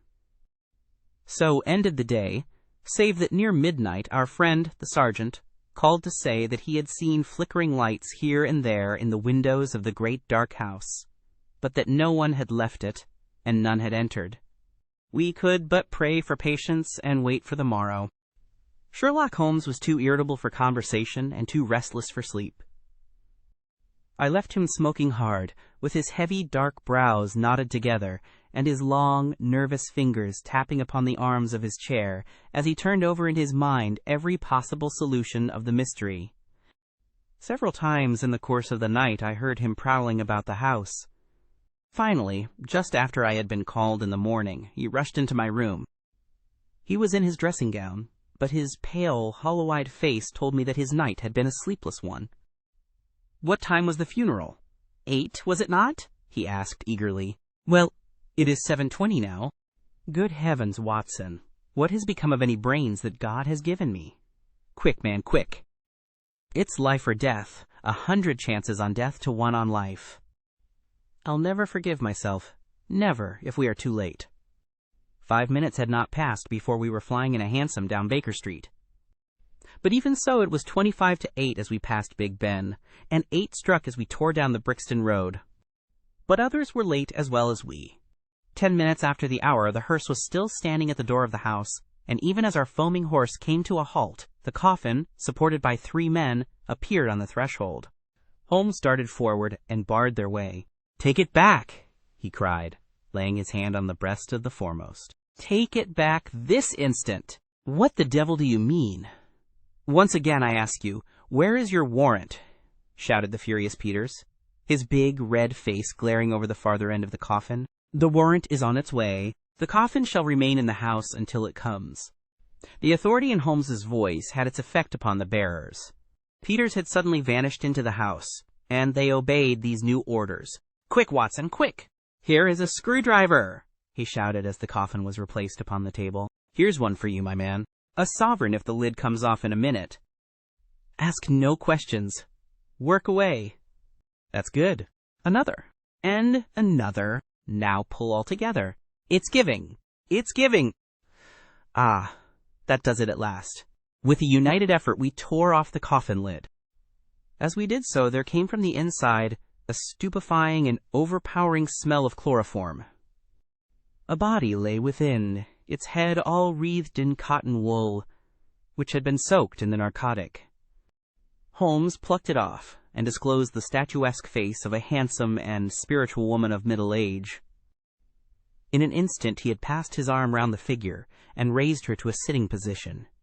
"Is she gone, Watson? Is there a spark left? Surely we are not too late." For half an hour it seemed that we were. What with actual suffocation, and what with the poisonous fumes of the chloroform, the Lady Frances seemed to have passed the last point of recall. And then, at last, with artificial respiration, with injected ether, and with every device that science could suggest, some flutter of life, some quiver of the eyelids, some dimming of a mirror, spoke of the slowly returning life. A cab had driven up, and Holmes, parting the blind, looked out at it. "Here is Lestrade with his warrant," said he. "He will find that his birds have flown. And here," he added, as a heavy step hurried along the passage, "is someone who has a better right to nurse this lady than we have. Good morning, Mr. Green. I think that the sooner we can move the Lady Frances, the better. Meanwhile, the funeral may proceed, and the poor old woman who still lies in that coffin may go to her last resting place alone." "Should you care to add the case to your annals, my dear Watson," said Holmes that evening, "it can only be as an example of that temporary eclipse to which even the best balanced mind may be exposed. Such slips are common to all mortals, and the greatest is he who can recognize and repair them. To this modified credit I may, perhaps, make some claim. My night was haunted by the thought that somewhere a clue, a strange sentence, a curious observation, had come under my notice and had been too easily dismissed. Then, suddenly, in the gray of the morning, the words came back to me. It was the remark of the undertaker's wife, as reported by Philip Green. She had said it should be there before now. It took longer, being out of the ordinary. It was the coffin of which she spoke. It had been out of the ordinary. That could only mean that it had been made to some special measurement. But why? Why? Then in an instant I remembered the deep sides, and the little wasted figure at the bottom. Why so large a coffin for so small a body? To leave room for another body. Both would be buried under the one certificate. It had all been so clear, if only my own sight had not been dimmed. At 8, the Lady Frances would be buried. Our one chance was to stop the coffin before it left the house. It was a desperate chance that we might find her alive, but it was a chance, as the result showed. These people had never, to my knowledge, done a murder. They might shrink from actual violence at the last. The Premier could bury her with no sign of how she met her end, and even if she were exhumed, there was a chance for them. I hoped that such considerations might prevail with them. You can reconstruct the scene well enough. You saw the horrible den upstairs, where the poor lady had been kept so long. They rushed in and overpowered her with their chloroform, carried her down, poured more into the coffin to ensure against her waking, and then screwed down the lid. A clever device, Watson. It is new to me in the annals of crime. If our ex-missionary friends escape the clutches of Lestrade, I shall expect to hear of some brilliant incidents in their future career. Chapter 6. The Adventure of the Dying Detective. Mrs. Hudson, the landlady of Sherlock Holmes, was a long-suffering woman. Not only was her first-floor flat invaded at all hours by throngs of singular and often undesirable characters, but her remarkable lodger showed an eccentricity and irregularity in his life which must have sorely tried her patience. His incredible untidiness, his addiction to music at strange hours, his occasional revolver practice within doors, his weird and often malodorous scientific experiments, and the atmosphere of violence and danger which hung around him, made him the very worst tenant in London. On the other hand, his payments were princely. I have no doubt that the house might have been purchased at the price which Holmes paid for his rooms during the years that I was with him. The landlady stood in the deepest awe of him, and never dared to interfere with him, however outrageous his proceedings might seem. She was fond of him, too, for he had a remarkable gentleness and courtesy in his dealings with women. He disliked and distrusted the sex, but he was always a chivalrous opponent. Knowing how genuine was her regard for him, I listened earnestly to her story when she came to my rooms in the second year of my married life, and told me of the sad condition to which my poor friend was reduced. "He is dying, Dr. Watson," said she. "For 3 days he has been sinking, and I doubt if he will last the day. He would not let me get a doctor. This morning, when I saw his bones sticking out of his face and his great bright eyes looking at me, I could stand no more of it. With your leave or without it, Mr. Holmes, I am going for a doctor this very hour," said I. "Let it be Watson, then," said he. "I wouldn't waste an hour in coming to him, sir, or you may not see him alive." I was horrified, for I had heard nothing of his illness. I need not say that I rushed for my coat and my hat. As we drove back, I asked for the details. "There is little I can tell you, sir. He has been working at a case down at Rotherhithe, in an alley near the river, and he has brought this illness back with him. He took to his bed on Wednesday afternoon and has never moved since. For these 3 days neither food nor drink has passed his lips." "Good God! Why did you not call in a doctor?" "He wouldn't have it, sir. You know how masterful he is. I didn't dare to disobey him. But he's not long for this world, as you'll see for yourself the moment that you set eyes on him." He was indeed a deplorable spectacle. In the dim light of a foggy November day, the sick room was a gloomy spot, but it was that gaunt, wasted face staring at me from the bed which sent a chill to my heart. His eyes had the brightness of fever, there was a hectic flush upon either cheek, and dark crusts clung to his lips. The thin hands upon the coverlet twitched incessantly, his voice was croaking and spasmodic. He lay listlessly as I entered the room, but the sight of me brought a gleam of recognition to his eyes. "Well, Watson, we seem to have fallen upon evil days," said he in a feeble voice, but with something of his old carelessness of manner. "My dear fellow," I cried, approaching him, "stand back." "Stand right back," said he, with the sharp imperiousness which I had associated only with moments of crisis. "If you approach me, Watson, I shall order you out of the house." "But why?" "Because it is my desire. Is that not enough?" Yes, Mrs. Hudson was right. He was more masterful than ever. It was pitiful, however, to see his exhaustion. "I only wish to help," I explained. "Exactly! You will help best by doing what you are told." "Certainly, Holmes." He relaxed the austerity of his manner. "You are not angry?" he asked, gasping for breath. Poor devil! How could I be angry when I saw him lying in such a plight before me? "It's for your own sake, Watson," he croaked. "For my sake? I know what is the matter with me. It is a coolie disease from Sumatra, a thing that the Dutch know more about than we, though they have made little of it up to date. One thing only is certain. It is infallibly deadly, and it is horribly contagious." He spoke now with a feverish energy, the long hands twitching and jerking as he motioned me away. "Contagious by touch, Watson. That's it, by touch. Keep your distance, and all is well." Good heavens, Holmes. Do you suppose that such a consideration weighs with me of an instant? It would not affect me in the case of a stranger. Do you imagine it would prevent me from doing my duty to so old a friend?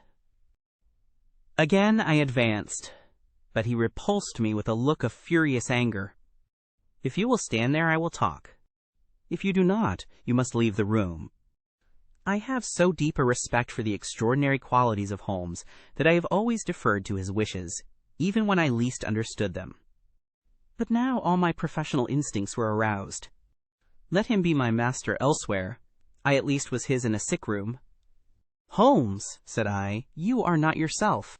A sick man is but a child, and so I will treat you. Whether you like it or not, I will examine your symptoms and treat you for them. He looked at me with venomous eyes.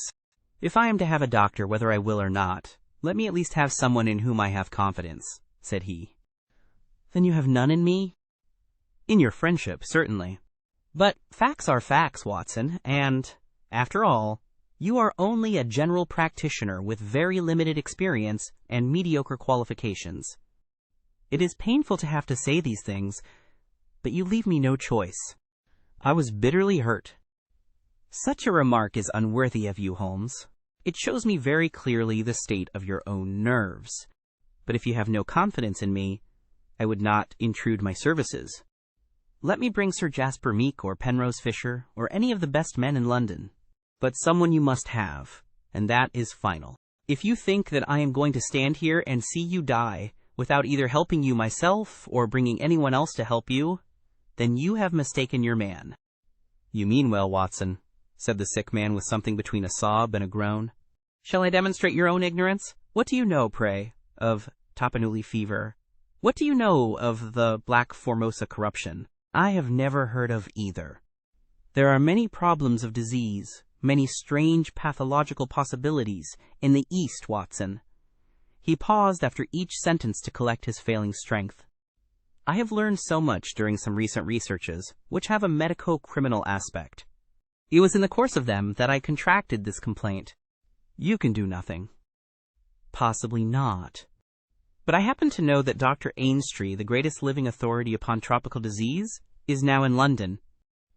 All remonstrance is useless, Holmes. I am going this instant to fetch him. I turned resolutely to the door. Never have I had such a shock. In an instant, with a tiger spring, the dying man had intercepted me. I heard the sharp snap of a twisted key. The next moment he had staggered back to his bed, exhausted and panting after his one tremendous outflame of energy. You won't take the key from me by force, Watson. I've got you, my friend. Here you are, and here you will stay until I will otherwise. But I'll humor you. All this in little gasps with terrible struggles for breath between. You've only my own good at heart. Of course I know that very well. You shall have your way. But give me time to get my strength. Not now, Watson, not now. It's 4 o'clock. At 6 you can go. This is insanity, Holmes. Only 2 hours, Watson. I promise you will go at 6. Are you content to wait? I seem to have no choice. None in the world, Watson. Thank you. I need no help in arranging the clothes. You will please keep your distance. Now, Watson, there is one other condition that I would make. You will seek help, not from the man you mention, but from the one that I choose. By all means. The first 3 sensible words that you have uttered since you entered this room, Watson. You will find some books over there. I am somewhat exhausted. I wonder how a battery feels when it pours electricity into a non-conductor. At 6, Watson, we resume our conversation. But it was destined to be resumed long before that hour, and in circumstances which gave me a shock hardly second to that caused by his spring to the door. I had stood for some minutes looking at the silent figure in the bed.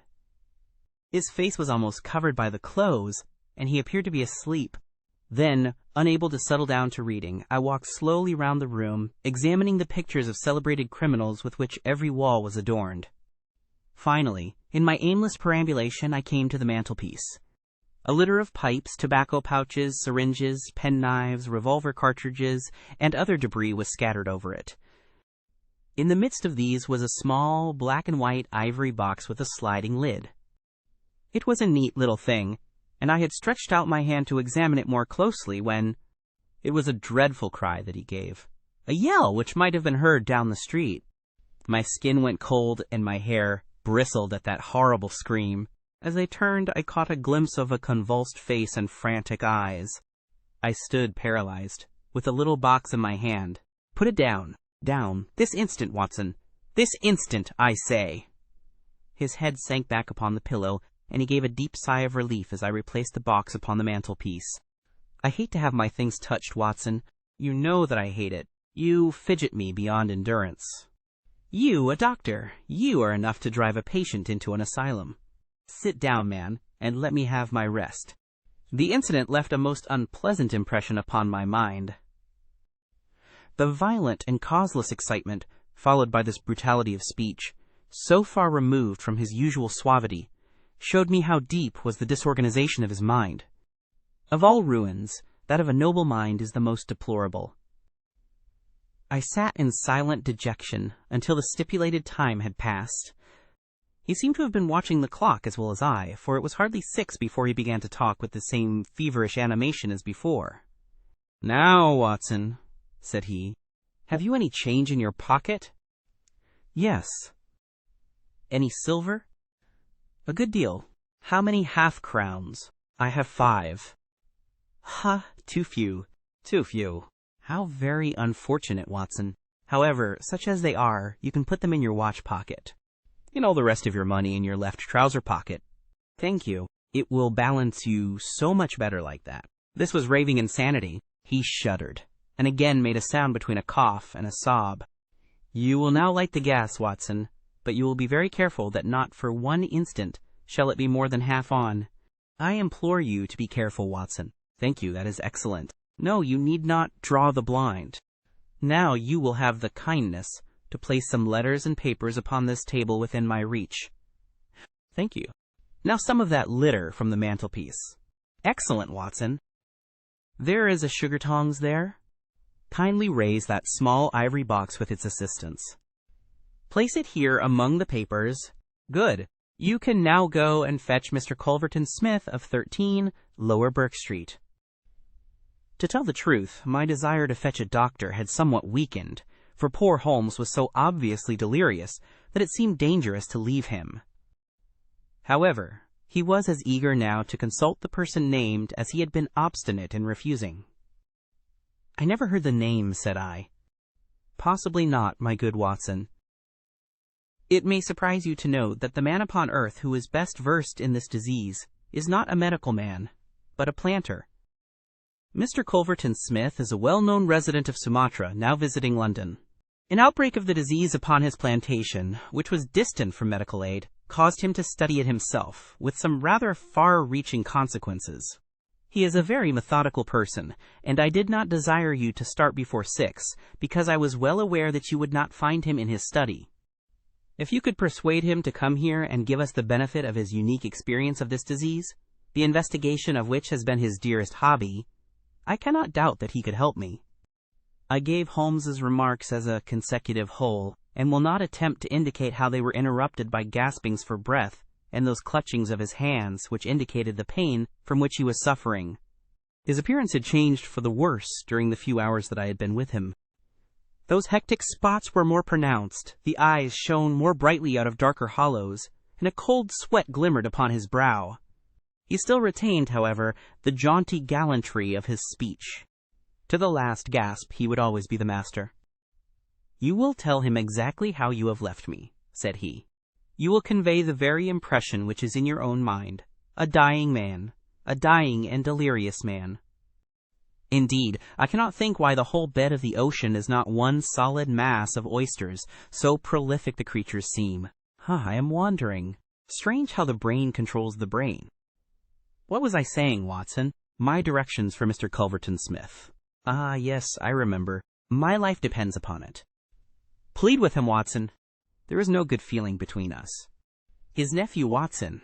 I had suspicions of foul play, and I allowed him to see it. The boy died horribly. He has a grudge against me. You will soften him, Watson. Beg him, pray him, get him here by any means. He can save me, only he. I will bring him in a cab if I have to carry him down to it. You will do nothing of the sort. You will persuade him to come, and then you will return in front of him. Make any excuse so as not to come with him. Don't forget, Watson, you won't fail me. You never did fail me. No doubt there are natural enemies which limit the increase of the creatures. You and I, Watson, we have done our part. Shall the world, then, be overrun by oysters? No, no, horrible. You'll convey all that is in your mind. I left him full of the image of this magnificent intellect, babbling like a foolish child. He had handed me the key, and with a happy thought I took it with me lest he should lock himself in.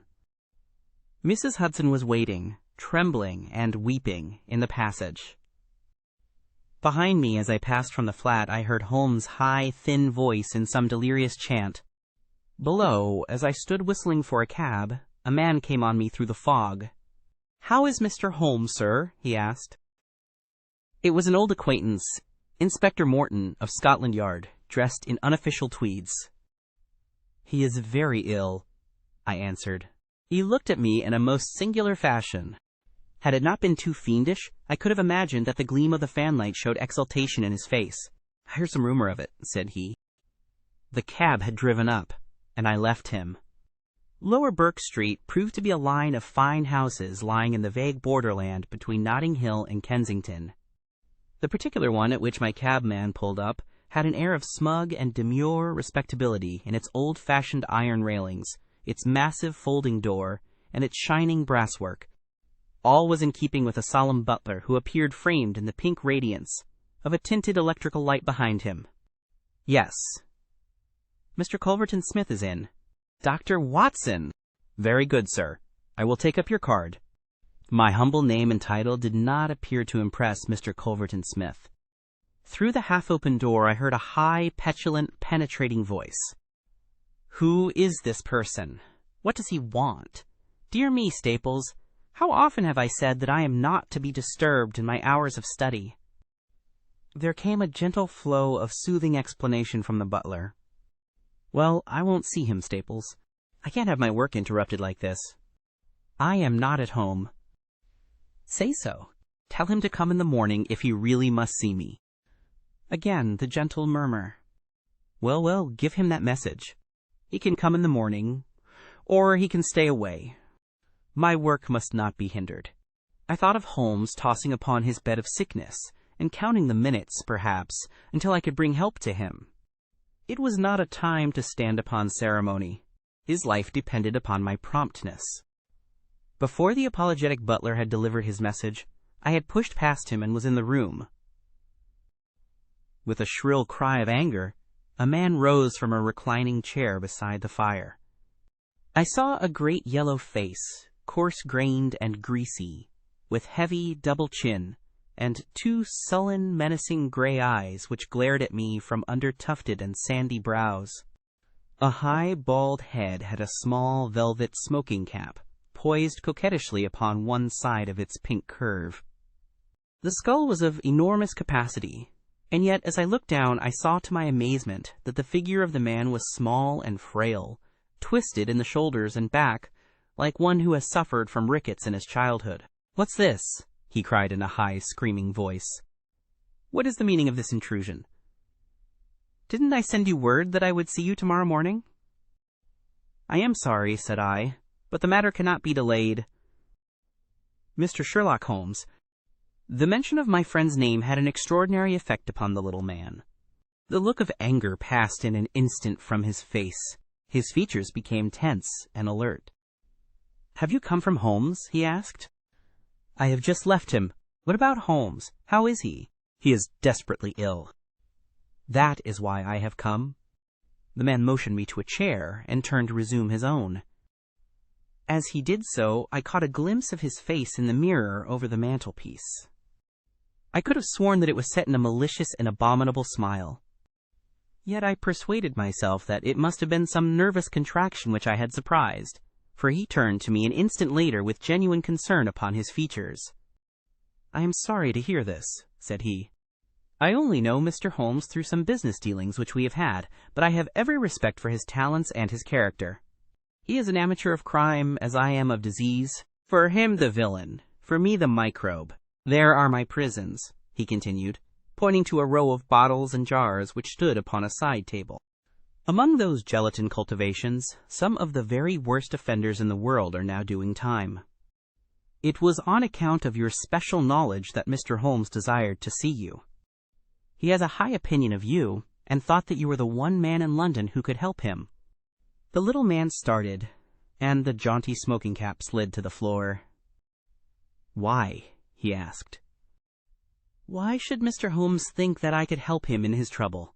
"Because of your knowledge of Eastern diseases." "But why should he think that this disease which he has contracted is Eastern?" "Because, in some professional inquiry, he has been working among Chinese sailors down in the docks." Mr. Culverton Smith smiled pleasantly and picked up his smoking cap. "Oh, that's it, is it?" said he. "I trust the matter is not so grave as you suppose. How long has he been ill?" "About 3 days." "Is he delirious?" "Occasionally." "Tut, tut. This sounds serious. It would be inhuman not to answer his call. I very much resent any interruption to my work, Dr. Watson, but this case is certainly exceptional. I will come with you at once." I remembered Holmes's injunction.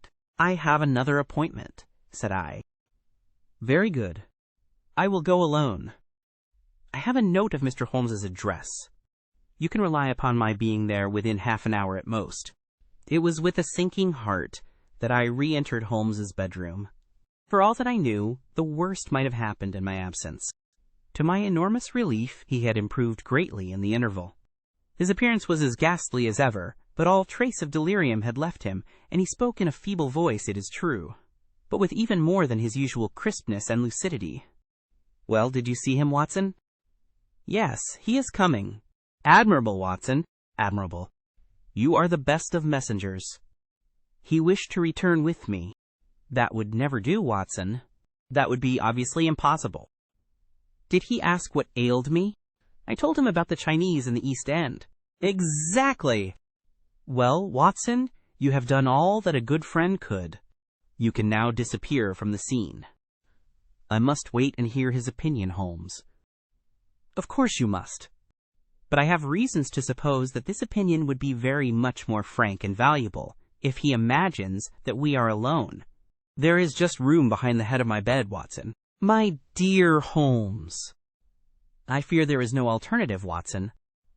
The room does not lend itself to concealment, which is as well, as it is the less likely to arouse suspicion. But just there, Watson, I fancy that it could be done." Suddenly he sat up with a rigid intentness upon his haggard face. "There are the wheels, Watson. Quick, man, if you love me. And don't budge, whatever happens, do you hear? Don't speak. Don't move. Just listen with all your ears." Then in an instant his sudden access of strength departed, and his masterful, purposeful talk droned away into the low, vague murmurings of a semi-delirious man. From the hiding place into which I had been so swiftly hustled, I heard the footfalls upon the stair, with the opening and the closing of the bedroom door. Then, to my surprise, there came a long silence, broken only by the heavy breathings and gaspings of the sick man. I could imagine that our visitor was standing by the bedside and looking down at the sufferer. At last that strange hush was broken. "Holmes!" he cried. "Holmes!" in the insistent tone of one who awakens a sleeper. "Can't you hear me, Holmes?" There was a rustling, as if he had shaken the sick man roughly by the shoulder. "Is that you, Mr. Smith?" Holmes whispered. "I hardly dared hope that you would come." The other laughed. "I should imagine not," he said. "And yet, you see, I am here. Coals of fire, Holmes. Coals of fire." "It is very good of you. Very noble of you. I appreciate your special knowledge." Our visitor sniggered. "You do. You are, fortunately, the only man in London who does. Do you know what is the matter with you?" "Same," said Holmes. "Ah, you recognize the symptoms?" "Only too well." "Well, I shouldn't be surprised, Holmes. I shouldn't be surprised if it were the same." A bad lookout for you, if it is. Poor Victor was a dead man on the 4th day, a strong, hardy young fellow. It was certainly, as you said, very surprising that he should have contracted an out-of-the-way Asiatic disease in the heart of London, a disease, too, of which I had made such a very special study. Singular coincidence, Holmes. Very smart of you to notice it, but rather uncharitable to suggest that it was cause and effect. I knew that you did it. Oh, you did you? Well, you couldn't prove it anyhow. But what do you think of yourself, spreading reports about me like that, and then crawling to me for help the moment you are in trouble? What sort of a game is that, E.H.? I heard the rasping, labored breathing of the sick man. Give me the water, he gasped. You're precious near your end, my friend, but I don't want you to go till I have had a word with you. That's why I give you water. There, don't slop it about. That's right. Can you understand what I say? Holmes groaned. Do what you can for me. Let bygones be bygones, he whispered. I'll put the words out of my head. I swear I will. Only cure me, and I'll forget it. Forget what? Well, about Victor Savage's death. You as good as admitted just now that you had done it. I'll forget it. You can forget it or remember it, just as you like. I don't see you in the witness box. Quite another shaped box, my good Holmes, I assure you. It matters nothing to me that you should know how my nephew died. It's not him we are talking about. It's you. Yes. The fellow who came for me, I've forgotten his name, said that you contracted it down in the East End among the sailors. I could only account for it so. You are proud of your brains, Holmes, are you not? Think yourself smart, don't you? You came across someone who was smarter this time. Now cast your mind back, Mahomes. Can you think of no other way you could have got this thing? I can't think. My mind is gone. For heaven's sake, help me. Yes, I will help you. I'll help you to understand just where you are and how you got there. I'd like you to know before you die. Give me something to ease my pain. Painful, is it? Yes, the coolies used to do some squealing towards the end. Takes you as cramp, I fancy. Yes, it is cramp. Well, you can hear what I say anyhow. Listen now. Can you remember any unusual incident in your life, just about the time your symptoms began? No, nothing. Think again. I'm too ill to think. Well then, I'll help you. Did anything come by post? By post? A box by chance? I'm fainting. I'm gone. Listen, Holmes. There was a sound as if he was shaking the dying man, and it was all that I could do to hold myself quiet in my hiding place. You must hear me. You shall hear me. Do you remember a box, an ivory box? It came on Wednesday. You opened it. Do you remember? Yes, I opened it. There was a sharp spring inside it. Some joke. It was no joke, as you will find to your cost. You fool, you would have it, and you have got it. Who asked you to cross my path? If you had left me alone, I would not have hurt you. I remember, Holmes gasped. The spring! It drew blood. This box, this on the table. The very one, by George. And it may as well leave the room in my pocket. There goes your last shred of evidence. But you have the truth now, Holmes, and you can die with the knowledge that I killed you. You knew too much of the fate of Victor Savage, so I have sent you to share it. You are very near your end, Holmes. I will sit here and I will watch you die. Holmes's voice had sunk to an almost inaudible whisper. What is that? Said Smith. Turn up the gas? Ah, the shadows begin to fall, do they? Yes, I will turn it up, that I may see you the better. He crossed the room, and the light suddenly brightened. Is there any other little service that I can do you, my friend? A match and a cigarette. I nearly called out in my joy and my amazement. He was speaking in his natural voice, a little weak, perhaps, but the very voice I knew. There was a long pause, and I felt that Culverton Smith was standing in silent amazement, looking down at his companion. What's the meaning of this? I heard him say at last in a dry, rasping tone. The best way of successfully acting a part is to be it, said Holmes.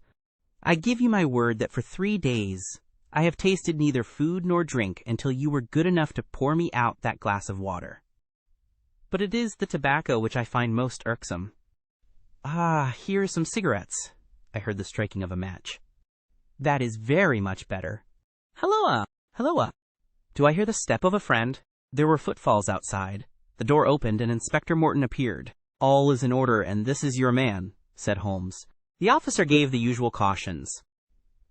I arrest you on the charge of the murder of one Victor Savage, he concluded. And you might add of the attempted murder of one Sherlock Holmes, remarked my friend with a chuckle. To save an invalid trouble, Inspector, Mr. Culverton Smith was good enough to give our signal by turning up the gas. By the way, the prisoner has a small box in the right-hand pocket of his coat, which it would be as well to remove. Thank you. I would handle it gingerly if I were you. Put it down here. It may play its part in the trial. There was a sudden rush and a scuffle, followed by the clash of iron and a cry of pain. You'll only get yourself hurt, said the inspector. Stand still, will you? There was the click of the closing handcuffs. A nice trap, cried the high, snarling voice. It will bring you into the dock, Holmes, not me. He asked me to come here to cure him. I was sorry for him, and I came. Now he will pretend, no doubt, that I have said anything which he may invent which will corroborate his insane suspicions. You can lie as you like, Holmes. My word is always as good as yours. Good heavens, cried Holmes. I had totally forgotten him. My dear Watson, I owe you 1,000 apologies. To think that I should have overlooked you. I need not introduce you to Mr. Culverton Smith, since I understand that you met somewhat earlier in the evening. Have you the cab below? I will follow you when I am dressed, for I may be of some use at the station. I never needed it more, said Holmes, as he refreshed himself with a glass of claret and some biscuits in the intervals of his toilet. However, as you know, my habits are irregular, and such a feat means less to me than to most men. It was very essential that I should impress Mrs. Hudson with the reality of my condition, since she was to convey it to you, and you in turn to him. You won't be offended, Watson? You will realize that among your many talents dissimulation finds no place, and that if you had shared my secret, you would never have been able to impress Smith with the urgent necessity of his presence, which was the vital point of the whole scheme.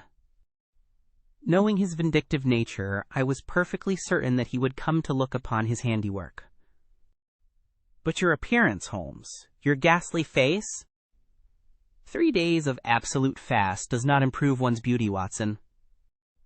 For the rest, there is nothing which a sponge may not cure.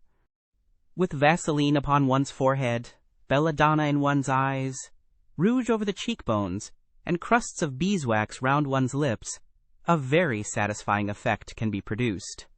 Malingering is a subject upon which I have sometimes thought of writing a monograph. A little occasional talk about half-crowns, oysters, or any other extraneous subject produces a pleasing effect of delirium. But why would you not let me near you, since there was, in truth, no infection? Can you ask, my dear Watson, do you imagine that I have no respect for your medical talents? Could I fancy that your astute judgment would pass a dying man who, however weak, had no rise of pulse or temperature? At 4 yards, I could deceive you. If I failed to do so, who would bring my Smith within my grasp? No, Watson, I would not touch that box. You can just see if you look at it sideways where the sharp spring, like a viper's tooth, emerges as you open it. I dare say it was by some such device that poor Savage, who stood between this monster and a reversion, was done to death. My correspondence, however, is, as you know, a varied one, and I am somewhat upon my guard against any packages which reach me. It was clear to me, however, that by pretending that he had really succeeded in his design, I might surprise a confession. That pretense I have carried out with the thoroughness of the true artist. Thank you, Watson. You must help me on with my coat. When we have finished at the police station, I think that something nutritious at Simpson's would not be out of place. Chapter 7. His Last Bow, The War Service of Sherlock Holmes. It was 9 o'clock at night upon the 2nd of August, the most terrible August in the history of the world. One might have thought already that God's curse hung heavy over a degenerate world, for there was an awesome hush and a feeling of vague expectancy in the sultry and stagnant air. The sun had long set, but one blood-red gash like an open wound lay low in the distant west. Above, The stars were shining brightly, and below, the lights of the shipping glimmered in the bay. The two famous Germans stood beside the stone parapet of the garden walk, with the long, low, heavily gabled house behind them, and they looked down upon the broad sweep of the beach at the foot of the great chalk cliff, in which von Bork, like some wandering eagle, had perched himself 4 years before. They stood with their heads close together, talking in low, confidential tones. From below the two glowing ends of their cigars might have been the smoldering eyes of some malignant fiend looking down in the darkness. A remarkable man, this von Bork, a man who could hardly be matched among all the devoted agents of the Kaiser. It was his talents which had first recommended him for the English mission, the most important mission of all. But since he had taken it over, those talents had become more and more manifest to the half-dozen people in the world who were really in touch with the truth. One of these was his present companion, Baron von Herling, the chief secretary of the legation, whose huge 100-horsepower Benz car was blocking the country lane as it waited to waft its owner back to London. So far as I can judge the trend of events, you will probably be back in Berlin within the week, the secretary was saying. When you get there, my dear von Bork, I think you will be surprised at the welcome you will receive. I happen to know what is thought in the highest quarters of your work in this country. He was a huge man, the secretary, deep, broad, and tall, with a slow, heavy fashion of speech which had been his main asset in his political career. Von Bork laughed. They are not very hard to deceive, he remarked. A more docile, simple folk could not be imagined. I don't know about that, said the other thoughtfully. They have strange limits, and one must learn to observe them. It is that surface simplicity of theirs which makes a trap for the stranger. One's first impression is that they are entirely soft. Then one comes suddenly upon something very hard, and you know that you have reached the limit and must adapt yourself to the fact. They have, for example, their insular conventions, which simply must be observed. Meaning good form and that sort of thing. Von Bork sighed as one who had suffered much. Meaning British prejudice in all its queer manifestations. As an example, I may quote one of my own worst blunders. I can afford to talk of my blunders, for you know my work well enough to be aware of my successes. It was on my first arrival. I was invited to a weekend gathering at the country house of a cabinet minister. The conversation was amazingly indiscreet. Von Bork nodded. I've been there, said he dryly. Exactly. Well, I naturally sent a resume of the information to Berlin.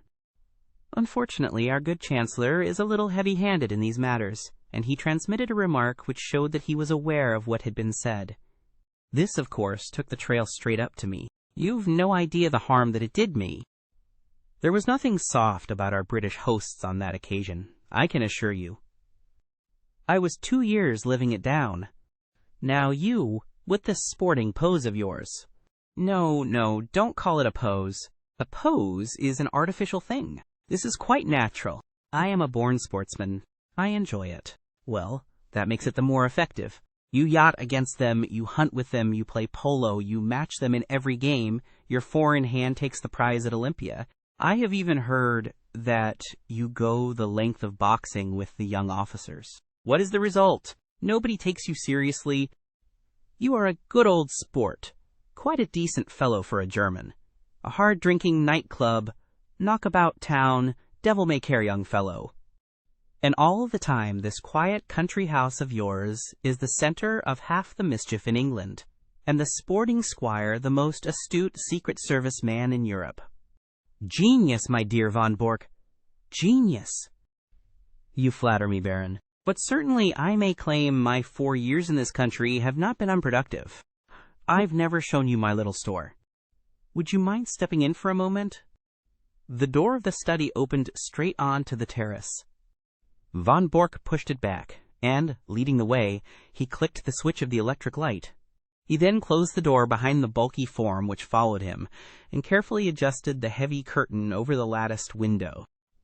Only when all these precautions had been taken and tested did he turn his sunburned aquiline face to his guest. "Some of my papers have gone," said he. "When my wife and the household left yesterday for Flushing, they took the less important with them." I must, of course, claim the protection of the embassy for the others. Your name has already been filed as one of the personal suite. There will be no difficulties for you or your baggage. Of course, it is just possible that we may not have to go. England may leave France to her fate.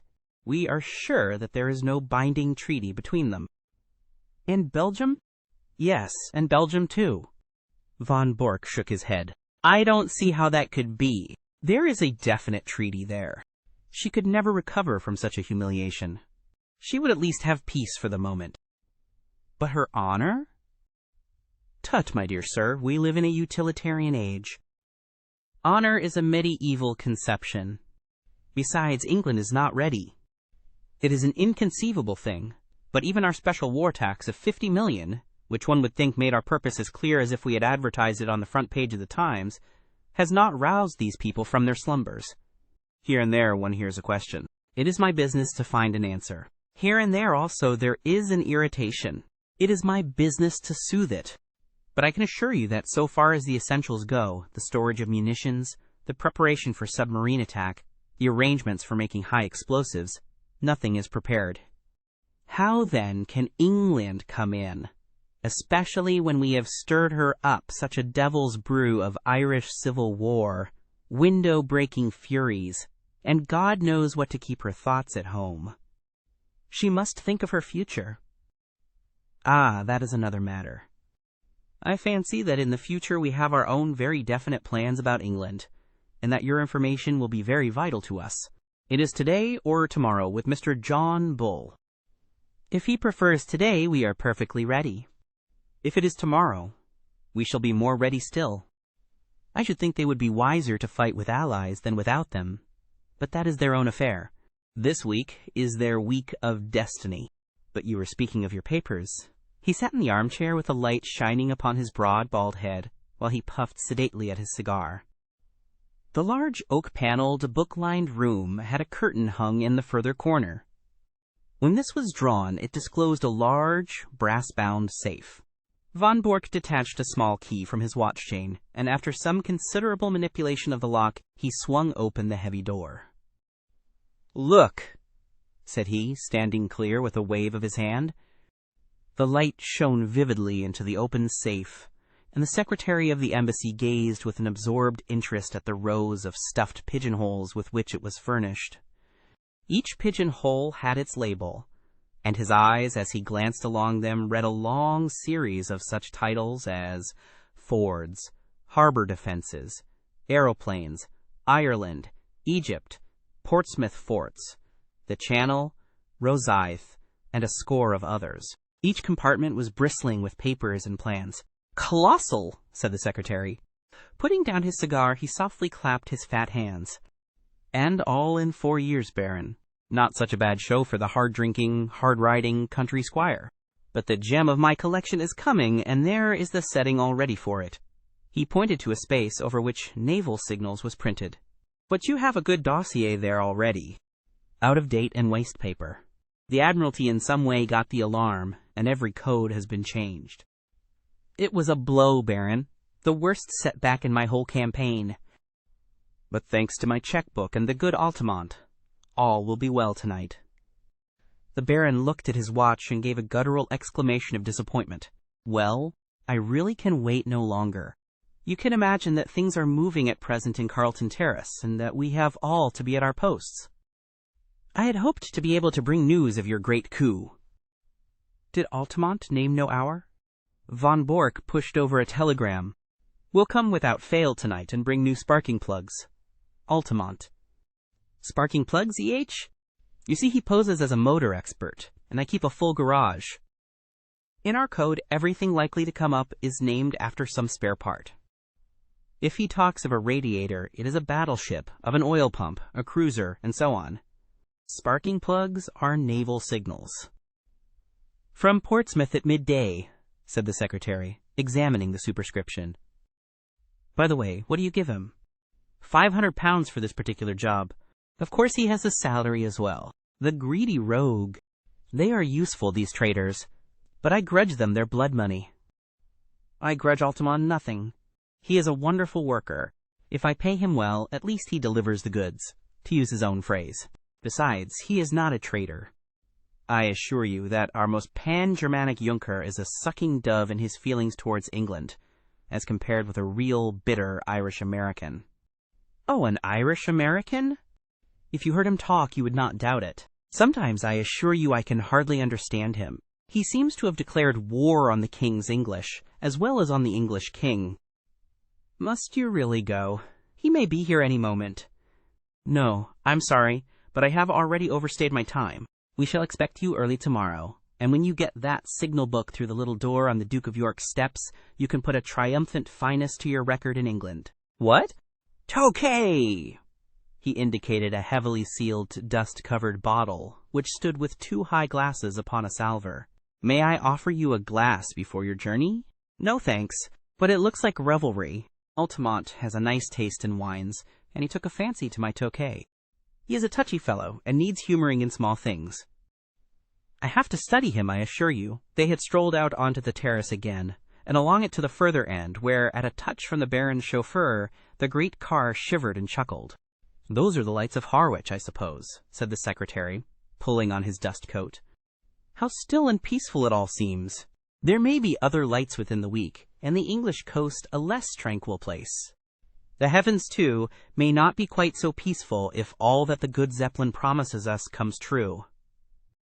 By the way, who is that? Only one window showed a light behind them. In it there stood a lamp, and beside it, seated at a table, was a dear old ruddy-faced woman in a country cap. She was bending over her knitting and stopping occasionally to stroke a large black cat upon a stool beside her. That is Martha, the only servant I have left. The secretary chuckled.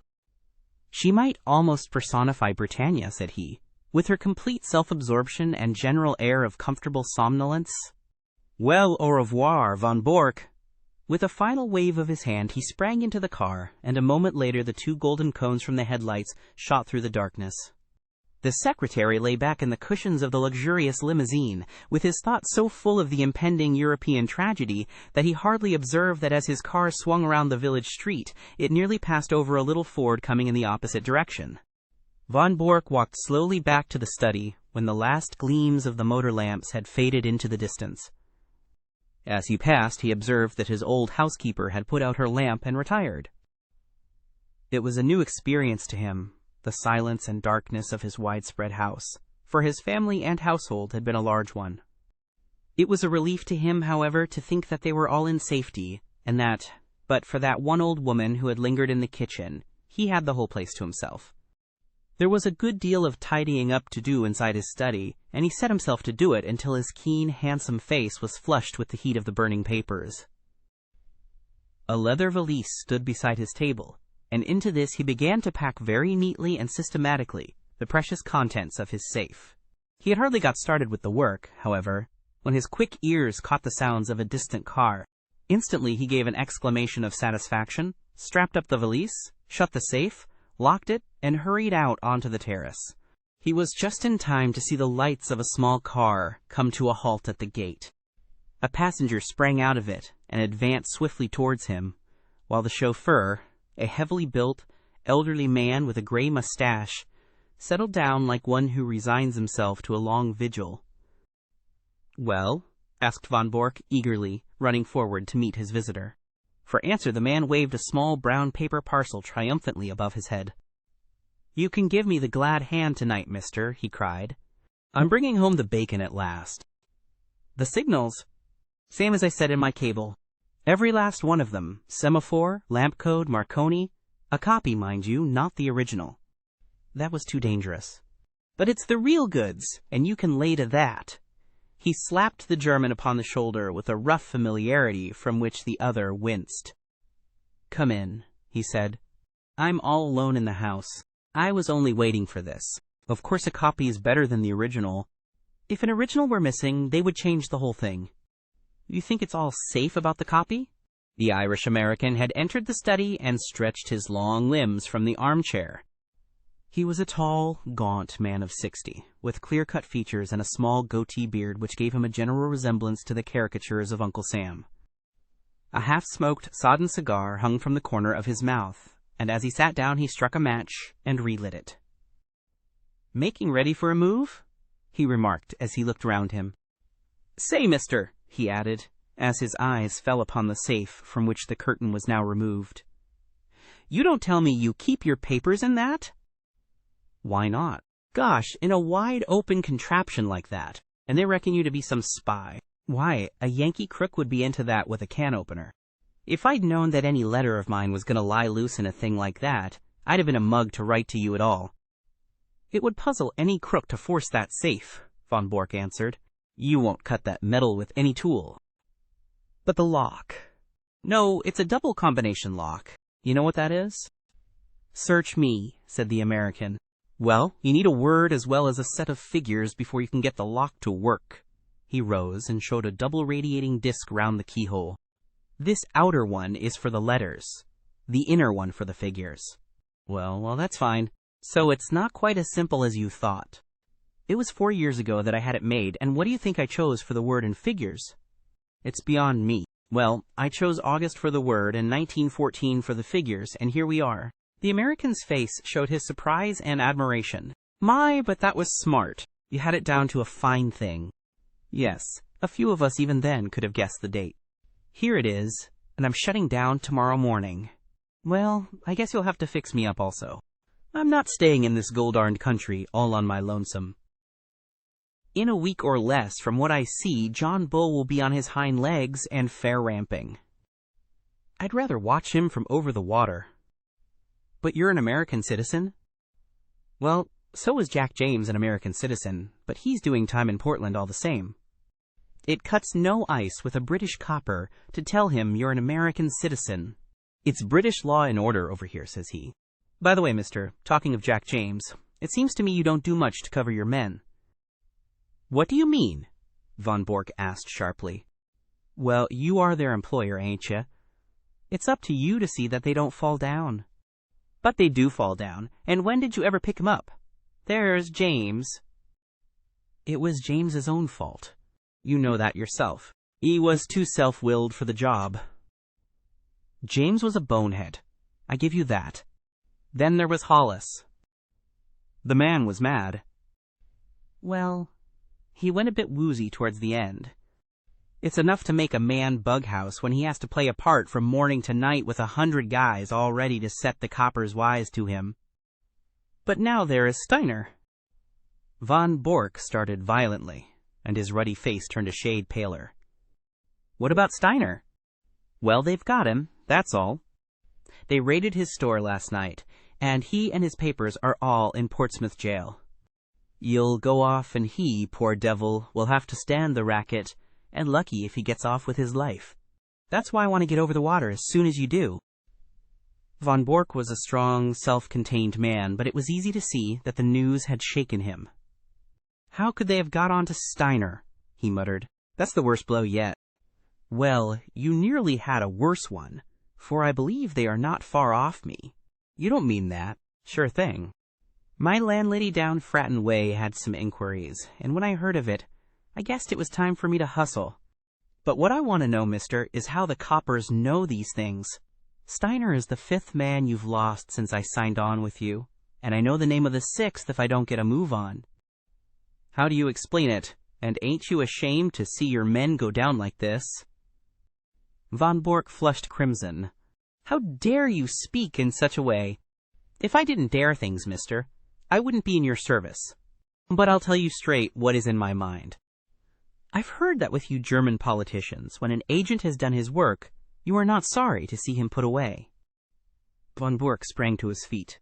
Do you dare to suggest that I have given away my own agents? I don't stand for that, mister. But there's a stool pigeon or a cross somewhere, and it's up to you to find out where it is. Anyhow, I am taking no more chances. It's me for Little Holland, and the sooner the better. Von Bork had mastered his anger. We have been allies too long to quarrel now at the very hour of victory, he said. You've done splendid work and taken risks, and I can't forget it. By all means go to Holland, and you can get a boat from Rotterdam to New York. No other line will be safe a week from now. I'll take that book and pack it with the rest. The American held the small parcel in his hand, but made no motion to give it up. What about the dough? He asked. The what? The boodle. The reward. The PS 500. The gunner turned damn nasty at the last, and I had to square him with an extra $100, or it would have been Nitsky for you and me. Nothin' doin', says he, and he meant it too. But the last 100 did it. It's cost me £200 from first to last, so it isn't likely I'd give it up without gettin' my wad. Von Bork smiled with some bitterness. You don't seem to have a very high opinion of my honor, said he. You want the money before you give up the book. Well, mister, it is a business proposition. All right. Have your way. He sat down at the table and scribbled a check, which he tore from the book, but he refrained from handing it to his companion. After all, since we are to be on such terms, Mr. Altamont, said he, I don't see why I should trust you any more than you trust me. Do you understand? He added, looking back over his shoulder at the American. There's the check upon the table. I claim the right to examine that parcel before you pick the money up. The American passed it over without a word. Von Bork undid a winding of string and 2 wrappers of paper. Then he sat gazing for a moment, in silent amazement, at a small blue book which lay before him. Across the cover was printed in golden letters, Practical Handbook of Bee Culture. Only for one instant did the master spy glare at this strangely irrelevant inscription. The next he was gripped at the back of his neck by a grasp of iron, and a chloroformed sponge was held in front of his writhing face. Another glass, Watson, said Mr. Sherlock Holmes, as he extended the bottle of Imperial Tokay. The thick-set chauffeur, who had seated himself by the table, pushed forward his glass with some eagerness. It is a good wine, Holmes. A remarkable wine, Watson. Our friend upon the sofa has assured me that it is from Franz Josef's special cellar at the Schönbrunn Palace. Might I trouble you to open the window, for chloroform vapor does not help the palate. The safe was ajar, and Holmes, standing in front of it, was removing dossier after dossier, swiftly examining each, and then packing it neatly in von Bork's valise. The German lay upon the sofa, sleeping stertorously, with a strap round his upper arms and another round his legs. We need not hurry ourselves, Watson. We are safe from interruption. Would you mind touching the bell? There is no one in the house except old Martha, who has played her part to admiration. I got her the situation here when first I took the matter up. Ah, Martha, you will be glad to hear that all is well. The pleasant old lady had appeared in the doorway. She curtsied with a smile to Mr. Holmes, but glanced with some apprehension at the figure upon the sofa. It is all right, Martha. He has not been hurt at all. I am glad of that, Mr. Holmes. According to his lights, he has been a kind master. He wanted me to go with his wife to Germany yesterday, but that would hardly have suited your plans, would it, sir? No, indeed, Martha. So long as you were here, I was easy in my mind. We waited some time for your signal tonight. It was the secretary, sir. I know. His car passed ours. I thought he would never go. I knew that it would not suit your plans, sir, to find him here. No, indeed. Well, it only meant that we waited half an hour or so until I saw your lamp go out and knew that the coast was clear. You can report to me tomorrow in London, Martha, at Claridge's Hotel. Very good, sir. I suppose you have everything ready to leave. Yes, sir. He posted 7 letters today. I have the addresses as usual. Very good, Martha. I will look into them tomorrow. Good night. These papers, he continued as the old lady vanished, are not of very great importance, for of course the information which they represent has been sent off long ago to the German government. These are the originals which could not safely be got out of the country. Then they are of no use. I should not go so far as to say that, Watson. They will at least show our people what is known and what is not. I may say that a good many of these papers have come through me, and I need not add, are thoroughly untrustworthy. It would brighten my declining years to see a German cruiser navigating the Solent, according to the minefield plans which I have furnished. But you, Watson? He stopped his work and took his old friend by the shoulders. I've hardly seen you in the light yet. How have the years used you? You look the same blithe boy as ever. I feel 20 years younger, Holmes. I have seldom felt so happy as when I got your wire asking me to meet you at Harwich with the car. But you, Holmes, you have changed very little, save for that horrible goatee. These are the sacrifices one makes for one's country, Watson, said Holmes, pulling at his little tuft. Tomorrow it will be but a dreadful memory. With my haircut and a few other superficial changes, I shall no doubt reappear at Claridge's tomorrow, as I was before this American stunt. I beg your pardon, Watson. My well of English seems to be permanently defiled before this American job came my way. But you have retired, Holmes. We heard of you as living the life of a hermit among your bees and your books in a small farm upon the South Downs. Exactly, Watson. Here's the fruit of my leisured ease, the magnum opus of my latter years. He picked up the volume from the table and read out the whole title, Practical Handbook of Bee Culture, with some observations upon the segregation of the queen. Alone I did it. Behold the fruit of pensive nights and laborious days when I watched the little working gangs as once I watched the criminal world of London. But how did you get to work again? Ah, I have often marveled at it myself. The foreign minister alone I could have withstood, but when the premier also deigned to visit my humble roof, the fact is, Watson, that this gentleman upon the sofa was a bit too good for our people. He was in a class by himself. Things were going wrong, and no one could understand why they were going wrong. Agents were suspected or even caught, but there was evidence of some strong and secret central force. It was absolutely necessary to expose it. Strong pressure was brought upon me to look into the matter. It has cost me 2 years, Watson, but they have not been devoid of excitement. When I say that I started my pilgrimage at Chicago, graduated in an Irish secret society at Buffalo, gave serious trouble to the constabulary at Skibbereen, and so eventually caught the eye of a subordinate agent of von Bork, who recommended me as a likely man, you will realize that the matter was complex. Since then I have been honored by his confidence, which has not prevented most of his plans going subtly wrong, and 5 of his best agents being in prison. I watched them, Watson, and I picked them as they ripened. Well, sir, I hope that you are none the worse. The last remark was addressed to von Bork himself, who, after much gasping and blinking, had lain quietly listening to Holmes's statement. He broke out now into a furious stream of German invective, his face convulsed with passion. Holmes continued his swift investigation of documents, while his prisoner cursed and swore. Though unmusical, German is the most expressive of all languages, he observed when von Bork had stopped from pure exhaustion. Hello! Hello, he added, as he looked hard at the corner of a tracing before putting it in the box. This should put another bird in the cage. I had no idea that the paymaster was such a rascal, though I have long had an eye upon him. Mr. von Bork, you have a great deal to answer for. The prisoner had raised himself with some difficulty upon the sofa, and was staring with a strange mixture of amazement and hatred at his captor. I shall get level with you, Altamont, he said, speaking with slow deliberation. If it takes me all my life, I shall get level with you. The old sweet song, said Holmes. How often have I heard it in days gone by. It was a favorite ditty of the late lamented Professor Moriarty. Colonel Sebastian Moran has also been known to warble it, and yet I live and keep bees upon the South Downs.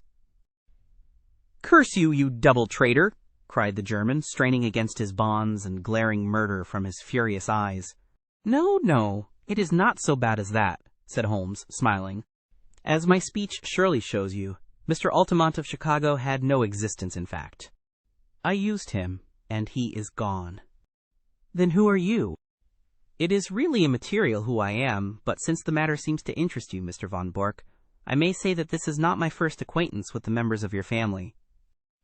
I have done a good deal of business in Germany in the past, and my name is probably familiar to you. I would wish to know it, said the Prussian grimly.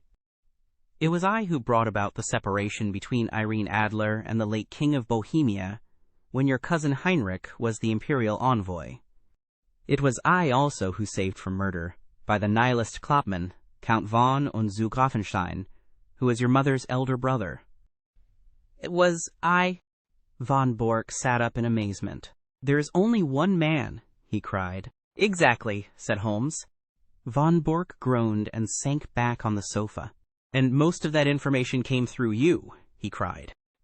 What is it worth? What have I done? It is my ruin forever."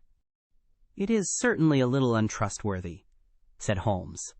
"It will require some checking, and you have little time to check it. Your admiral may find the new guns rather larger than he expects, and the cruisers perhaps a trifle faster." Von Bork clutched at his own throat in despair. "There are a good many other points of detail which will, no doubt, come to light in good time.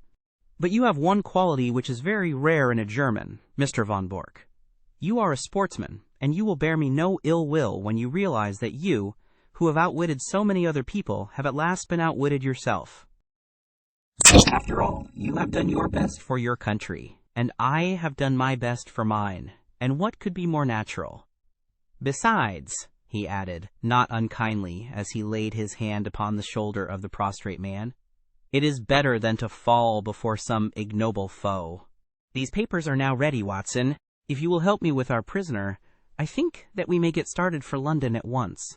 It was no easy task to move Von Bork, for he was a strong and a desperate man. Finally, holding either arm, the two friends walked him very slowly down the garden walk, which he had trod with such proud confidence when he received the congratulations of the famous diplomatist only a few hours before. After a short final struggle he was hoisted, still bound hand and foot, into the spare seat of the little car. His precious valise was wedged in beside him. "I trust that you are as comfortable as circumstances permit," said Holmes when the final arrangements were made. "Should I be guilty of a liberty if I lit a cigar and placed it between your lips?" But all amenities were wasted upon the angry German. "I suppose you realize, Mr. Sherlock Holmes," said he, "that if your government bears you out in this treatment, it becomes an act of war." "What about your government and all this treatment?" said Holmes, tapping the valise. "You are a private individual. You have no warrant for my arrest. The whole proceeding is absolutely illegal and outrageous." "Absolutely," said Holmes. "Kidnapping a German subject. And stealing his private papers. Well, you realize your position, you and your accomplice here. If I were to shout for help as we passed through the village—" "My dear sir, if you did anything so foolish, you would probably enlarge the two limited titles of our village inns by giving us the dangling Prussian as a signpost. The Englishman is a patient creature, but at present his temper is a little inflamed, and it would be as well not to try him too far. No, Mr. Von Bork, you will go with us in a quiet, sensible fashion to Scotland Yard, whence you can send for your friend, Baron von Herling, and see if even now you may not fill that place which he has reserved for you in the ambassadorial suite. As to you, Watson, you are joining us with your old service, as I understand, so London won't be out of your way. Stand with me here upon the terrace, for it may be the last quiet talk that we shall ever have." The two friends chatted in intimate converse for a few minutes, recalling once again the days of the past, while their prisoner vainly wriggled to undo the bonds that held him. As they turned to the car, Holmes pointed back to the moonlit sea, and shook a thoughtful head. "There's an east wind coming, Watson." "I think not, Holmes. It is very warm. Good old Watson, you are the one fixed point in a changing age. There's an east wind coming all the same. Such a wind as never blew on England yet. It will be cold and bitter, Watson, and a good many of us may wither before its blast. But it's God's own wind none the less, and a cleaner, better, stronger land will lie in the sunshine when the storm has cleared. Start her up, Watson, for it's time that we were on our way. I have a check for £500 which should be cashed early, for the drawer is quite capable of stopping it if he can. Thank you for tuning in to vibeBooks. We hope you enjoyed this journey. Please consider liking, commenting, and subscribing to our channel. Check out our playlist or explore vibeBooks for more classic stories. Until next time, happy listening.